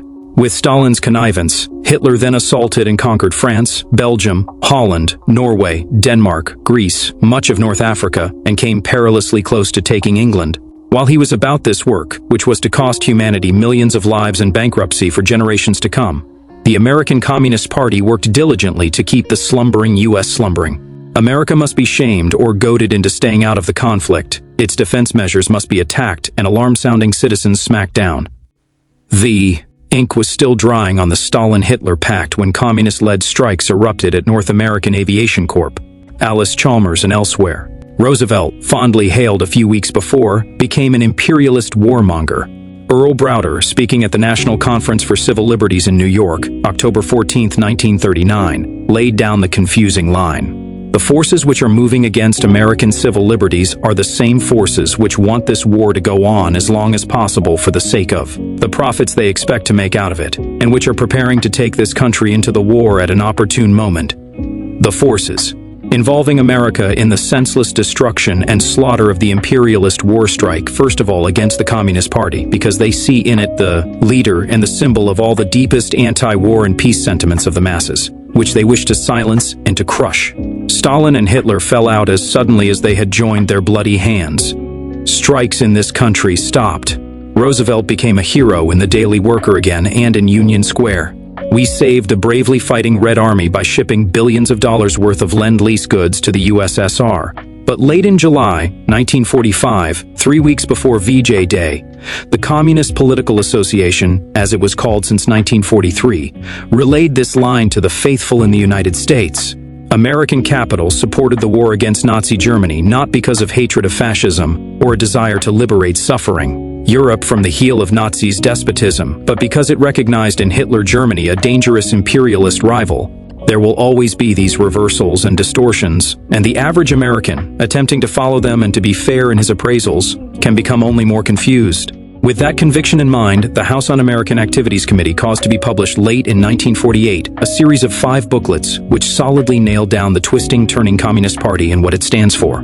These primers, in question and answer form, were prepared with the considerable aid of Frank Waldrop, editor of the Washington Times Herald, a staunch and courageous friend of the committee in many of its darkest hours. The first of the pamphlets, which may be obtained from the Superintendent of Documents, U.S. Government Printing Office, Washington 25, D.C. for 10 cents, appeared at one of the committee's gloomiest periods. Chairman Thomas had just been indicted on a kickback charge. 2 members of the committee had been defeated in the November elections. Another had moved on to the Senate. The Hiss Chambers case had petered out for want of the documentary proof, which soon appeared in a pumpkin. There were indications that President Truman would concentrate on the annihilation of the committee as soon as what he believed would be a sympathetic and cooperative 81st Congress convened. But from every state in the Union, Americans began calling for the pamphlets. It is my belief that in time the Government Printing Office, which has given me permission to reproduce them in this book, will distribute 10 million copies. They will most certainly give this most trusting of all nations a clearer picture of why we must combat, with vigilance and courage, the most obnoxious plague ever released on Earth: communism. 500 things you should know about communism. Communism and religion. This is to tell you what will happen to you and your church if communism ever takes over the United States of America.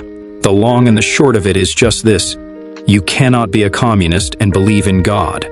You cannot believe in God and have a peaceable life under communism. In all their plans and actions, the communists mark down religion as enemy number 1. Where they dominate, they attack it head-on.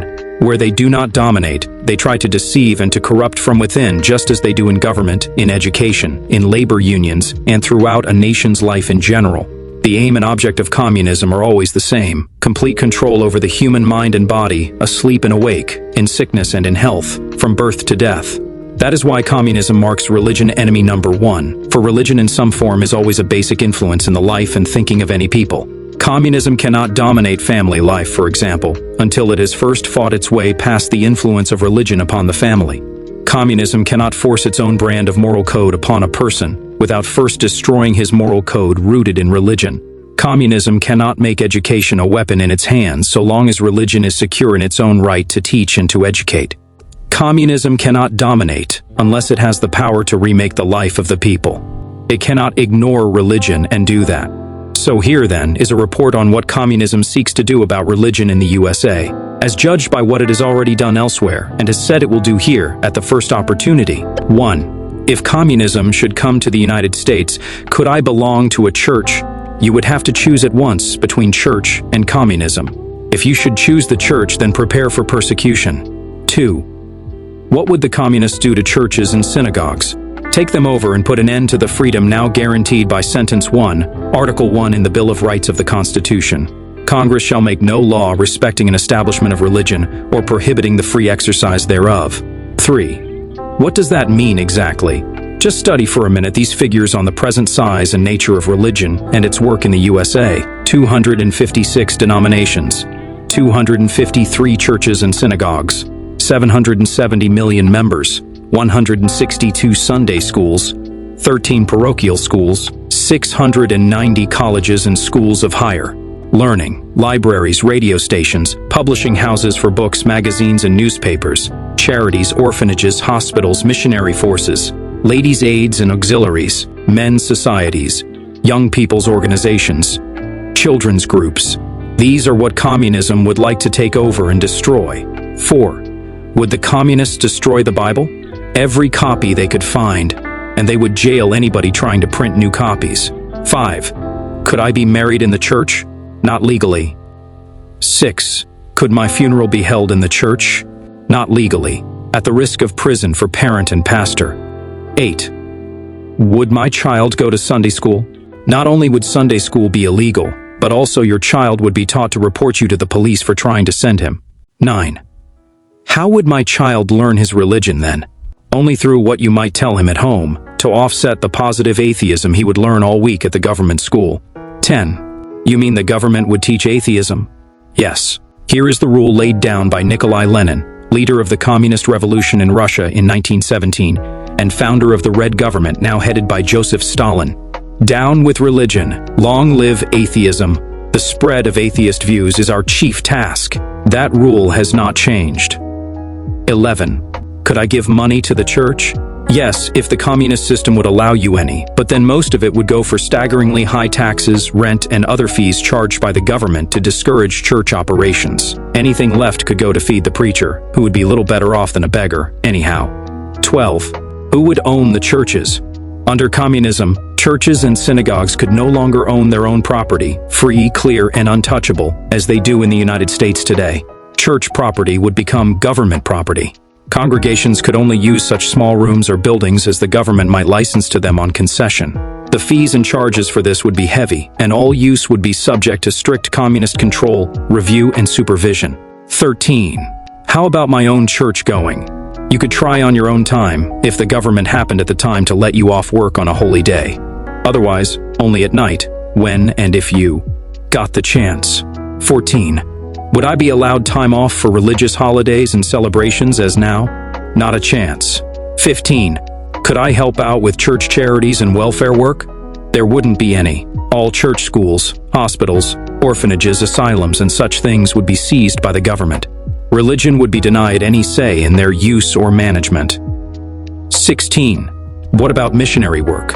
Illegal. Forbidden. 17. Could we print the sermons, church notes, or newsletters? Certainly not. Only atheistic views could be distributed, and, of those, only such as the government would hand out in official form. Under communism, you wouldn't even be free to peddle your own brand of atheism, just the government's. 18. How about my church men's club, ladies' aid society, or young people's group? Out. There is no freedom of assembly under communism. 19. What could my pastor do? In the pulpit, he could lead the congregation in acts of faith and deliver sermons, with the communists checking on every word. Out of the pulpit, he would be an official target for abuse, ridicule, and scorn, under constant suspicion and in danger of his life. 20. Why? In him, the communists would see a rival to their power over your mind, imagination, and will. The faith your pastor teaches is communism's deadliest enemy. 21. What do you mean by faith? The sort of thing you find in the Ten Commandments and the Sermon on the Mount. 22. What is the communist faith? Marxism-Leninism, as operated by Joseph Stalin. 23. What's all that? A plan and method to rule the world. The man who drew up the plan was Karl Marx, who lived from 1818 to 1883. The man who put the plan into action in real life was Vladimir I Ulyanov, alias Nikolai Lenin, who lived from 1870 to 1924. And led the world communists to capture Russia in 1917 to 18. The man who made the plan a world force was Joseph Vissarionovich Zhugashvili, alias Joseph Stalin, now living, and 67 years old, who followed Lenin in command of the world communist conspiracy. 24. Why do you say alias Lenin and alias Stalin? Because those are not the real names of the men involved. Remember, the present Stalin started out in life to destroy the government of his own country and rebuild it on communist lines through bloody revolution. And that's how it was actually done. He was against all law except communist ideas as laid down by Karl Marx. He used the alias Stalin to hide his real identity, just as Ulyanov used Lenin. 25. What was Marx's idea of a communist world? That the world as we know it must be destroyed. Religion, family, laws, rights, everything. Anybody opposing was to be destroyed too. Marx wanted a world in which people owned no property, took orders from the government without question, and let their family life husbands, wives, parents, and children be without religion, morals, or ideals as we know them. 26.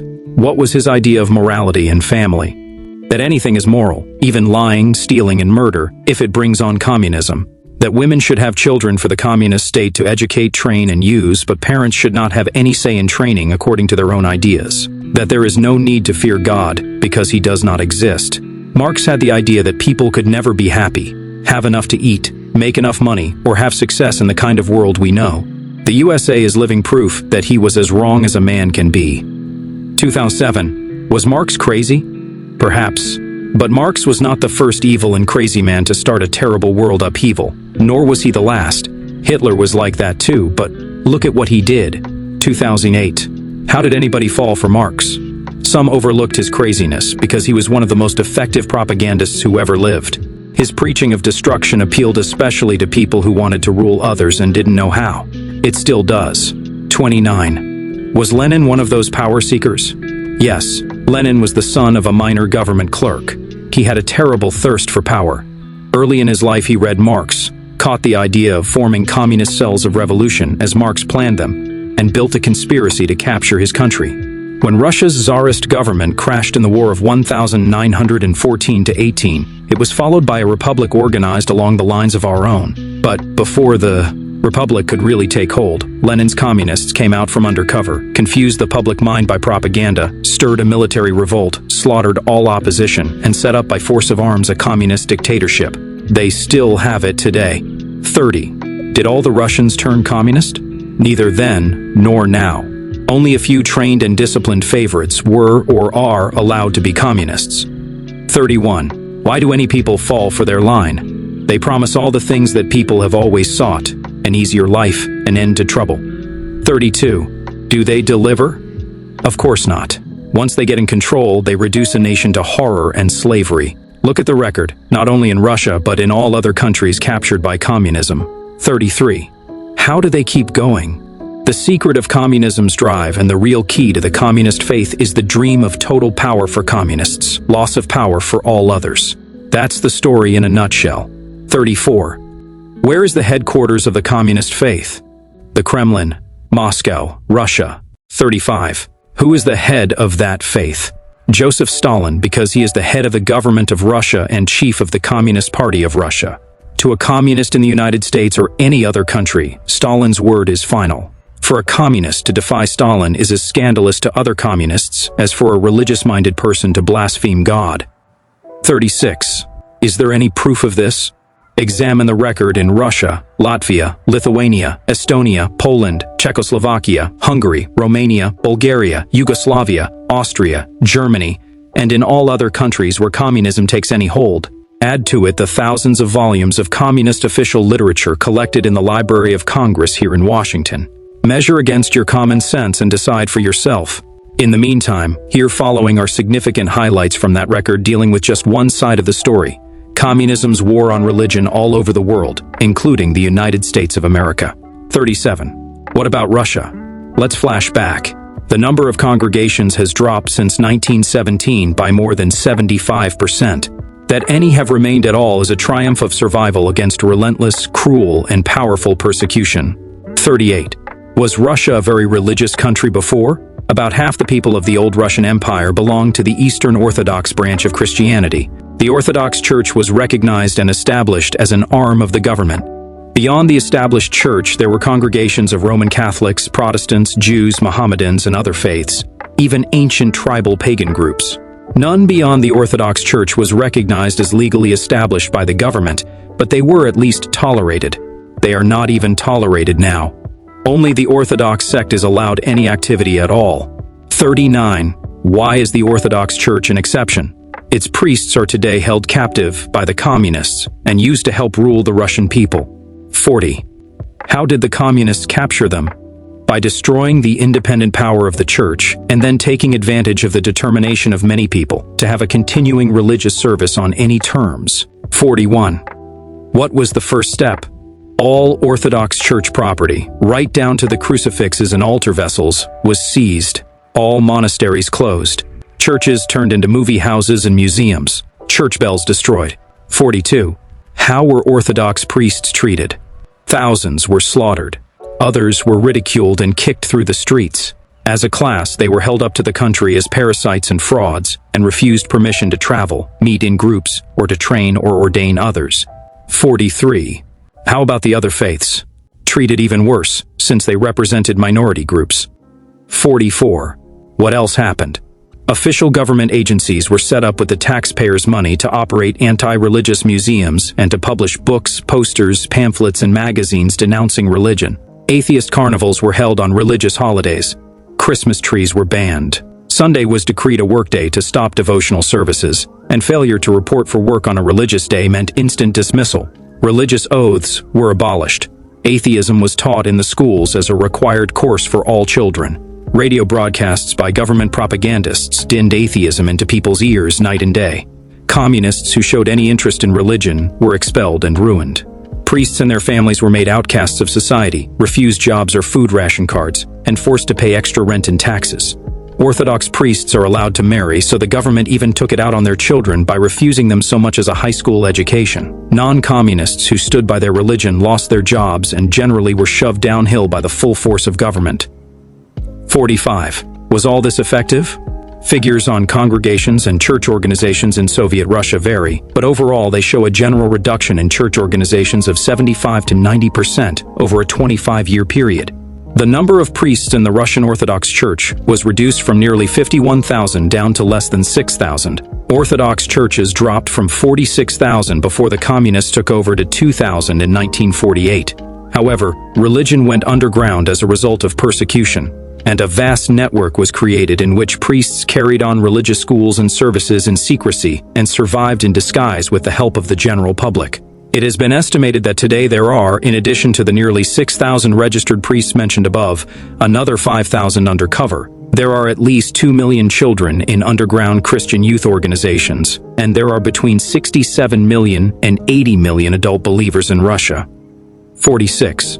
Are the communists satisfied with the damage accomplished so far? No, they will never accept as final anything less than the complete end of religion. 47. Have the Russian communists ever tolerated religion? They have pretended to on a few occasions when it served their purpose. While communists do not have religion themselves, they have sometimes agreed that personal faith is all right so long as churches obey communism's orders against missionary, welfare, and charity work and religious education of children. 48. Why is this? The Russian communists have needed cooperation from religious-minded people in their own country, and they also want religious people outside the borders of Russia to help the communists there seize control of other countries. Toleration of religion is just a tactical maneuver in communism's war on civilization. Long-range strategy of total destruction does not change. 49. When was this toleration tactic first used in Russia? Although very minor concessions to the church were allowed in 1923 and 1935, after two of the most severe waves of religious persecution, the first significant pretense of religious tolerance came in 1938. A general order went out to avoid jarring the religious sensibilities of the believers. 50. Why? Because Stalin was afraid of Hitler's growing power and wanted the Russian people to be unified and cooperative in case of war. When war did come, the Russian communists used priests to appeal to the Russian people for support of the war. The Moscow radio actually called upon God-loving inhabitants of German-occupied countries to rise in defense of religious freedom. References to God were even found in Stalin's papers and addresses. The government also temporarily closed its atheistic publishing concerns as a war maneuver. Churches in Moscow took on a blaze of outward life. 51. Did this mean Stalin had lost his nerve as an atheist? Not at all. He simply turned the church into a weapon for his own use on the home front then. And such it remains today. 52. Do the communists pretend to tolerate religion today? No. Since the end of World War II, the Russian government has renewed open war against religion in all forms, although in some countries communists pretend to tolerate it to serve their propaganda purposes. 53. How do we know this? A recent statement in an official Soviet newspaper listed the stamping out of religious faith by systematic, scientific, anti-religious propaganda as the most important task in the struggle for the triumph of communism in the USSR. Communist Party members in Russia, both young and old, were publicly ordered recently to work against religious beliefs. Radio Moscow is carrying atheistic broadcasts and hammering at the people with Marx's well-known words, "Religion is the opium of the people." 54. How do the communists control the Orthodox Church? Through the Soviet government's State Council on Orthodox Affairs, headed by Georgy Karpov, an atheist communist who for years had been a member of the Soviet secret police. Every decision of the church officers must be approved by Karpov, even down to the point of getting his permission to go on a trip. 55. How do Americans of the Russian Orthodox faith feel about the state of their faith in Russia? Russian Orthodox bishops and priests here refuse to accept the Russian Church any longer as a guide or source of religious authority. 56. Is the Roman Catholic Church restored in Russia? In no way. One priest is allowed to stay in Moscow for the benefit of foreigners there, but the church is entirely shut off from the people of the country as a whole. 57. How about the Jews? The same. Hebrew, the sacred language of the Judaic faith, is forbidden by law. Feast days, religious development, and enjoyment for Jews have been suppressed as harshly as for any others. 58. How about Protestant groups? They have been crushed. 59. What has communism done against religion outside Russia? It has seized church and synagogue property and killed church leaders wherever and whenever communism has gained control. Where it has not yet gained the upper hand over the country as a whole, it has tried to corrupt religion from within by setting sect against sect and creed against creed. 60. Are communists trying to corrupt religion in the USA? Yes. 61. What is their method? The Communist Party of the United States assigns members to join churches and church organizations in order to take control where possible, and in any case to influence thought and action toward communist ends. It forms front organizations, designed to attract fellow travelers with religious interests. It tries to get prominent religious leaders to support communist policies, disguised as welfare work for minorities or oppressed groups. In the words of Earl Browder, former head of the Communist Party of the USA, by going among the religious masses, we are for the first time able to bring our anti-religious ideas to them. 62. What is a front organization? An organization created or captured by the communists to do the party's work in special fields. The front organization is communism's greatest weapon in this country and takes it among people who would never willingly act as party agents. 63. What is a fellow traveler? One who sympathizes with the party's aims and serves the party's purposes without actually holding a party card. 64. How can I spot them? Many organizations have been listed as communist fronts by the Attorney General and this committee. You can get a list of these by writing to the House Committee on Un-American Activities, room 226, Old House Office Building, Washington, D.C., to show up a fellow traveler, ask him to name 10 things wrong with the United States, and then ask him to name 2 things wrong with Russia. He will be on Russia's side every time. 65. Are American communists atheistic? Yes. 66. Can a communist ever have religious beliefs? When he first joins the party, a communist may still have some religious faith, but it soon goes, or he fails as a communist. 67. What happens to a religious person who turns communist? The party ridicules his religious ideals and dins atheist propaganda into his ears day and night in an attempt to convert him to atheism. 68. What if a new communist refuses to renounce religion? Kicked out. 69. What happens to a person who gets kicked out of the party? He is hounded for the rest of his life. 70. Have the communists used blasphemous propaganda against the church? If there is any doubt in your mind as to the vicious and blasphemous propaganda communists are using against religion, then go to your public library and read a typical example of it entitled "Goodbye Christ" by Langston Hughes. It is so atrocious that we will not reproduce it here, but even so, it is mild compared to the atheist propaganda in Moscow. 71. How do communists work among church people, since they themselves are such haters of religion? Communists are two-faced. In their secret party meetings, they make plans to destroy religion. In public, they say religion and communism should be friends, and that both are working for the same goals. 72. Are there communist clergymen? Unfortunately, yes. 73. Do they admit they are communists? Some do, but except in special cases, the party requires communists to keep their membership secret. 74. Will you give an example of the open type of membership? The Reverend Claude C. Williams, a Presbyterian minister whose congregation expelled him for party activity. The Reverend Elliot White, retired Episcopalian minister, who served as a delegate to a communist convention and lectured at communist meetings. 75. Are they important? Not as important as the others who have joined the communist fronts, which the Attorney General and this committee have declared to be subversive.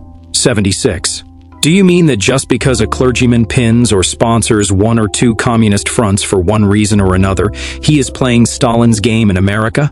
No. We are talking about those clergymen who have over a period of years consistently followed the party line and joined, not one or two fronts, but 10, 20, or 30. These are the core of agents the party depends on in the religious field. 77.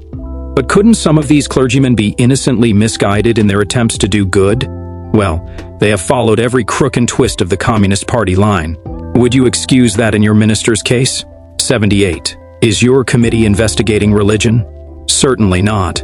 Religion is not under any sort of investigation by the House Committee on Un-American Activities, nor is any sect, creed, church, or individual, so far as his religion is concerned. 79. Then, what's this series for? To help you protect your religion and faith from communist attack by showing you exactly what the communists are up to. 80. But is communism a real danger inside our churches? Here's J. Edgar Hoover on the subject. I confess to a real apprehension, so long as communists are able to secure ministers of the gospel to promote their evil work and espouse a cause that is alien to the religion of Christ and Judaism. 81. Is communist propaganda ever sneaked into church publications? Yes. For instance, the Christian Register, official Unitarian publication, has carried Earl Browder's eyewash that a good Christian can be a communist. It is significant that the minister responsible for doing this has since been removed from his editorship by the church. 82. Do communist propagandists ever actually get before church groups as speakers? Yes. For example, the head of the Communist Party, on one occasion at least, spoke at Union Theological Seminary in New York City. Only a few months ago, the legislative secretary of the Communist Party addressed a conference of 100 ministers in Washington, D.C. 83. What about church youth groups? Young communists are ordered to join them. 84. Why? For two reasons: to win over youth to communism and atheism, and to turn their groups into tools of the Communist Party. 85. Is this done openly? No. Communist youth, like communist adults, work undercover. They won't admit being communists if you ask them unless and until their party. Officers direct them to do so. 86. Is the YMCA a communist target?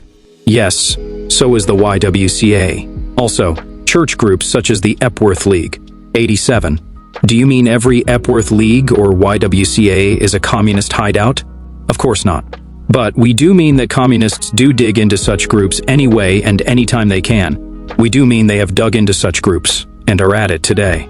We do mean that if you want to keep your own organization fit for your own family's membership, you had better stay on the alert. 88. How else do communists spread atheism? Indirectly in communist schools such as the Jefferson School of Social Science in New York and the California Labor School. Also in the atheistic schools for children operated throughout the country by the International Workers' Order. 89.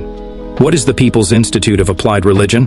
One of the most vicious communist organizations ever set up in this country, declared subversive by the Attorney General. 90. Where is it located and who are its officers? 4105 1/2 3rd Avenue South, Birmingham, Alabama. Reverend Claude C. Williams, Director, Edna Joyce King, Executive Secretary, Owen H. Whitfield and Winifred L. Chappell. Associate Directors, Carl Hassler, Calla E. Tennant, and Clara M. Vincent. Trustees, Cedric Belfridge. Research Director. 91. What does it do? It teaches communist ideas, pretending that they are Christian ideas. 92. What is the Methodist Federation for Social Action? A tool of the Communist Party, denounced by numerous loyal American Methodists. It claims to speak for 17 Methodist bishops and 4,000 clerics and laymen, not an official church organization. 93. Where is it heated and what is it trying to do? 155th Avenue, New York, New York. Although strictly unofficial as a church organization, it is trying to use the prestige of the Methodist Church to promote the line of the Communist Party. 94. What is The Protestant?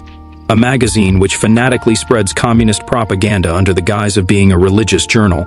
Its avowed purpose is to build a bridge between Christendom and communism. Boasts support of 6,000 ministers, but not actually connected with any official religious organization. 95. Where is it published and who are the officers? It is published by Protestant Digest Inc. at 521 Fifth Avenue, New York, New York. Editor, Kenneth Leslie. Associate Editors, James Luther Adams, John Hammond, Gerald Richardson. 96. Should such organizations have any church's support?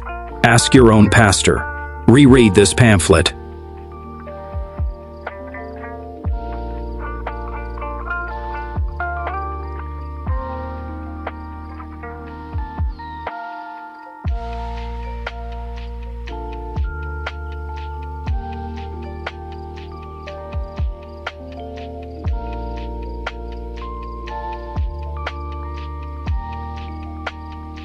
Show it to others. Become as interested in protecting your religion as the communists are in destroying it. 98. Are the communists just trying to get my church? No. They're also out to get your job, to get your union, to get your farm, to get your school, to get your property, to get your government. They're out to get you and make you a slave of communism from cradle to grave. If they can wreck your religion, that makes you just so much easier to capture and enslave. 99. When and how do they work on all these other angles? Read the other 400 questions and answers. 100. Can the communists win in all this? It's up to you. Communism and education. This I asked to tell you what the masterminds of communism have planned for your child in the name of education. They mean to take him from the nursery, put him in uniform with a hammer and sickle flag in one hand and a gun in the other, and send him out to conquer the world. If they have their way, he will be guided from the kindergarten straight through to college so that he will have anything except a mind of his own. He will be trained, but not educated.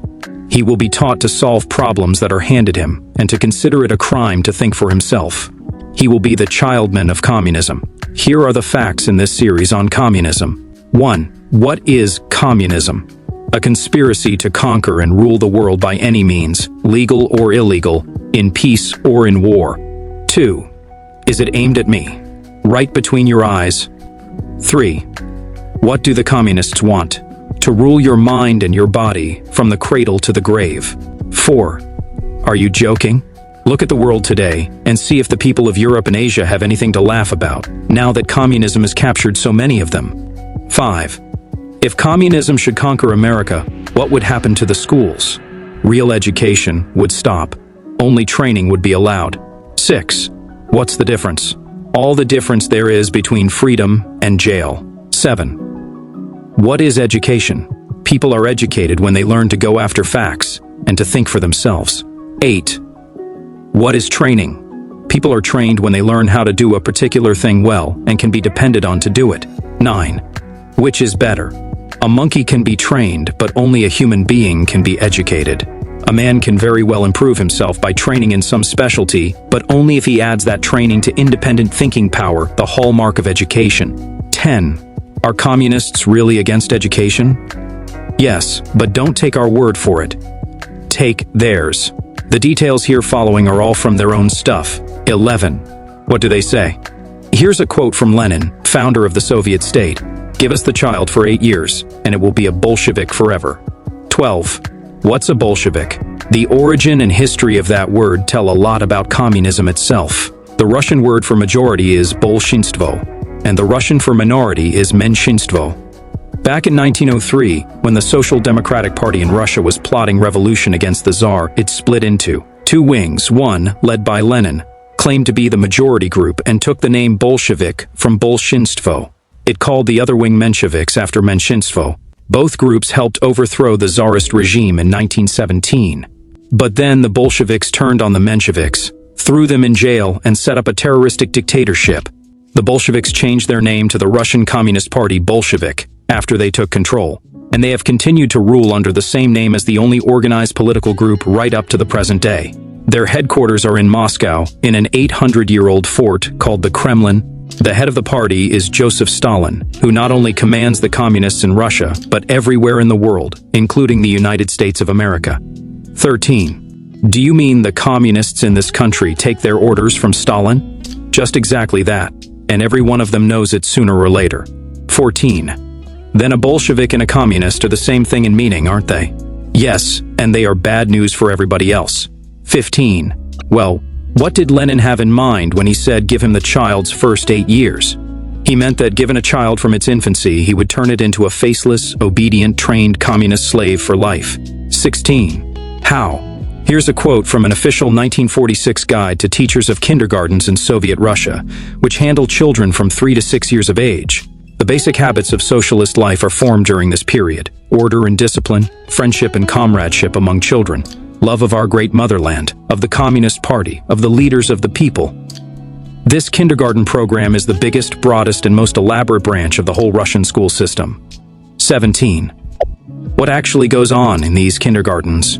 From the same book above quoted, here children play Red Army soldier, in their hands are little flags, On their uniforms and caps are the insignia of infantry. Our kindergartens try to develop children as individuals, so each one can have a chance to grow up into the kind of citizen he best can be. Their kindergartens try to stamp each child into a fixed form so that he will serve communism and communism alone, regardless of his own individual ambitions or instincts. 20.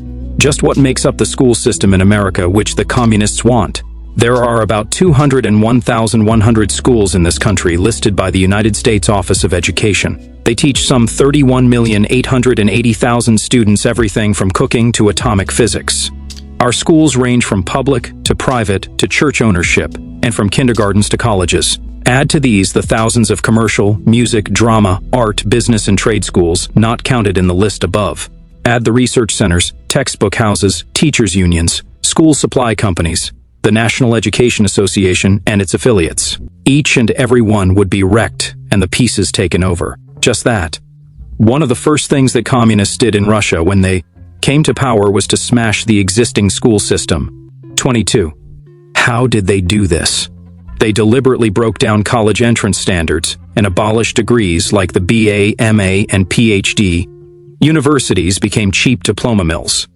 The lower schools were turned into nothing more than revolutionary clubs, where students were fed godless communist slogans rather than knowledge. The teacher's authority was destroyed, and classrooms became madhouses of disorder with student councils deciding courses, discipline, and school policies. 23. Why? Because the communists knew they could never control the public mind until they had first smashed the school system as it was. After the breakdown and explosion period, they rebuilt the school system into a tremendous machine for training rather than education. This was done by installing a new group of teachers loyal to the communists. These were allowed new and extreme authority over their pupils, who in turn have become cowed, uniformed puppets whose main lesson is to learn to worship Stalin as teacher, leader, and father. A teacher under communism never has freedom, academic or otherwise. He teaches only what the government tells him to, and police watch to see that he does so. Freedom in every respect would be the first thing to go. Teachers bucking the system would be fired, jailed, or shot. To obey, to love, and to hate. 27. To obey whom? The best answer is from the same teacher's guide, Pedagogy, earlier quoted, unquestioned obedience and submission to the leader, the teacher, or the organizer. 28. To love whom? From the same source, the best people. 239. To hate whom? Says the Soviet Teacher's Guide, the pupils of the Soviet school must realize that the feeling of Soviet patriotism is saturated with irreconcilable hatred toward the enemies of socialist society. 30. Who are the best people?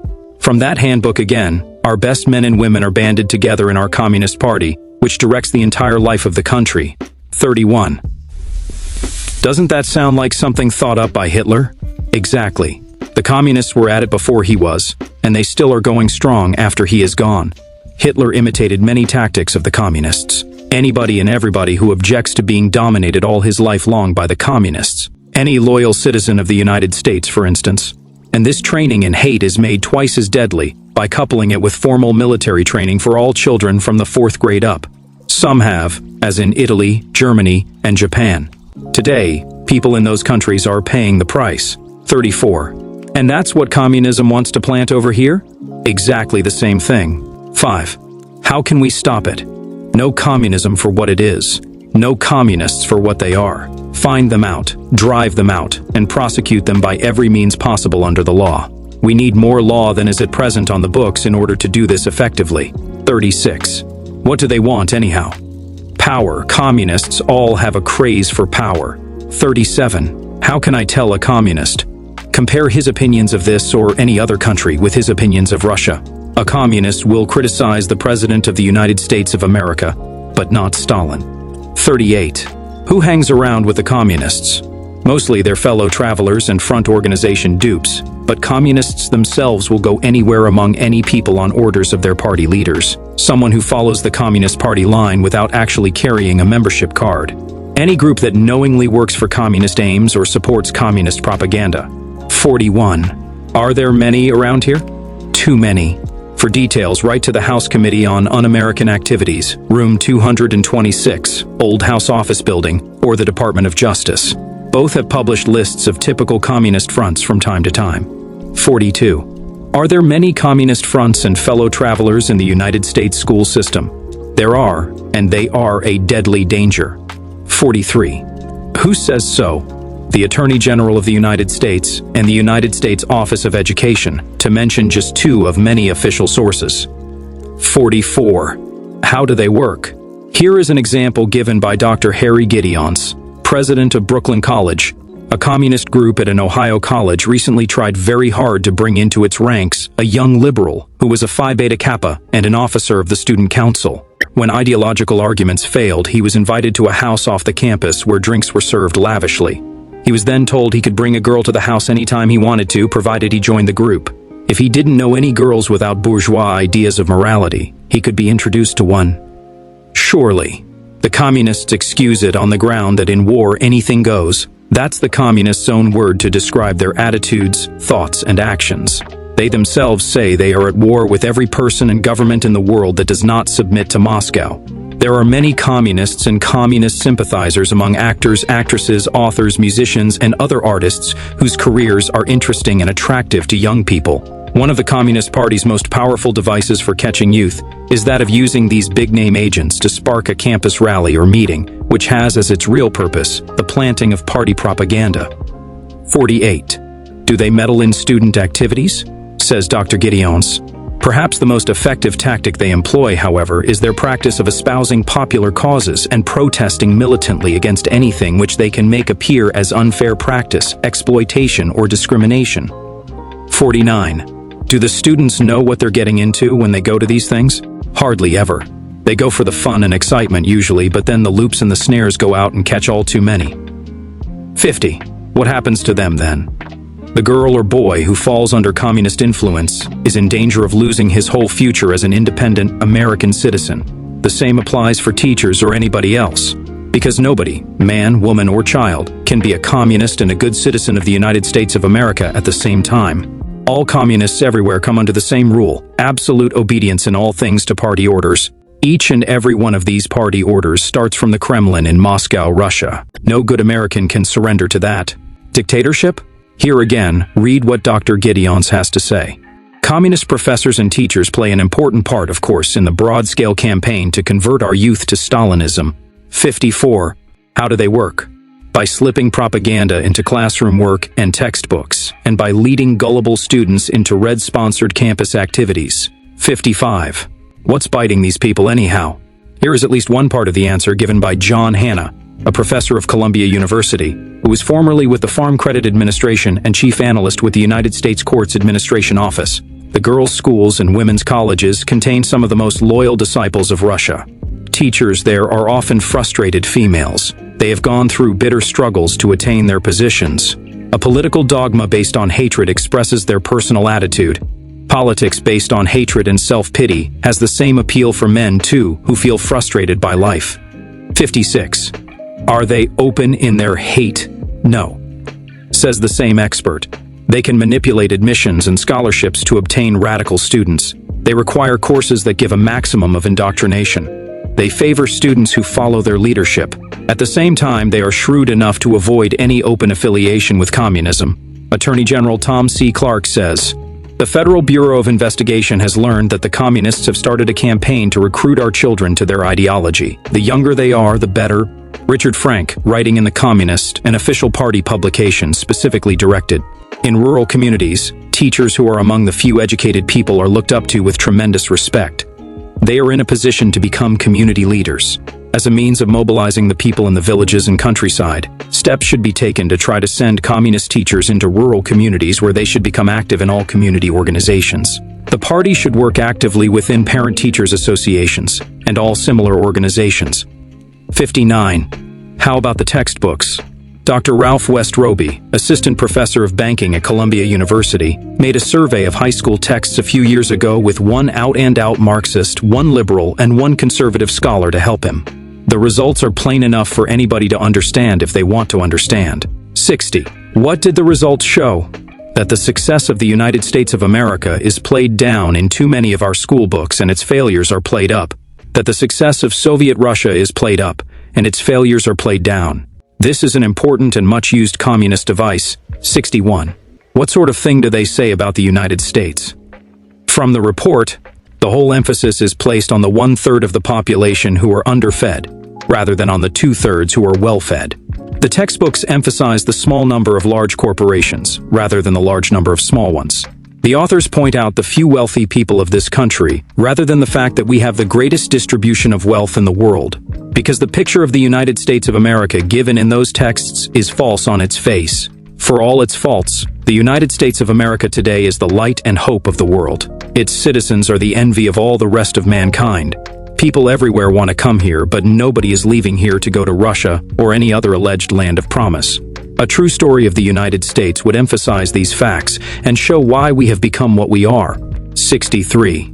Well, why have we? Because of our basic idea that each person is a free individual who must think and act for himself as an independent human being, and must not let himself become a mere cog in a machine. That idea has made us the richest nation the world has ever known. 64. Aren't our natural resources the true source of this wealth? Certainly not. The same resources were always here, the same soil, timber, minerals, and metals. They never meant anything until somebody had the right ideas about how to use them. 65. But don't we have more of all the best natural resources than any other people? No. Russia, for instance, has always had gigantic stores of timber, minerals, farmland, and water power.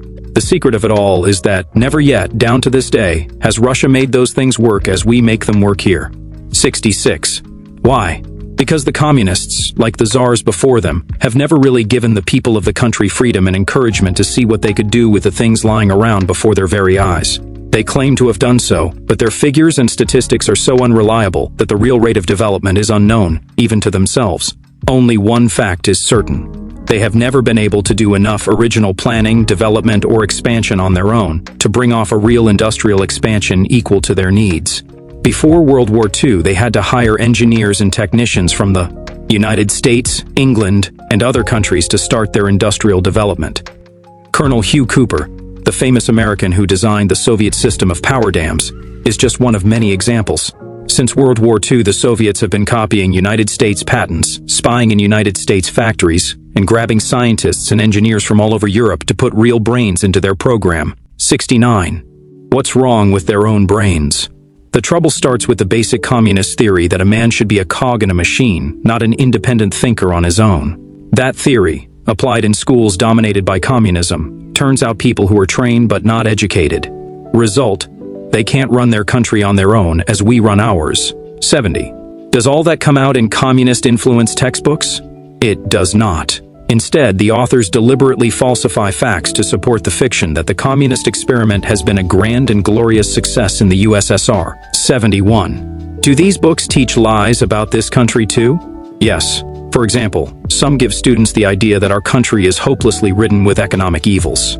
There are many ways to answer that, but one ought to be enough. Which nation in World War II sent arms and food all over the world to failing allies, and then followed up with armies, navies, and air forces to Europe, Asia, Africa, to outposts in North and South America, and on islands across the 7 seas, yet, at home, kept up the highest living standard the world has ever known? The United States system, as it has been and still is, need make no apologies to any other. Communism. Whoever is touched with communism loses his sense of truth as we know it. 74. How else have American communists dug into the United States school system? Besides active teaching in public schools, private schools, and church schools, from kindergartens to colleges, they run some schools outright. 75. You mean there are actually communist schools in this country? Yes. 76. Will you list some? Here are some typical examples. 1. School, location Jefferson School of Science, 575 Avenue of the Americas, New York, NY Jefferson School Annexes. Brighton Beach Annex, 3200. Coney Island, Ave. Brooklyn, NY Brownsville Annex, 108. Watkins St., Brooklyn, NY Tremont Annex, 868. East 180th St., Bronx, NY Allerton Annex, 649. Britain St., Bronx, NY, Philadelphia School of Social Science and Art. Walnut St., 1704. Walnut St., Philadelphia, PA. People's Educational Center, 1717. North Vine St., Hollywood, Calif., California Labor School, 216. Market St. San Francisco, Calif. Annex, 112. West 9th St. Los Angeles, Calif. Annex. 2030. Broadway, Oakland, Calif. Annex. 560. Manlo Dr. Palo Alto, Calif. Walt Whitman School of Social Science. 17. William St. Newark, N.J. George Washington Carver School. 57. West 125th, St. New York, NY Seattle Pacific Northwest Labor School. Formerly called Seattle Labor School. 309 2nd Ave, North, Seattle. Wash, Samuel Adams School. 37. Province to Boston 8, Mass. Abraham Lincoln School. 180. West Washington St. Chicago 2, 3rd. Annexes, South Annex. 4448. South Michigan Ave, Chicago, 3rd. Annex. 1225. South Independence, Annex.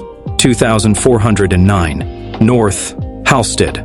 School of Jewish Studies, 575. Avenue of the Americas, Room 301, New York City. Ohio School of Social Science and Art, 1735. Euclid Ave, Cleveland 15, Ohio. Tom Paine School, New Rochelle, Westchester, NY Tom Paine School of Social Science. Academy of Music, Philadelphia, PA. Sure. The communists started early in the 1930s, hiding behind the claim that their program is just the United States Revolution of 1776 brought up to date, a typical communist propaganda lie. 79. What do they teach? Such courses as history, economics, public speaking, art, drama, and music. All communist corrupted. 80. Is any of it on the level at all? No. Every course is just so much window dressing for Soviet theory and propaganda. The whole thing is aimed at luring loyal Americans into becoming communists. 81. Are these the only communist schools? No. The Communist Party USA also has a network of secret schools called section, district, and national training schools, in which promising communists are trained to be leaders in the conspiracy to betray and capture America. 82. What is the Lenin School? The highest college of communist training. You might say its graduates are all PhDs of communism. 83. Where is it located? Moscow, Russia. Carefully selected communists from the United States and other countries get a free course in factory sabotage, bomb-making, kidnapping, train wrecking, mutiny, civil warfare, espionage, infiltration, and other methods of wrecking a country. The communist plan for world domination starts with the basic thought that no people will ever submit to communism without a struggle. So the top members of the party in Russia train agents in ways to paralyze a nation from within and capture it, how to destroy its comeback chance, and then how to drive it in communist harness. 86. How many Americans are Lenin School graduates? An estimated 800 American communists have been trained there and returned to the United States. They serve as the high officers of a secret army now being drilled to overthrow our government. 87. What about communist youth groups? A vitally important instrument of the Communist Party in its plot to get control of America. 88. What is their purpose? To recruit and train young people for the Communist Party. 89. Can you name some of these? Here are a few which have been declared subversive by the Attorney General, the Committee on Un-American Activities, or some other official investigating agency.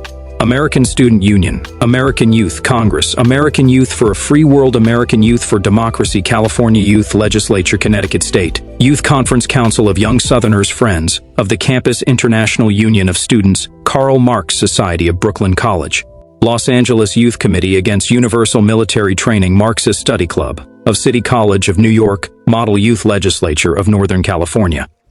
1939 T National Student League, National Youth Assembly Against Universal Military Training, Socialist Youth League, Southern Negro Youth Congress Student Congress Against War, Student Rights Association, Sweethearts of Servicemen, Town Meeting of Youth, United Youth Committee Against Lynching, World Federation of Democratic World Youth Council, Young Communist League, Young People's Records, Young Pioneers of America, Young Progressive Citizens Committee, Young Workers League. 90. How else do they serve the Communist Party? Through strikes, marches, lobbies, rallies, petitions, for the benefit of things the communists want. Practically never.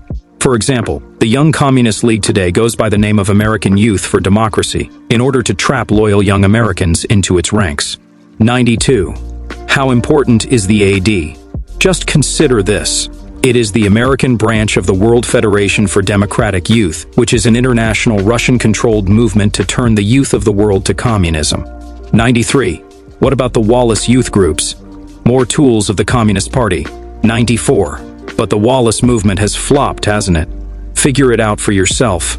Henry Wallace was Vice President of the United States from 1941 through 1944, and therefore within one heartbeat of the highest office in the land.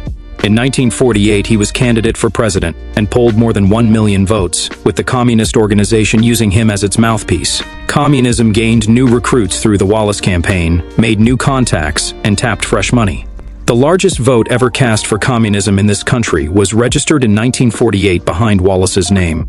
Yes, for instance, the American Federation of Teachers, AFL, in 1941 expelled 3 of its New York City teachers' unions, with 8,000 members, because the locals were communist-controlled. The files of our committee, running back over a 10-year period, show that the communists have always found the teaching group the easiest touch of all the professional classes for actual party zealots and fellow travelers.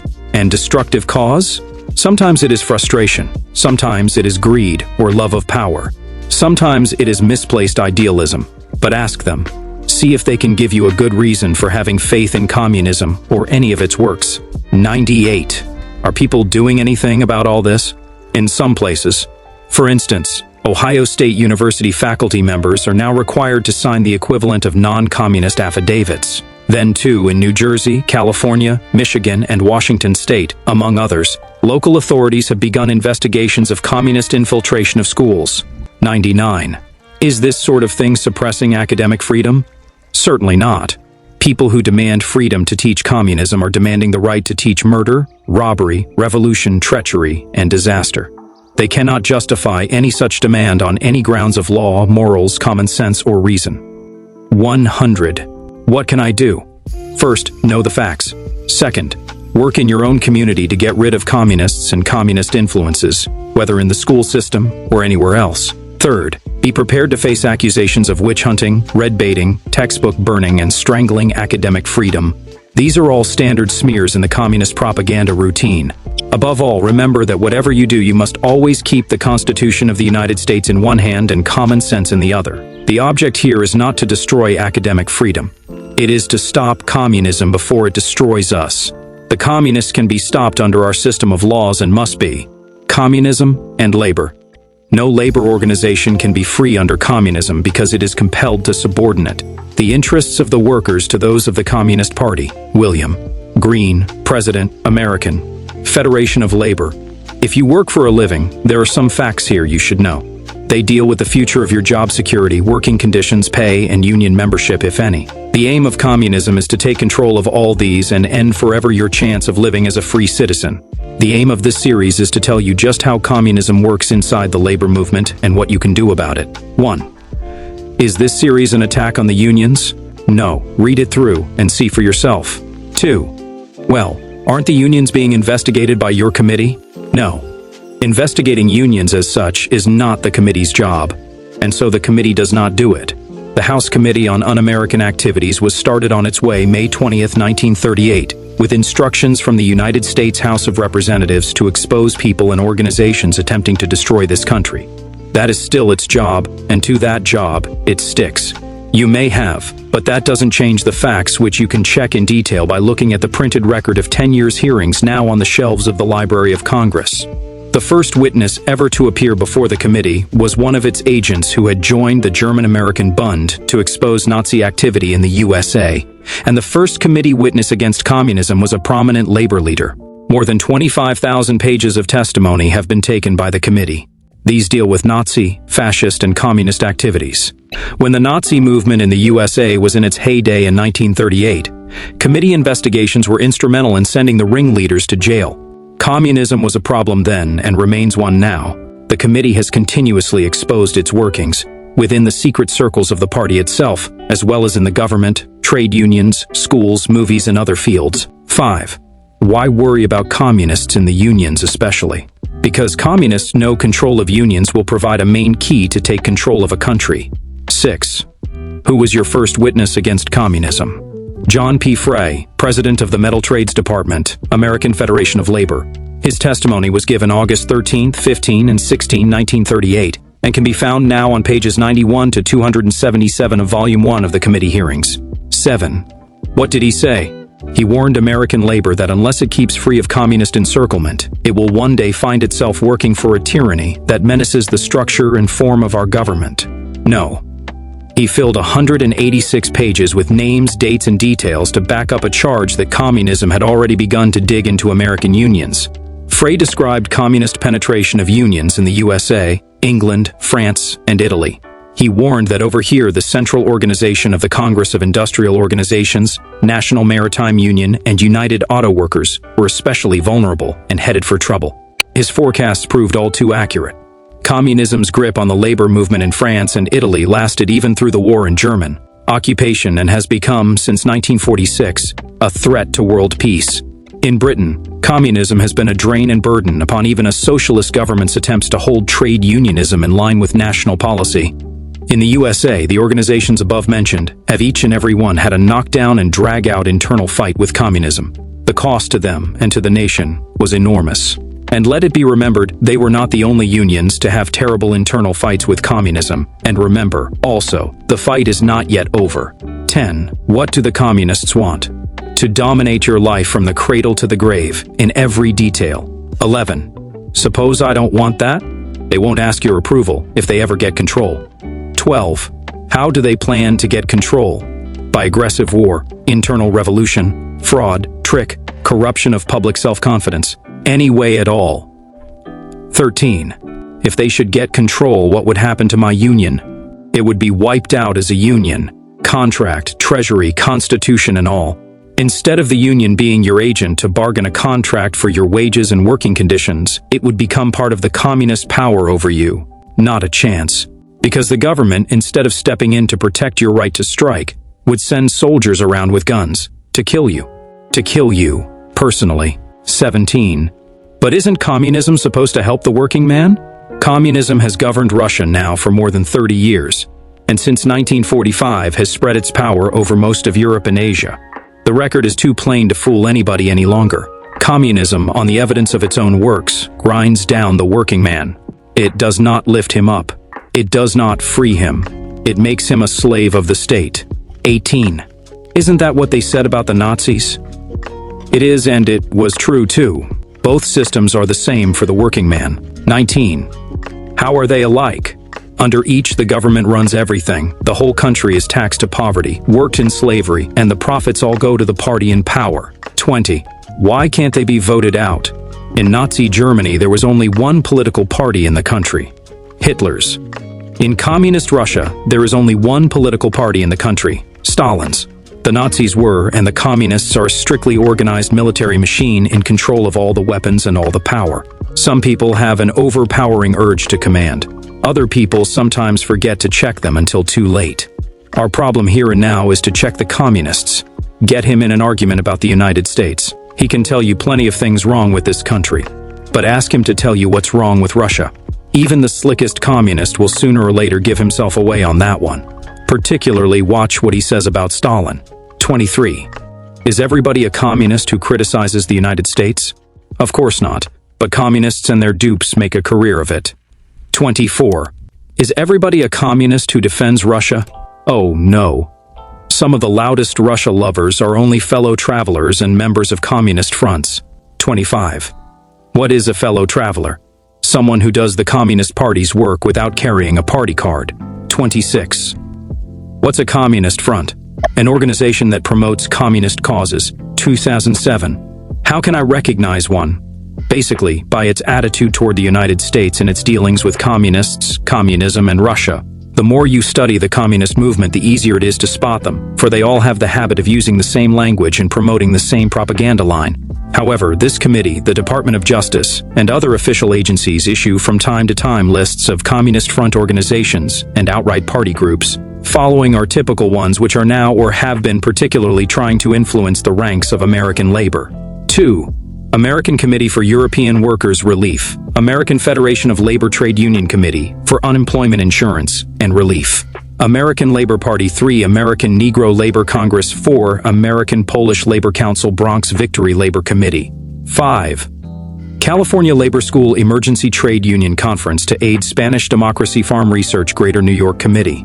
For Employment 6, International Labor Defense 7, International Workers' Order Joint Committee for Trade, Union Rights King Connor Ramsey Defense Committee 8, Labor Research Association National Congress for Unemployment, and Social Insurance 9, Negro Labor Victory Committee New York Trade Union Committee to free Earl Browder 10, Revolutionary Workers League 11, Seattle Labor School 12, Socialist Workers Party 13, Trade Union Advisory Committee, Trade Union Committee on Industrial Espionage Trade Union Committee to Put America Back to Work 14, Trade Union Educational League 15, Trade Union Unity League Unemployed Councils and Leagues Washington, D.C. CIO Committee to reinstate Helen Miller 16, Workers Alliance 17, Workers Party of America, Workers School of New York City Workmen's Educational Association, Young Workers Leagues 28. Well, getting back to Russia, do they have unions over there at all? Yes, as government whips to lay across the workers' backs. 239. Will you tell how? Better than that, let Viktor Kravchenko, an escaped Russian government official, tell you. Here is his sworn testimony to this committee. The local party communist organization, that is through the bureau of the party, elects one of its suitable members to become president of the trade union. Generally speaking, the Soviet trade unions have to see that the workers execute the program. 30. You mean the union helps boss the employees, instead of helping the employees get better wages and working conditions? Kravchenko answers that the union's job is to see that strict discipline is maintained, that there will be no strikes, that the workers work for wages established by the central government, that the workers carry out all the decisions, resolutions, etc. of the party. 31. Doesn't that mean the trade unions in Russia are really run from the outside by the Communist Party instead of from the inside by the union members? Kravchenko answers that, in other words, the Soviet trade unions function politically, economically, and intellectually like brokers or intermediaries between the party and people. Every citizen in the Soviet Union has a passport. On the passport is his photograph. There is also a special page on which a stamp is put which indicates the place, date, and type of employment. If you leave your job in one factory and go to another without the permission of your director, you will be prosecuted under the law for violation of the law prohibiting unauthorized change of employment. This refers not only to laborers, but to any kind of employee. For a complete story on working conditions in Communist Russia, read I Chose Freedom by Viktor Kravchenko. You should find it in any public library. No. When the communists started out in 1917, they kidded the public into thinking that everything would be free and easy. They softened up the unions, particularly by making them appear to have a big say in the management of industry. There have been 3 big shifts of the gears in communist control of labor that tell it all. 34. What was the first step? That was what you might call the honeymoon between the communists and the people, from 1917 to 1931. At the very beginning, the communists promised that regardless of skill or individual ability, everybody would get the same pay, same food, same clothes, and same treatment. A very elaborate paper program of holidays, sick leave, unemployment insurance, and pensions was drawn up. 35. Did it last? Naturally not. The honeymoon began to come apart in a hurry, but the public didn't get the full bad news in plain language until about 1931, when the second step was taken. 36. What was that? Stalin in that year announced a 6-point program of industrial policy as the key to success in the first 5-year plan of expansion. Any American working man can understand what Stalin had in mind on learning that he ordered an end to interference by workers, factory committees, and unions with the operation of plants. That he did. Plant managers were given personal power over their help, but on the other hand, they were held personally responsible for success. If they hit the mark set by their own bosses, they got bonuses and promotions. If they missed, they got, not fired, but liquidated. Workers were switched to piece rates and put on speed-ups, wherever possible. Instead of all wages being the same, differences in differences in production were glorified. Stalin called for a 110% increase in manufacturing productivity, 75% increase in transportation, and 60% in construction. He laid on the whip to get it. 38. How? For instance, A man more than 20 minutes late for work could get as much as 6 months at corrective labor and punishment. A penalty was laid on for absenteeism, loafing on the job, or taking too long at meals. The workers had no way out, for their unions were powerless to help them. 39. Then what happened? That's where phase 3 of the working man's life under communism came in with the case of Alexei Stakhanov. 40. What's that? Alexei Stakhanov was a coal miner in the Donets Basin, the region of Russia that compares with our own western Pennsylvania or West Virginia. The communists dug him up in 1933 or 1934 and made him a propaganda hero. All he did, if anything, was to hit on some ideas of dividing up work and making each motion count for more production than before. 41. Isn't that just the old speed-up trick? American industry has been working for many years to show how a shovel, a pick, or a machine can be handled to get more out of it than before and to make labor less burdensome. The difference between that and the way the communists used Stakhanov is something that should interest any American Union member. Well, in 1935, a Congress of Stakhanovites was called in Moscow with Stalin presiding. These Stakhanovites were a hand-picked group of Communist Party agents from all industries and all sections of the country, chosen specifically to set a production pace far above the average man's ability. They were given a big time in Moscow, told the country's fate depended on them, and then sent back home to spread the gospel that hard work would thereafter be harder than ever. Stakhanovites began to go up the ladder both in the Communist Party and in actual factory management. Eventually, the most severe Stakhanov speed-up policies became factory standards that punished anybody falling behind, but wages did not keep up with production. 43. What did the unions do then? Just what the management told them to produce or else. 44. Who was the management? The Communist Party, which runs everything in Russia. It runs the government, the factories, the schools, the hospitals, the churches, the homes, the work and the play of the people, from cradle to grave. In Russia, the Communist Party has a monopoly on decisions. It does the thinking and everybody else does the working. The communists make policy. The people take the consequences. The communists enjoy the profits and the public pays the bill. 45. That is some change, isn't it, from the old honeymoon the workers started on back in 1917 to 18 when communism had just come to power. You said it. Ask the communists. The fact remains that not for the past 20 years have unions in Russia had any influence on management, nor any power to make collective bargains for workers, change any working conditions, or fix their wages. In addition, the Russian government has thrown 14 million to 20 million men and women into slave labor camps, where they are forced to work inhumanly long hours at hard tasks under barbarous conditions. These slaves are mostly politicians, farmers, priests, etc., whose only crime was disagreement with the communists. 47. And that's what communism would do for us over here if it could? That's what it did in Russia, even before World War II, and has done since in countries it has captured in Europe and Asia. It would do the same here. 48. How can communism be stopped here? First, detect the communists at work around you. Second, expose them and all their connections. Third, wherever possible, force their prosecution under the laws of our country. 49. What do communists go after in an American union? Key jobs, such as president, business agent, secretary, treasurer, or counsel at law. They almost never stay down in the rank and file except on orders to hide out there for the particular purpose of sniping at the union officers if these are all anti-communist. 50. Why don't they all try for union president? The president of a union is usually too public a figure for effective work as a communist. The real power, day by day, lies in monopolizing the jobs around the president. 51. Do communists join unions to improve the conditions of the workingmen? They join specifically to make all unions, in the words of Stalin, schools of communism.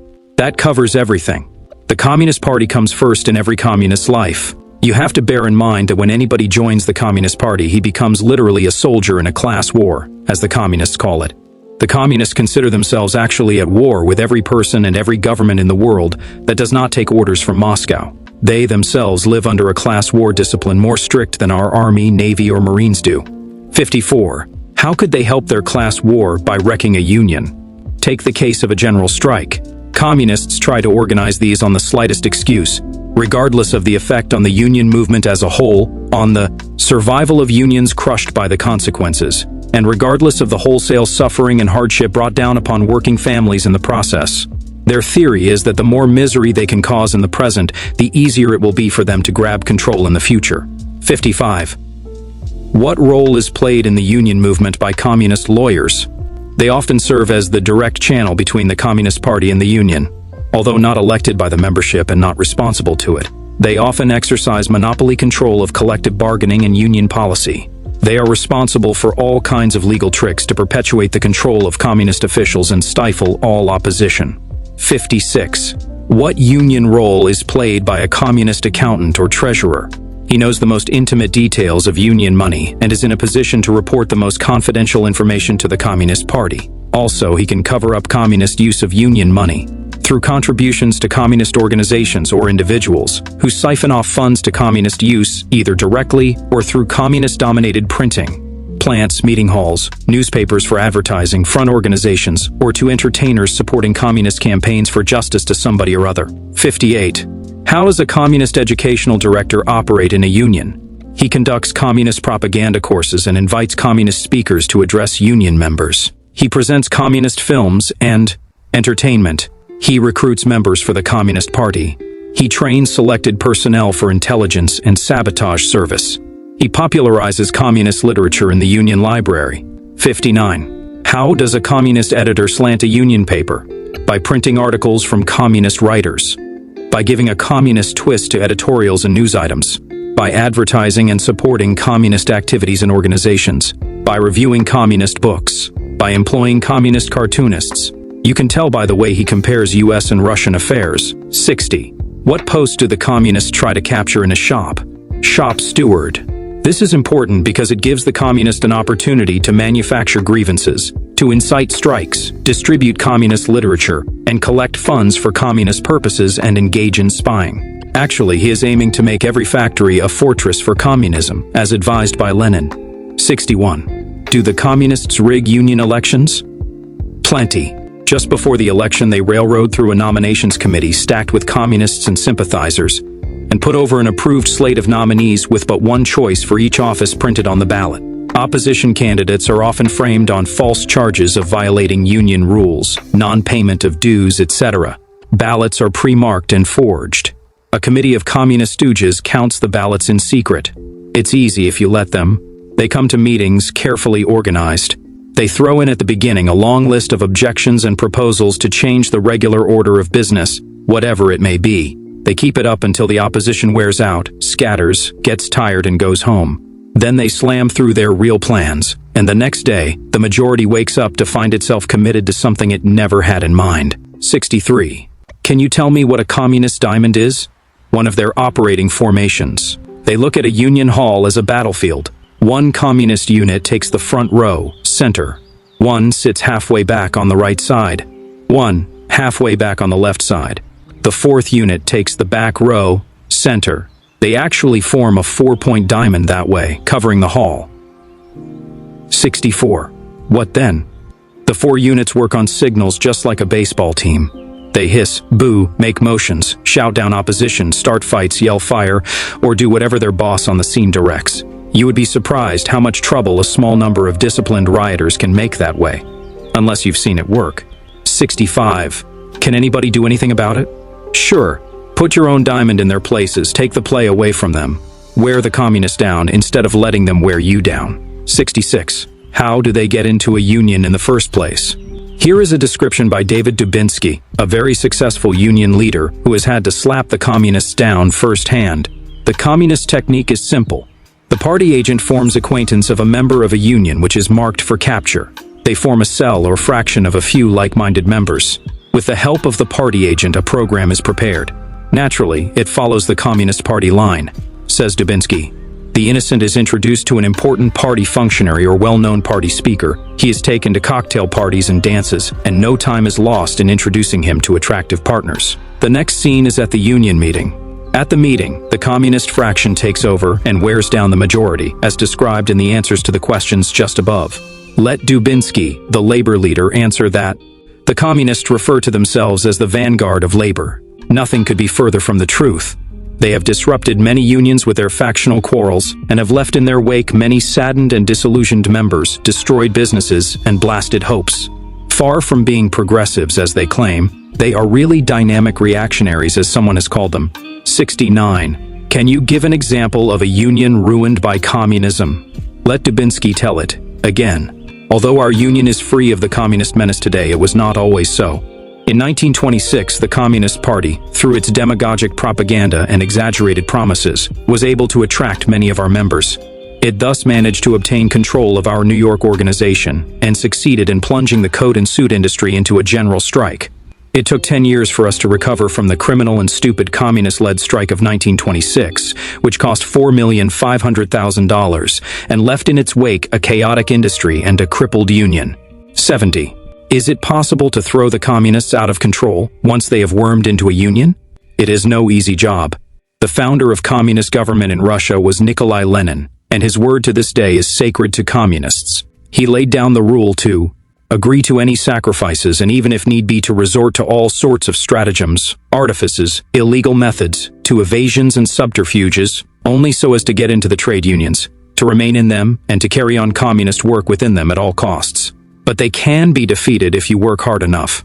All it has to do is to make Communist Party membership contrary to the Union Constitution and enforce that clause. The law of the United States can be used to help do that. If your union lawyer doesn't have the information on that, tell him to get it from the government. In 1944, the Committee on Un-American Activities found the following unions to have: Communist leadership, strongly entrenched, American Communications Association CIO, International Federation of Architects, Engineers, Chemists, and Technicians CIO, International Fur and Leather Workers Union CIO, International Longshoremen's and Warehousemen's Union CIO, International Union of Fishermen and Allied Workers of America CIO, International Union of Mine, Mill, and Smelter Workers CIO, International Woodworkers of America CIO, Marine Cooks and Stewards Association of the Pacific Coast CIO, National Maritime Union of America CIO merger to form United Public Workers America, State, County, and Municipal Workers of America. CIO, United Federal Workers of America CIO, Transport Workers Union of America CIO, United Cannery, Agricultural, Packing, and Allied Workers of America CIO.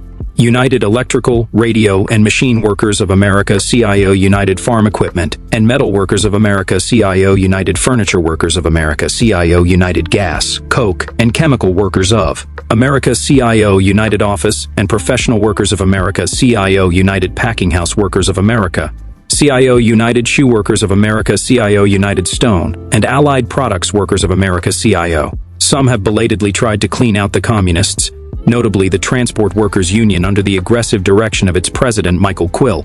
But in a number of these, such as the powerful United Electrical Workers and Longshoremen's Unions, communists are still in the saddle. 74. What would the communists do in the event of war between the United States and the Soviet Union? They say themselves that they would stop the manufacture and transport of munitions, as well as the transport of all other materials essential to the conduct of war through mass demonstrations, picketing, and strikes. They would try to stall the American war machine in its tracks. 75. Have the communists ever carried out such a policy in the United States? Yes, during the Stalin-Hitler Pact, 1939-41, they caused terrible strikes that delayed U.S. rearmament.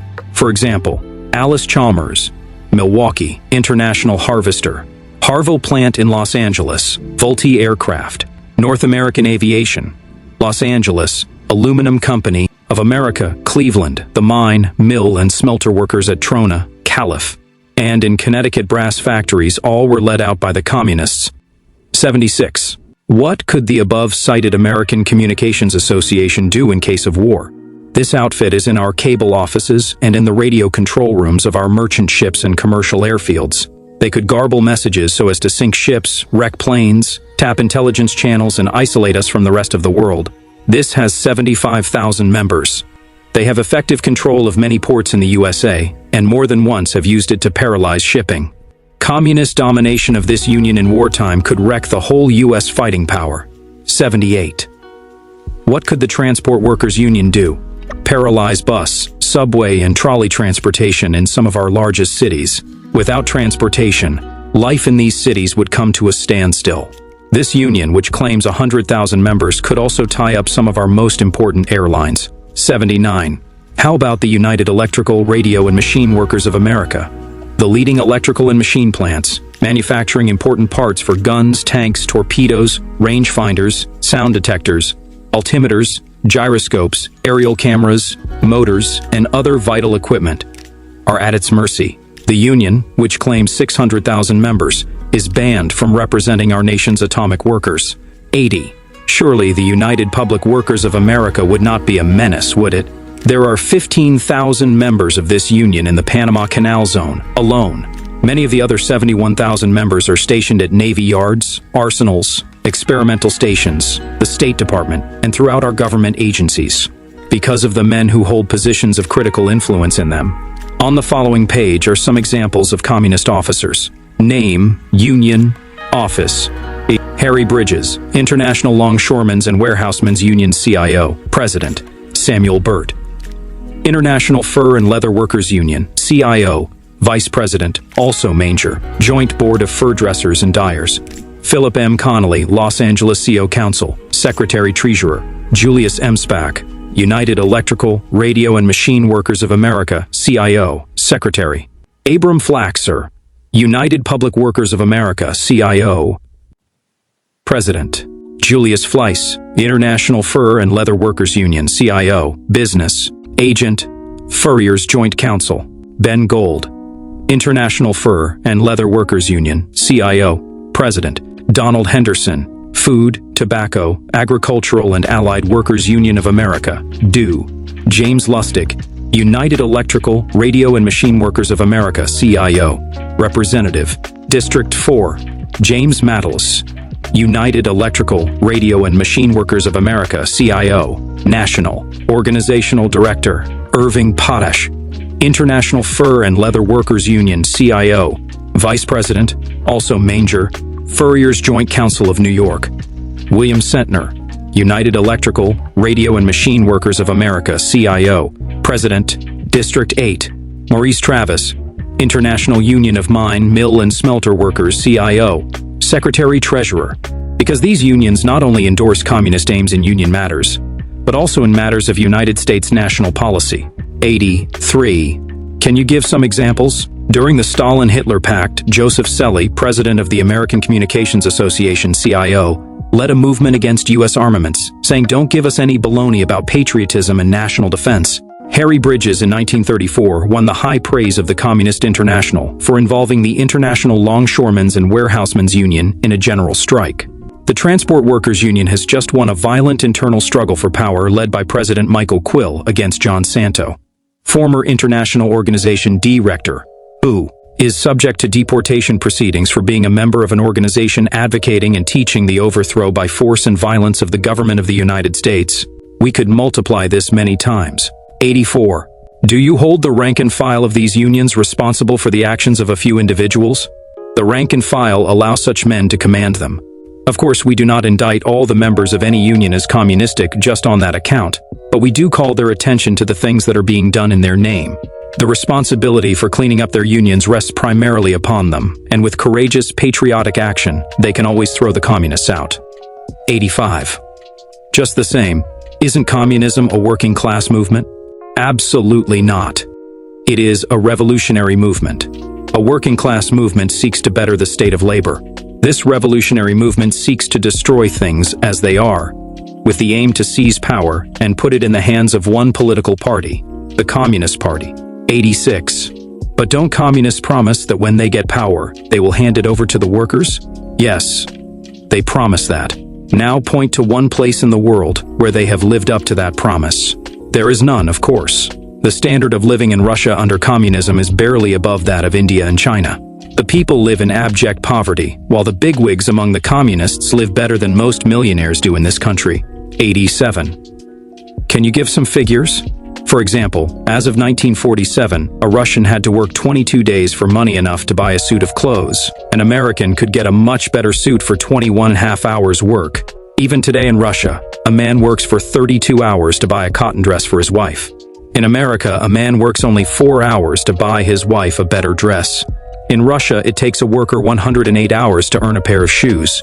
In America, he can do it in 9 hours.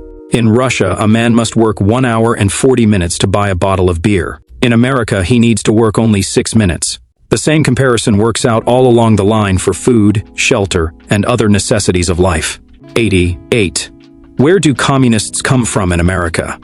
Contrary to what you may have heard, the record shows that relatively few communists spring directly from the people who work at hard labor. Mainly, communists come from the so-called middle class: doctors, lawyers, teachers, actors, writers, accountants, other white-collar workers, and even at times among the clergy.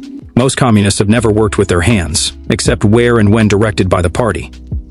This is the case not only in the United States, but all over the world. The WFTU was formed by a group of labor leaders in September 1945, as an effort intended to carry over into peace the wartime alliance of the United States, Great Britain, Russia, and other countries, insofar as the labor organizations of those countries were involved. But it has not succeeded because of communist infiltration. The American Federation of Labor has refused to affiliate. On September 17, 1948, President William Greene of the AFL said, "Opposing our efforts to bring security, prosperity, and peace to the workers of Europe is ranged a powerful fifth column of Moscow, which masquerades under the name of the World Federation of Trade Unions." 91. How about the CIO? The CIO pays international dues to the WFTU. At the recent CIO convention, a resolution was adopted aiming to bring the WFTU back to the purpose for which it was founded. 92. What labor organizations abroad back the WFTU? The labor federations in the Soviet-controlled countries of Poland, Albania, Bulgaria, Hungary, Romania, Czechoslovakia, and Yugoslavia. In Italy, the Confederation of Labor, headed by Di Vittorio, a communist. In France, the Confederation of Labor, which is almost entirely communist-dominated. In the Western Hemisphere, the Latin American Federation of Labor, headed by Vicente Lombardo Toledano, which consistently attacks the United States and its foreign policies. 93. Are they catching on to it abroad? Arthur Deakin, one of the leaders of the labor movement in Britain, and a former president of the WFTU itself, warned the British Trade Union Congress this year. The communists have captured the World Federation of Trade Unions and are using it as a medium for advancing Soviet propaganda, not only in Europe but throughout the world. William Z. Foster, head of the Communist Party in this country, has stated that it is imperative that the world's workers, through the World Federation of Trade Unions, should intervene in the proceedings of the United Nations, specifically in Poland, Czechoslovakia, and each of the other European governments now communist-dominated. 96. What's a good program for an American Union man against communism? Here is one given by James B. Carey, Secretary-Treasurer of the CIO. Full exposure of the communists, plus a strong progressive policy far in advance of the bogus progressivism of the communists. Swift, flexible infighting that defeats the communists at their own game within the Union. 97. What is the CIO doing about this itself? At its latest convention, CIO President Philip Murray officially denounced unfit unions, and the CIO Executive Board was given broad power to organize workers in fields where such unions had failed. Also, there has been an extensive house cleaning of state and city industrial union councils, which, according to Kerry, were often converted into virtual soapboxes of communist propaganda. 98. Which unions did Murray call unfit?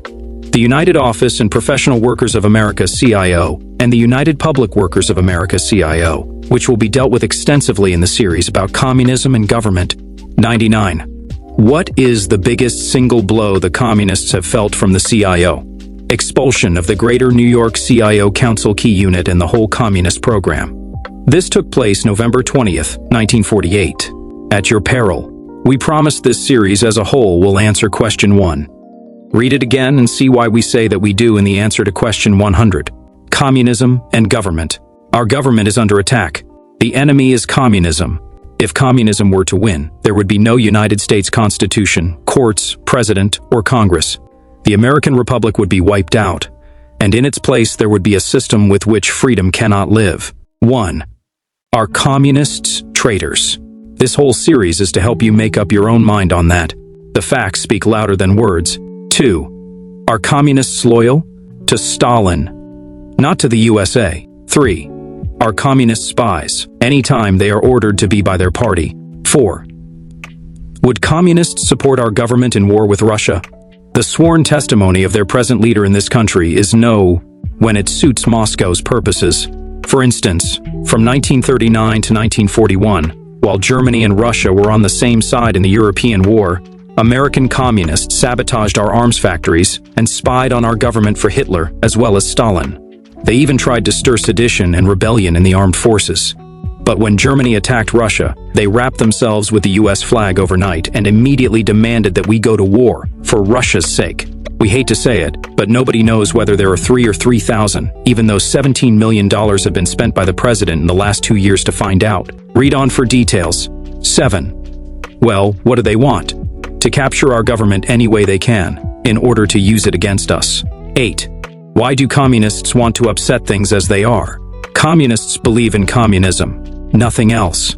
They mean to enslave the world under communist command. 9. Do they admit that? Nikolai Lenin, founder of communist government in Russia in 1917, at that time declared the historical mission of the Soviets to be the gravediggers, the heir and the successor to the governments of the world. 10. And they're still headed that way? Look at the roll call of conquered nations across Europe and Asia. See how communist rule has grown in 31 years. Until now, it commands more people than any other system of government on Earth, more than any ever has before in the history of the world. 11. What's the secret of its success? The carelessness and indifference of other people. 12. How do you mean? Communism is a terrible international organization of spies, wreckers of civilization, and destroyers of nations. It is directed and managed as a world army from the city of Moscow, Russia. Communists in every country are strictly disciplined, closely organized Russian agents, but they overturn governments and destroy nations not through their own power. They do it through the theft of others' power. Thinks communism is just a crackpot idea, and communists are just another political pressure group. 14. Where are these keys to power? In the government, in the schools, the churches, and labor unions. 15. Are communists in this country part of this world movement? Not movement. The right word is conspiracy. All communists, everywhere, are a part of it. A communist in China, in Washington, D.C., in London, Paris, Berlin, or Rome is the same as any other communist. Everyone is an agent of Moscow working for the capture of the world. 16. Well, supposing they win here, what happens? The Constitution will go. The free American Republic will be dead. 17. Would we have a president as we have today? No. 18. Would we have a Supreme Court? No. 20. How about the state, county, and city governments? Gone. No. William Z. Foster, present head of the Communist Party, USA, says we would be known as Soviet America if the communists take over. Our symbol of freedom, the stars and stripes, would be replaced by the red flag of Russia. 23. And that's what communism wants to deliver here? Right. 24. Suppose we didn't like it? Too late. Once in power, the communists kill and destroy until there is not even a seedbed left for opposition to their monopoly of power. 25. How does the Communist Party keep such a tight control of power where it is in command? The communists own the guns. 26. But don't they promise to help people live better if they get into power? That they do. But name one place where they have delivered. 2007. What do the communists themselves get out of it? Rich livings where they are on top. But the main thing is that communists all have a lust for power which drives them night and day.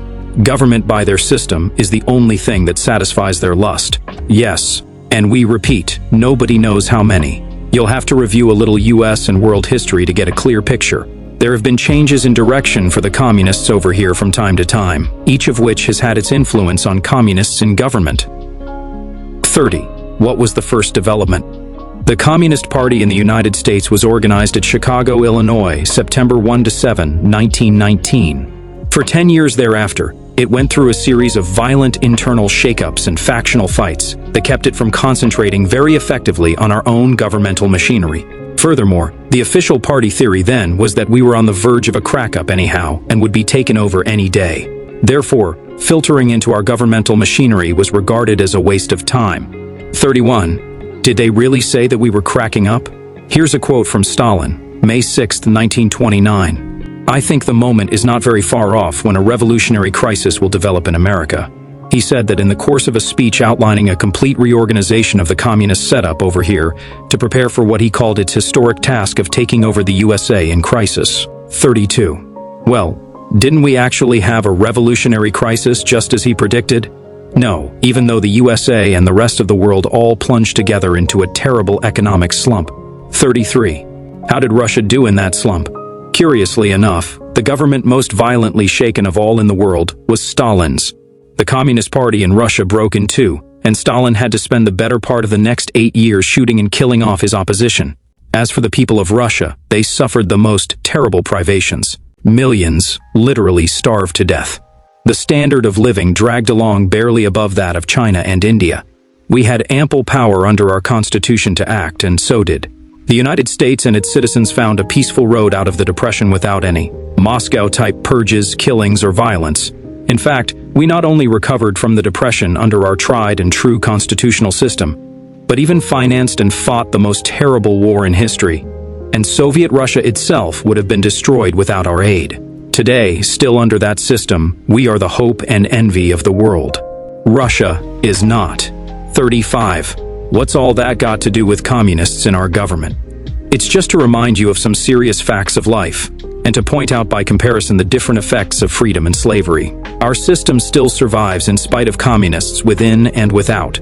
On the other hand, the communists, even with a total monopoly of power, still have to use guns to rule. 36.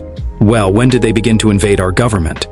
The fatal official turning point was November 16, 1933, the day when the government of the United States granted diplomatic recognition to the Soviet government of Russia. That ended the feudal first phase of communist activity in this country, and a second, far more deadly development got underway. 37. What was that? The famous Trojan Horse or United Front program by which communists were directed to say less in public about violent revolution and do more toward corrupting from within. Promises to A. Settle all outstanding debts between the two countries, B. Develop mutual trade, C. End communist propaganda against our constitution, and D. Refuse support to the communists here seeking to destroy our country. Not one. 40. Well, what actually happened? In Russia itself, the crisis of the Communist Party continued its bloody way. More than 1 million party members, about a third of the total membership, were expelled in 1933 alone. The next year, an open reign of terror and assassination swept the country. The terrible purge trials began, and it was obvious to the world that communism was at the point of real collapse. But it was saved by U.S. recognition, and by that aforementioned United Front and Trojan Horse program. 41. What form did this strategy take over here in the USA? Communists stopped operating apart from everybody else, and instead began to join other people's movements and to offer their own disciplined forces to promoters of special causes and public issues with intent to capture fellow travelers in Communist Front organizations. 42. What is a fellow traveler? Anybody who allies himself with communists in anything is a fellow traveler. He is a deadly weapon, for he deceives others and often himself that communism can be led to peaceful ways. Neither in fact nor in theory. The communists have always made it basic in their thoughts that violence is inevitable in their struggle for the world. And in all their captures, from Russia in 1917 down to China in 1948, they have used violence as their weapon. Any organization that lends itself to communist purposes. This committee has just issued a pamphlet, 144 pages long, on this subject listing examples. It is entitled Citations by Official Government Agencies of Organizations and Publications Found to be Communist or Communist Fronts. You can get it by writing the committee or the government printing office. 45. When did these spring up in the USA? Immediately upon U.S. recognition of Soviet Russia. Communists, fellow travelers, and front agents promptly flooded Washington and began to worm their way into the government of the United States. 46. Where did they show up, mostly? The main inflow was through the Public Works Agency, Works Progress Administration, Agricultural Adjustment Administration, and National Recovery Administration during the years 1933 to 36. The Federal Art Project, Federal Writers Project, Federal Theater Project, and such organizations introduced them in large numbers. 47. Did they stay in these? By no means. Within a few years, communist lawyers, accountants, executives, and scientists were solidly entrenched in Washington in various government departments. 48. Who let them do it? You. The voting public is the real power of government in this country. Public indifference to the realities of communism in past years caused indifference on the part of governmental officials. Here is an example given by J. Edgar Hoover. The FBI submitted a 57-page report to the Federal Security Agency on March 7, 1942, on Doxy Wilkerson. The investigation recorded interviews with persons who stated that he was a member of the Communist Party. Following submission of the report, we were advised by the Federal Security Agency that further investigation failed to show Wilkerson was subversive or disloyal to our government. The Hoover report answers that Wilkerson subsequently transferred to OPA and resigned on June 19, 1943. Within 24 hours, he announced his new job as a Communist Party organizer. He was subsequently appointed a member of the National Committee of the Communist Party. To be eligible for service with the National Committee, one must have been a member of the party in continuous good standing for at least 4 years. 51. You blame me for that sort of thing? Yes, until the general public demands it. Offices of the government will always tend to be slack about cracking down. 52. How did the communists use the Federal Theater, writers, and other such projects to present communist propaganda plays, to feature communist actors, to distribute communist propaganda in government books, pamphlets, and artwork? 53. Can you give a sample of communism in the WPA theater project? Here is the testimony of a confidential investigator for the head of the WPA regarding 2 of the Federal Theater Project plays. There was one with the title AAA Plowed Under. That was one play which on the opening night required 30 New York policemen to guard the play and prevent a riot. It contained a scene in which the Secretary of the Communist Party condemns the judiciary of the United States government. Such characters as George Washington and Andrew Jackson were removed from the play in order to give a prominent part to the Secretary of the Communist Party, Earl Browder.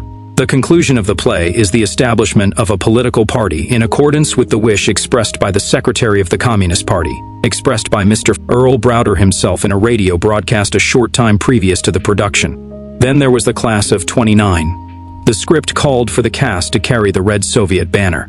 While they start in the beginning of a show, they do not really carry the props used for the production, so they carried something which was to take the place of the Soviet banner. Well, for example, Committee Report issued January 3, 1939, pp. 31 and 32, tells in detail how communists slipped their propaganda into the WPA Writers Program of State Guides, a series of supposedly historical and descriptive studies of the 48 states.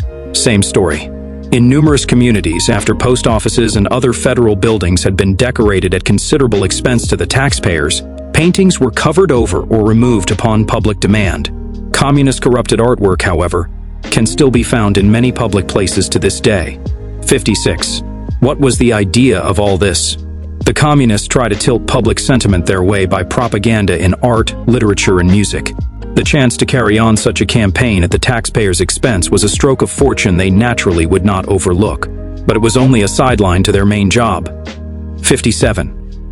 What was that? The same it remains today. Espionage. 58. How did they set up this spy system? Naturally, it is impossible for any outsider to know the full story, but the main outlines are clear. Sometime in the 1930s, the party planted secret operatives high in the U.S. executive branch and began to place around them a core of skilled agents. Some extremely important officials have been accused by witnesses before this committee as either communists or fellow travelers. Details further along in this series, not on the scale we would like. Such facts as we have learned are just byproducts in carrying out the committee's mission from the House to investigate subversive activity of all kinds, wherever found. Report on the facts to the House and recommend legislation accordingly. 61. Getting down to details of what you have found, how about communism in federal employee unions? The United Public Workers of America, CIO, is deep into federal service and it is communist-controlled. The UTWA has 15,000 members in the highly strategic Panama Canal Zone, and the U.S. District Attorney there has openly declared this situation a public danger. 62. How about the Army, Navy, etc.? Communists are in there too. How many, we don't know. 63. How about atomic energy? The best indication is the fact that the Atomic Energy Commission this fall of 1948 had to withdraw recognition of certain unions because the union's officers would not sign non-communist affidavits. The AEC has now ruled that for security reasons, the officers of all unions with which it deals must be put through a federal loyalty investigation, whether the employees are working for the government or for some contractor with AEC. 64. Is this going to be the rule for all federal agencies now? We recommend it, not only for all federal but state and other governmental agencies. The disclosure of communist union officers is not only important to safe government, but also to the protection of unions themselves from communist sabotage. As in every other field, they lay a poisonous hand on the ballot box. They sometimes run candidates in the open under the communist label. More often, they enter into corrupt bargains to back their stooges undercover. For example, in the 1940 presidential election year, this committee made a special inquiry into communist voting tactics. Surveys in Maryland, West Virginia, Pennsylvania, Kentucky, and Ohio all unearthed wholesale frauds. More than 100 indictments were brought on the basis of evidence the committee disclosed, and between 50 and 60 convictions followed. But that did not end the problem. Communists still try to corrupt the ballot box at every opportunity. 67. What is their method? Communist candidates circulate petitions for nominations and obtain signatures, without disclosing what party the candidates represent. They also have been convicted of forging signatures, using false names, and generally showing contempt for the law. 68. Why have they ever bothered to meddle in elections they can't win? To use their own words, for training, experience, and to keep a certain amount of their propaganda before the voters. 69. They don't think they could put communism over here by peaceful ballot, do they? Says William Z. Foster, present head of the party in this country. There must be no illusions about peacefully capturing the state. It starts with spying and infiltration of the sort now going on. Then confusion and chaos caused by sudden paralysis of our communications, transportation, money system, and law enforcement. Finally, direct seizure of power. Communists have spent the last 15 years hiding their key men in our army, navy, diplomatic corps, treasury, and other control points of government. 71. How do you know they're there? 10 years of this committee's records, plus the convictions and indictments obtained by the Department of Justice. For an outside check, read the report of the Canadian Royal Commission, June 27, 1946, on the spy ring caught in Ottawa, Canada. 72. Can you tell something about it? Yes. Igor Guzenko, a code clerk in the Russian embassy there, suddenly walked out one day in September 1945 and handed the Canadian government official Russian spy papers that showed how just one group he knew about had stolen U.S. secrets in wartime. 73. Such as samples of atomic bomb explosive, secrets of radar, radio-controlled shell fuses, and other highly secret and important instruments of U.S. fighting power. 74. How did the spies get those? Some traders in the United States government gave them to Russian agents who took them out by way of Canada. 75. Oh, the story is not yet all told. We recommend that you get detailed reports and hearings of this committee to keep abreast of developments. For instance, the interim report on communist espionage in the United States government, August 28, 1948, and the second report, Soviet espionage within the United States government, now being printed. Write the government printing office for each pamphlet. Briefly, a former communist courier, Elizabeth T. Bentley, testified there were two spy groups in the government with which she worked between 1941 and 1944, the Silvermaster Group and Perlo Group. Another former communist agent, Whittaker Chambers, said he had his own apparatus in government agencies from 1932 to 1938, and that several others were operating at the same time. 78. Did they name names? Yes. Bentley named 30 government employees and Chambers named 9 who they testified were in the communist underground. When the committee brought the principal subjects before it to ask them about the charges, they refused to answer on grounds they might incriminate themselves. 79. Were these people important? They held top jobs in our government, and some of them held commissions in the United States Army. 80. Is there any proof that government secrets were really stolen as Chambers has alleged? Chambers has produced a sheaf of confidential documents which were stolen from our State Department and other agencies. One result, Alger Hiss, former State Department official, has been indicted for perjury by a federal grand jury. The grand jury investigation of espionage in our government is still going on. Well, just consider. Not only did Russia get secret U.S. military and diplomatic information from the documents, she also had the key to our code system so that she could intercept and understand all other secret messages sent by our State Department. Since Stalin was teamed up with Hitler in this period, the Nazis probably knew our government secrets too. Atomic energy program? Plenty. They have espionage rings which have been operating at least since 1942, using American science and money to inform the Soviet government of Russia on how to make the atom bomb. 83. Did they tell the Russians the secret of the bomb? Only the Russians and their spies know how much actually got abroad. For a more detailed idea of what this committee has learned to date about this matter, read the committee's report on Soviet espionage activities in connection with the atom bomb, September 28, 1948, available at the government printing office. 84. What are some of the things it shows? For instance, Arthur Adams, who has been a communist revolutionary since 1905, penetrated to the heart of the electronics industry, which was supplying information to our wartime atom bomb developments. He was in physical contact with Clarence Hiskey and other atomic scientists on the famous Manhattan Project. In 1944, agents of the Manhattan District searched his rooms and there found highly secret information regarding the atomic bomb plant at Oak Ridge 10 and other vitally important matters. By no means, the report traces out in detail exactly how atoms and other agents were brought into the atomic energy program, who did the job, when, where, and how, and in all lists, a score of people who were in one way or another, at one time or another, used to further the interests of the Soviet government against the welfare of the United States. 86. Who besides your committee has anything to say about this? On September 10, 1948, General Leslie R. Groves, former head of the Manhattan District, testified, "I have no hesitancy in saying that there was continued and persistent and well-organized espionage against the United States, and particularly against the atom bomb project, by a foreign power with which we were not at war, and its misguided and traitorous domestic sympathizers, or perhaps stooges would be a better word." 87. And that sort of character has been living off my tax money? Has been, still is, and still will be, until you force every communist out of power. 88. How? Detection, exposure, prosecution. 89. Are any of these being done? Not very well, even though Congress has been wrestling with the problem now for 10 years. 90. What's the story? On May 10, 1938, the House set this Committee on Un-American Activities to work. Since then, 25,000 pages of public and executive testimony have been taken. It has made 50 reports to the House, which include recommendations for new laws. 91. What's all this cost the taxpayer? The committee's total appropriations to date have been $1,050,000. In 1941, it strengthened that law by refusing pay to any person proved a member of any such group. It has passed further laws giving the various executive agencies special powers and money to get rid of subversives. On November 25, 1946, the President set up a commission to deal with employee loyalty. For 2 years since, an elaborate screening program has been underway. 94.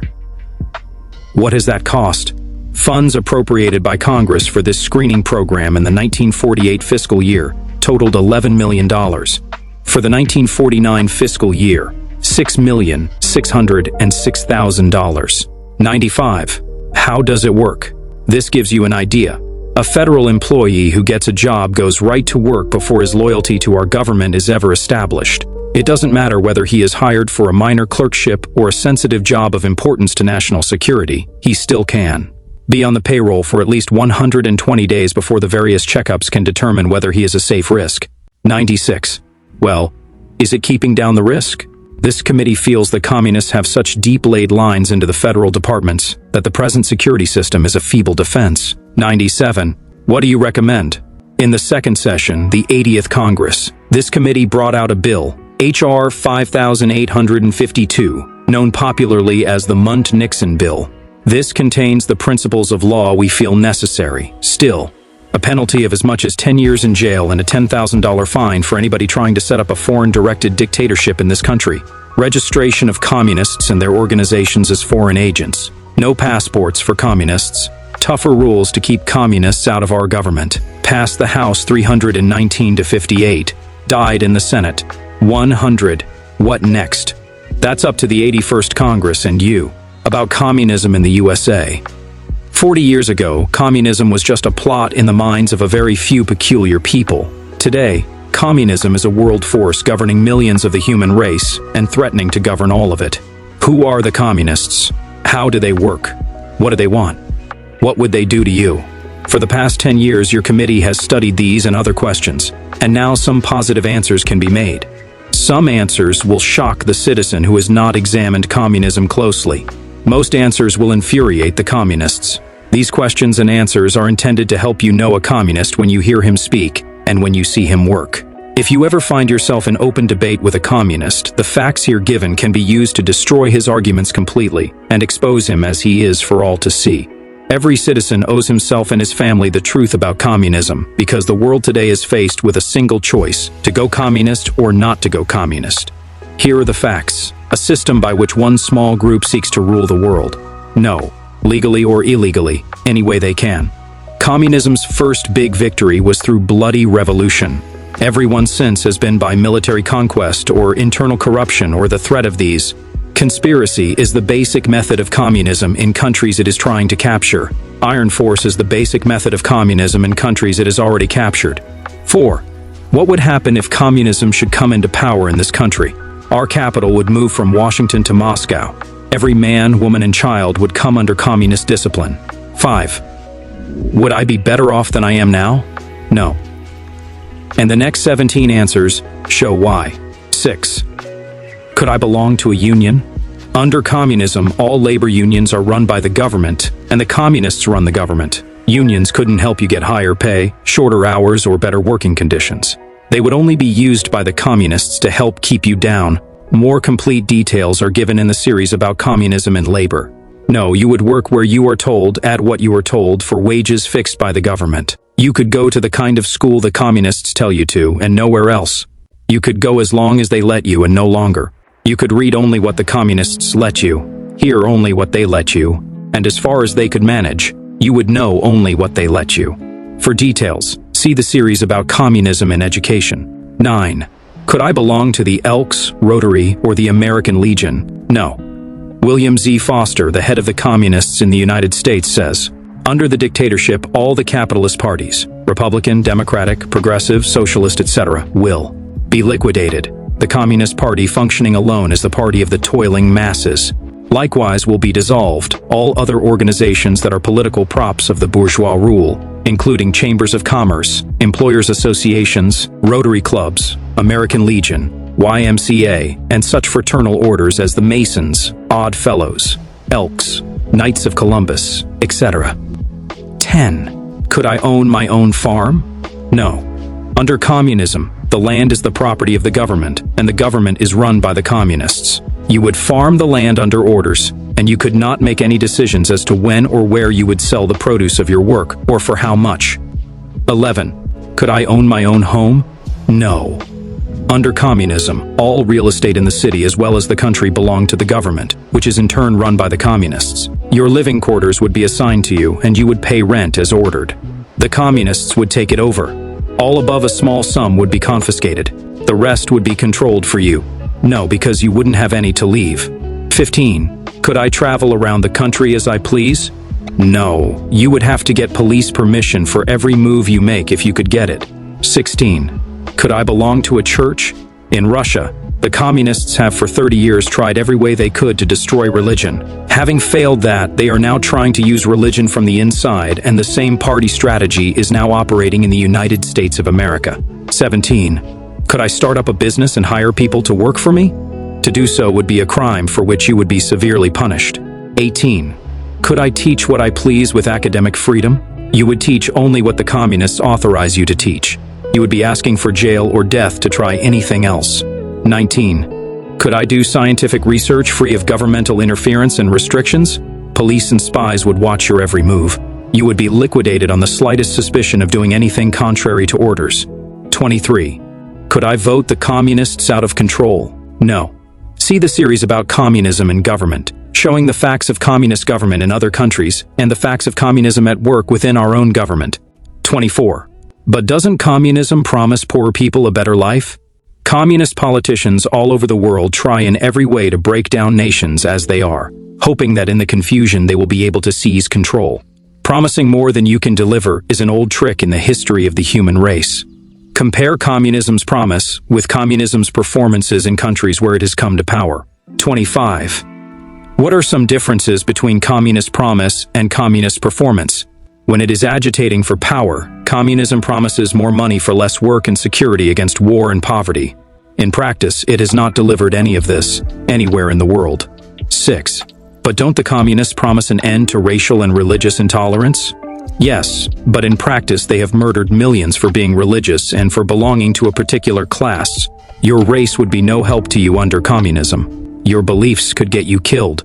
You know what the United States is like today. If you wanted exactly the opposite, you should turn communist. But before you do, remember you will lose your independence, your property, and your freedom of mind. You will gain only a risky membership in a conspiracy which is ruthless, godless, and crushing upon all except a very few at the top. 28. How many communists are there in the world? There are 20 million communists, more or less, in a world of 2,295,125,000 people. In other words, about 1 person in 115 is a communist, on a world basis. 239.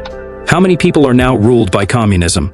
About 200 million directly, 200 million more indirectly, and an additional 250 million are under daily communist pressure to surrender. 30. Which countries are communist-controlled or governed?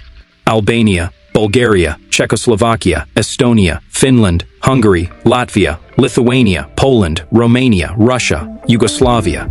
Important regions of Austria, Germany, Korea, Mongolia, and Manchuria. Communism is concentrating now on immediate capture of Afghanistan, China, France, Greece, Latin America, Iran, and Palestine. It has plans to seize every other country, including the United States. 31. How many communists are there in the United States? There are approximately 80,000 out of a population of 145 minus 340,000 people. J. Edgar Hoover has testified that in 1917, when the communists overthrew the Russian government, there was 1 communist for every 2,277 persons in Russia. In the United States today, there is 1 communist for every 1,814 persons in the country. Because the Communist Party does not rely upon actual party membership for its strength. J. Edgar Hoover testified, "What is important is the claim of the communists themselves that for every party member there are 10 others ready, willing, and able to do the party's work. Herein lies the greatest menace of communism, for these are the people who infiltrate and corrupt various spheres of American life. So rather than the size of the Communist Party, the way to weigh its true importance is by testing its influence, its ability to infiltrate." 33. How are they organized? Primarily around something they call a political party, behind which they operate a carefully trained force of spies, revolutionaries, and conspirators. The basic fact to remember is that communism is a world revolutionary movement, and communists are disciplined agents, operating under a plan of war. 34. Where are their headquarters in the United States, and who is in charge? Headquarters are at 35 East 12th Street, New York City. William Z. Foster, of 1040 Melton Avenue, New York City, has the title of Chairman of the Communist Party of the United States, but Foster is actually just a figurehead under control of foreign operatives unseen by and unknown to rank-and-file communists. 35. What is the emblem of the Communist Party in the United States? The hammer and sickle. 36. What is the emblem of the Communist Party in the Soviet Union? The hammer and sickle. It is also the official emblem of the Soviet government. The red flag, the same as that of all communist parties of the world. The Internationale. Here is the chorus. "'Tis the final conflict, let each stand in his place. The International Soviet shall be the human race." 39. Do the communists pledge allegiance to the flag of the United States? The present head of the communists in the United States has testified under oath that they do not. 40. What is the Communist Party setup? At the bottom level are shop and street units composed of 3 or more communists in a single factory, office, or neighborhood. Next is the section which includes all units in a given area, a city. Then come districts, composed of 1 or more states. At the top is the national organization, composed of a national committee and a number of commissions. 41. Who can become a member of the Communist Party of the United States? Anybody over 17 years of age who can convince the party that his first loyalty will be to the Soviet Union, and that he is able to do the party's work as a Soviet agent. He must be an active member of a party unit. He must obey all party decisions. He must read the party literature. He must pay dues regularly. 42. How do you go about joining the party? You must know some member in good standing who will vouch for you to his party unit. Your acceptance still depends on the verdict of party officials that you will and can obey orders. All communists are secret members until authorized by the party to reveal their connection. Party membership records are kept in code. Communists have a real name and a party name. No, meetings are secret and at secret addresses. Records are all secret and in code. Public demonstrations are held at regular periods. 45. What dues do you have to pay? They are adjusted according to income. They may range from as low as 2 cents a week to $15 a week, with special assessments in addition. 46. What do you have to promise? to carry out Communist Party orders promptly, to submit without question to party decisions and discipline, to work for the triumph of Soviet power in the United States. 47. After you join, what do you have to do? You have to obey the party in all things. It may tell you to change your home, your job, your husband or wife. It may order you to lie, steal, rob, or to go out into the street and fight. It claims the power to tell you what to think and what to do every day of your life. When you become a communist, you become a revolutionary agent under a discipline more strict than the United States Army, Navy, Marines, or Air Force have ever known. 48. Why do people become communists then? Basically, because they seek power and recognize the opportunities that communism offers the unscrupulous. But no matter why a particular person becomes a communist, every member of the party must be regarded the same way, as one seeking to overthrow the government of the United States. The real center of power in communism is within the professional classes. Of course, a few poor people respond to the communist claim that it is a working-class movement. But taken as a whole, the party depends for its strength on the support it gets from teachers, preachers, actors, writers, union officials, doctors, lawyers, editors, businessmen, and even from millionaires. 50. Can you quit being a communist when you want to? The communists regard themselves as being in a state of actual war against life, as the majority of Americans want it. Therefore, party members who quit or fail to obey orders are looked on as traitors to the class war, and they may expect to suffer accordingly when and as the party gets around to them. 51. How does the Communist Party of the United States work, day by day? The Communist Party of the United States works inside the law and the Constitution, and outside the law and the Constitution with intent to get control any way it can. 52. What are some types of communist activities within the law? Working their way into key positions in the schools, the churches, the labor unions, and farm organizations. Inserting communist propaganda into art, literature, and entertainment. Nominating or seeking control of candidates for public office. The immediate objective of the Communist Party is to confuse and divide the majority so that in a time of chaos they can seize control. Spying, sabotage, passport fraud, perjury, counterfeiting, rioting, disloyalty in the Army, Navy, and Air Force. Daily and Sunday Worker, 50 East 13th Street, New York City. Morning Freiheit, 50 East 13th Street, New York City. Daily People's World, 590 Folsom Street. San Francisco, Calif. Masses and Mainstream, 832 Broadway, New York City. Political Affairs, 832 Broadway, New York City. There are also numerous foreign language publications. 55. Does the party also publish books and pamphlets? Yes, thousands of them, through such official publishing houses as International Publishers, 381 4th Street, New York City. Workers. Library Publishers, 832 Broadway, New York City. New Century Publishers, 832 Broadway, New York City. 56. Does the party have public speakers and press agents? Hundreds of them, paid and unpaid, public and secret, hired and volunteered, intentional and unintentional. Publicity seeking is one of the party's principal legal occupations, intended to confuse people on all important issues of the day. 57. How does the party get the money for all this? At first it received money from Moscow, but now it raises millions of dollars here in the United States through dues, foundations, endowments, special drives, and appeals. 58. Do only communists carry out communist work? No. The party uses what it calls fellow travelers and front organizations in some of its most effective work. One who sympathizes with the party's aims and serves the party's purposes in one or more respects, without actually holding a party card. Vital. The fellow traveler is the hook with which the party reaches out for funds and respectability, and the wedge that it drives between people who try to move against it. An organization created or captured by the communists to do the party's work in special fields. The front organization is communism's greatest weapon in this country today and takes it places it could never go otherwise, among people who would never willingly act as party agents. It is usually found hiding among groups devoted to idealistic activities. Here are 10 examples out of hundreds of communist fronts which have been exposed. 1. American Committee for Protection of Foreign Born. 2. American Slav Congress. 3. American Youth for Democracy. 4. Civil Rights Congress. 5. Congress of American Women. 6.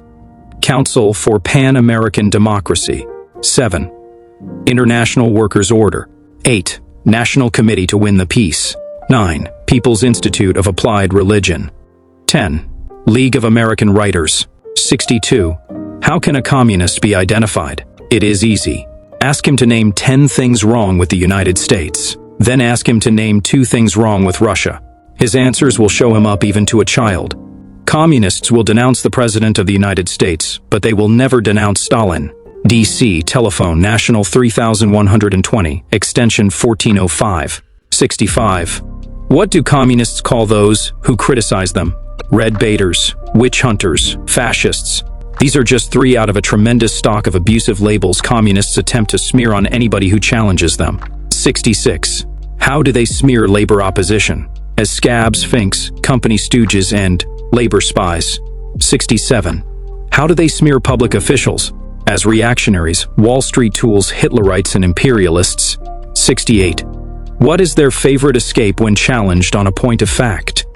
To accuse you of dragging in a red herring, a distortion of an old folk saying that originally described the way to throw hounds off the track of a hot trail.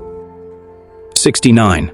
What is the difference in fact between a communist and a fascist? None worth noticing. 70. How do communists get control of organizations in which the majority are not communists? They work. Others won't. They come early and stay late. Others don't. They know how to run a meeting. Others don't. They demand the floor. Others won't. They do not hesitate to use physical violence or any form of persecution. They stay organized and prepared in advance of each meeting. The thing to remember is that communists are trained agents under rigid discipline, but they can always be defeated by the facts. 71. When was the Communist Party of the United States organized and where? September 1919, at Chicago. 72. Has it always been called by its present name? No. Here are the recorded official name changes: 1919, Communist Party of America, and the Communist Labor Party of America. 1921, the above parties merged into the United Communist Party of America.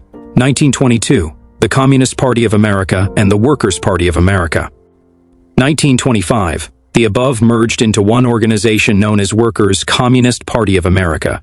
1928, Communist Party of the United States. 1944, Communist Political Association. 1945 to present, Communist Party of the United States of America. 73. Why has it changed its name so often? To serve Moscow and evade the law of the United States. 74. Why isn't the Communist Party a political party just like the Democratic and Republican parties? Because it takes its orders from Moscow. 75. Are the Communists agents of a foreign power? Yes. For full details, write the Committee on Un-American Activities, Room 226, House Office Building, Washington 25, D.C. for House Report number 209, entitled The Communist Party of the United States as an Agent of a Foreign Power. 76. Where can a communist be found in everyday American life? Look for him in your school, your labor union, your church, or your civic club. Communists themselves say that they can be found on almost any conceivable battlefront for the human mind. 77. What states have barred the Communist Party from the ballot? Alabama, Arkansas, Illinois, Kansas, Ohio, Oklahoma, Oregon, Tennessee, and Wisconsin. 78. How does communism expect to get power over the United States if it cannot win elections? The communists only compete for votes to cover their fifth column work behind a cloak of legality. They expect to get power by any means just so they get it. The examples of Poland, Czechoslovakia, and other countries in Europe show just how many methods communism applies. In each country, different details, in all the same result. 79. Why don't communists over here go to Russia if they like that system so much? They are on duty here to take over this country. They couldn't go to Russia even if they wanted to, except on orders from Moscow. 80. Which communists get such orders?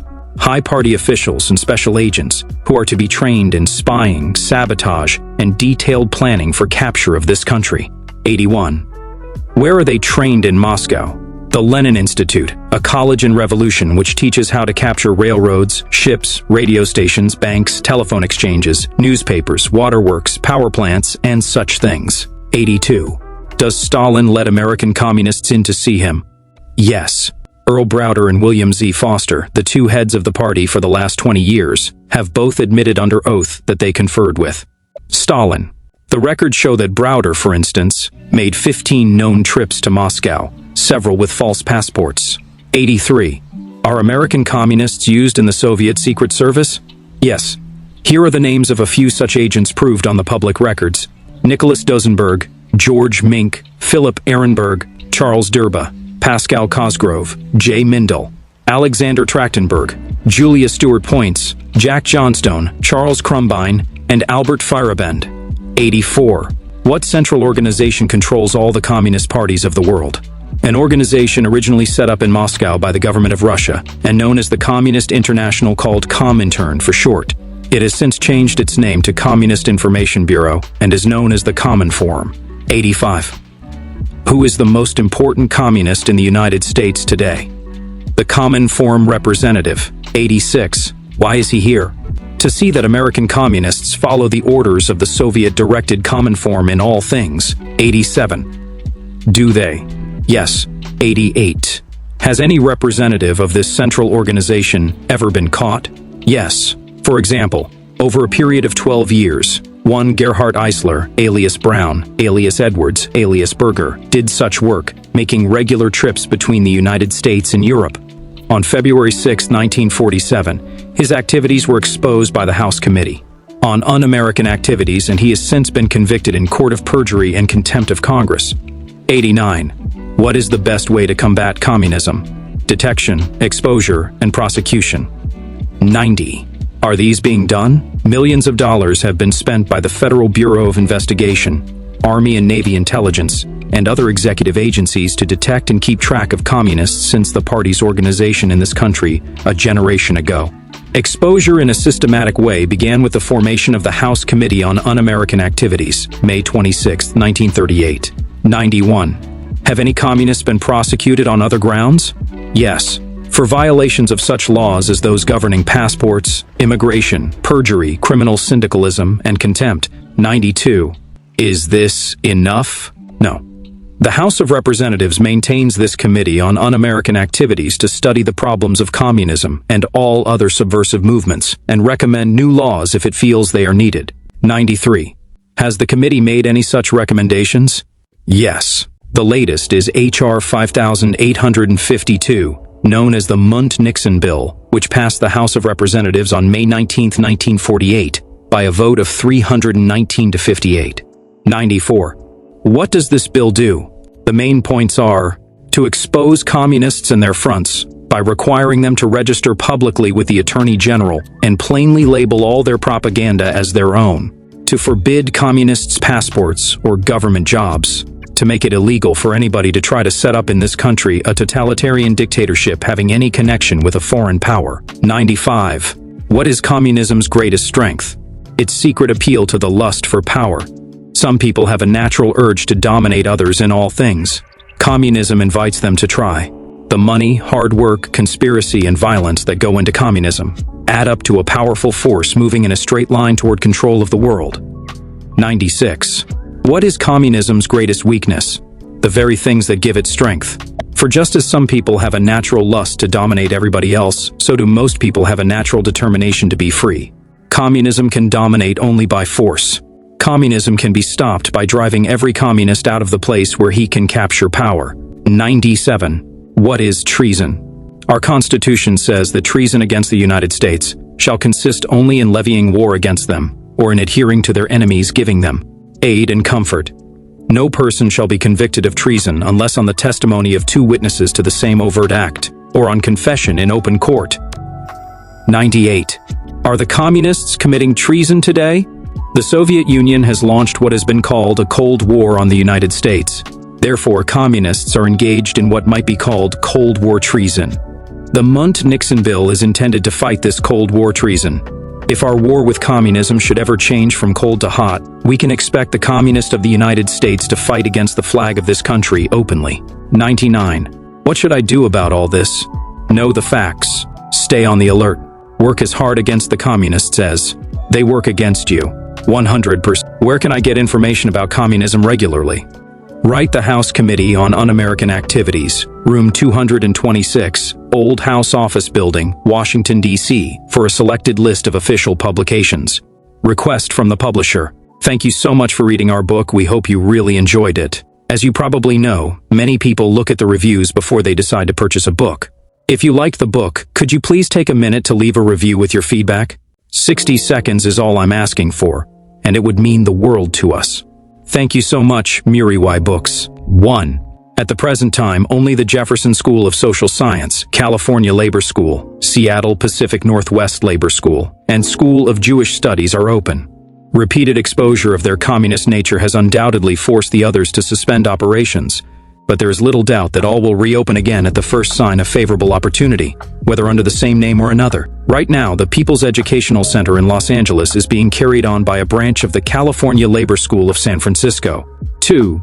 Asterisks denote organizations cited as communist, dominated by the Attorney General and/or the Committee on Un-American Activities. Organizations not so marked have been cited by the committee only. 3. Asterisks denote organizations cited as communist dominated by the Attorney General and/or the Committee on Un-American Activities. Organizations not so marked have been cited by the committee only. 4. Asterisks denote organizations cited as communist dominated by the Attorney General and/or the Committee on Un-American Activities. Organizations not so marked have been cited by the committee only. 5. Asterisks denote organizations cited as communist dominated by the Attorney General and/or the Committee on Un-American Activities. Organizations not so marked have been cited by the committee only. 6. Asterisks denote organizations cited as communist dominated by the Attorney General and/or the Committee on Un-American Activities. Organizations not so marked have been cited by the committee only. 7. Asterisks denote organizations cited as communist dominated by the Attorney General and/or the Committee on Un-American Activities. Organizations not so marked have been cited by the committee only. 8. Asterisks denote organizations cited as communist dominated by the Attorney General and/or the Committee on Un-American Activities. Organizations not so marked have been cited by the committee only. 9. Asterisks denote organizations cited as communist dominated by the Attorney General and/or the Committee on Un-American Activities. Organizations not so marked have been cited by the committee only. 10. Asterisks denote organizations cited as communist dominated by the Attorney General and/or the Committee on Un-American Activities. Organizations not so marked have been cited by the committee only. 11. Asterisks denote organizations cited as communist dominated by the Attorney General and/or the Committee on Un-American Activities. Organizations not so marked have been cited by the committee only. 12. Asterisks denote organizations cited as communist dominated by the Attorney General and/or the Committee on Un-American Activities. Organizations not so marked have been cited by the committee only. 13. Asterisks denote organizations cited as communist dominated by the Attorney General and/or the Committee on Un-American Activities. Organizations not so marked have been cited by the committee only. 14.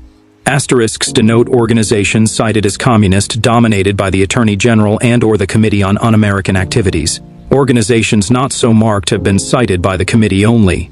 15. Asterisks denote organizations cited as communist dominated by the Attorney General and/or the Committee on Un-American Activities. Organizations not so marked have been cited by the committee only. 16. Asterisks denote organizations cited as communist dominated by the Attorney General and/or the Committee on Un-American Activities. Organizations not so marked have been cited by the committee only. 17.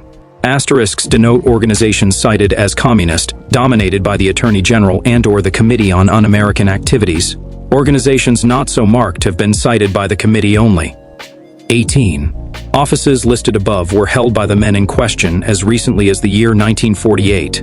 If there have been any changes, they have not come to the committee's notice. Organizations cited as communist, dominated by the Attorney General and/or the Committee on Un-American Activities. Organizations not so marked have been cited by the committee only. 18. Offices listed above were held by the men in question as recently as the year 1948. If there have been any changes, they have not come to the committee's notice.